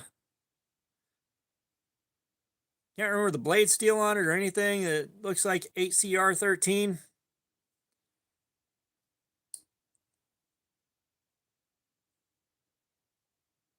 Soul 3368, what's up? How you doing? What or what called?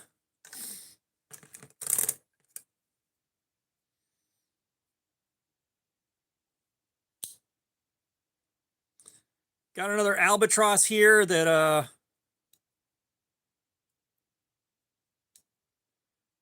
I forget what it's called, but it was like, I think 10 bucks for a D2.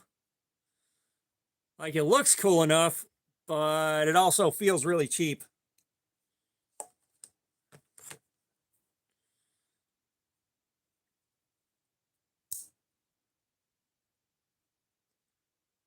Videos from Austin. What's up? How you doing, man? Yeah, I don't have any ballast songs. I like my fingers. But we got a CRKT drifter here, and unfortunately it's tipped down, which, yeah.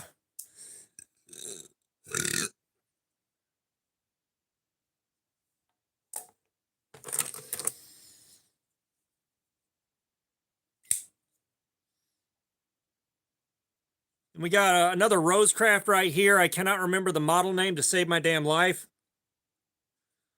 I do have some out the side switchblades, but I don't have any out the front.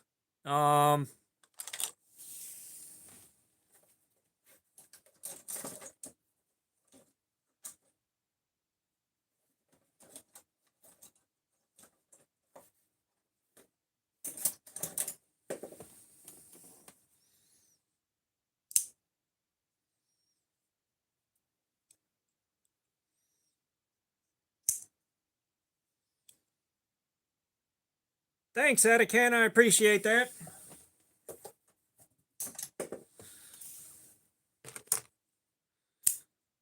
We got another Civivi. We got the Savant right here, and I'm not sure what the blade steel is. This was something I picked up from KO Knives. I got a good deal on it.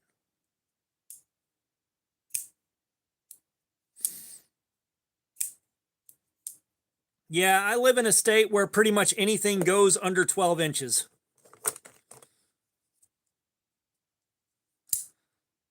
We've got a Tenable Cryo prototype, I believe.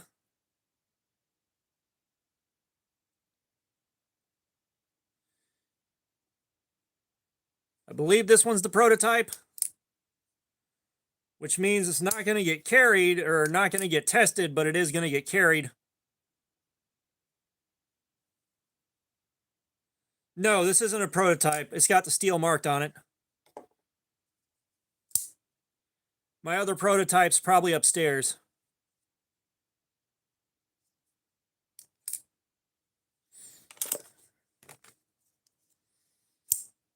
And of course, we got the Tenable Raven.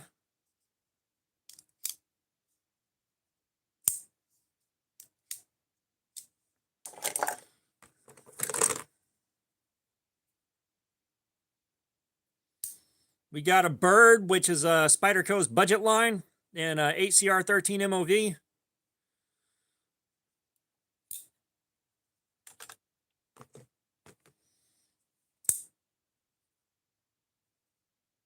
And then we've got another Rosecraft.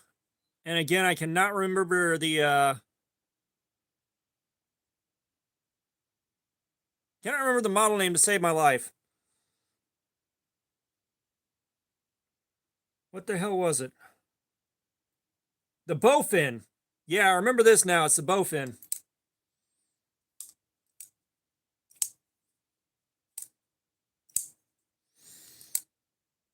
And the only reason I remember that is because every time I pick it up, it's like, Bowfin D's nuts.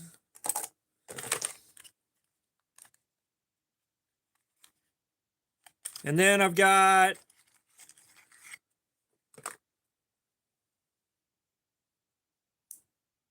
a NAF's Lander 6, which I need to put on my keychain, if I'm being honest. Bloodline Cord, what's up? How you doing? Amanda Guess, what's up? How you doing? Hey, Woodinator, what's going on? Hey, Woodinator, I haven't forgotten about you, man. Like I explained to the guys, I went off the face of the earth for a couple of months there. Shit just went sideways on me real bad. Mental health took a really big hit. I was not in a good place. But yeah, that's everything I've got that I haven't carried yet.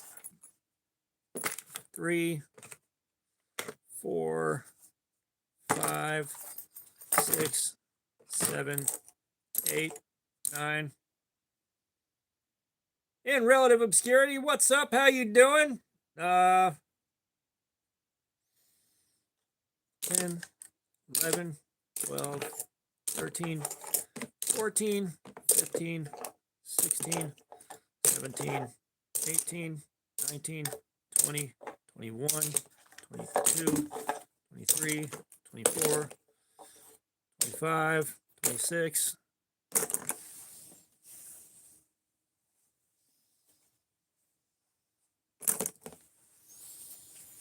I think I got like 27 weeks of knives.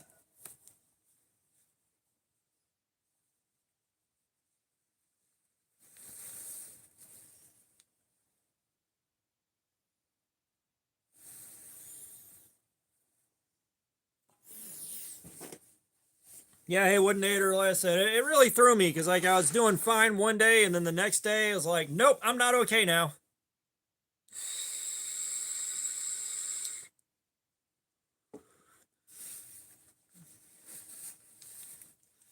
Which was pretty wild. Like I got caught totally off guard by it.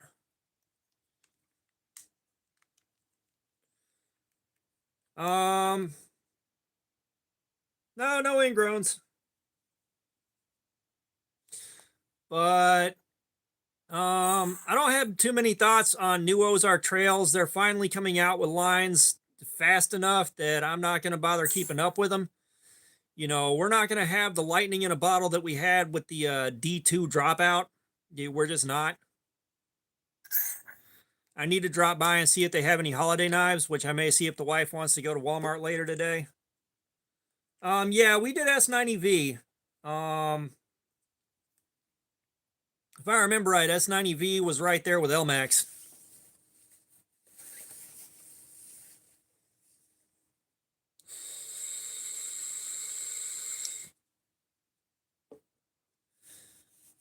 But yeah, we're going to wind this up in a few minutes here. I am all talked out. I need to go have a sip for a while. I need to make more e-liquid, and then I need to go have a sit.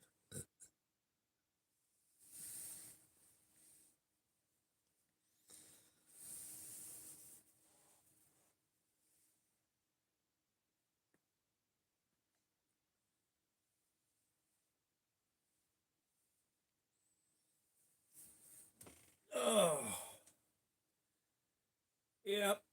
We're going to wrap it up very shortly. Yeah, I've got the Sonder upstairs, which is another one that I have to at least take a look at, which is the same D2 but with a satin finish on it.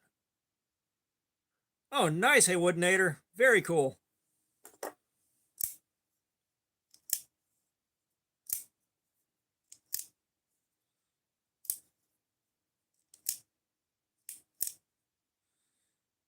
Yeah, I'll tell you what, this seems like a good place to wrap it up, guys. I'm going to go upstairs and sit and let my voice recover because I am definitely tired of talking.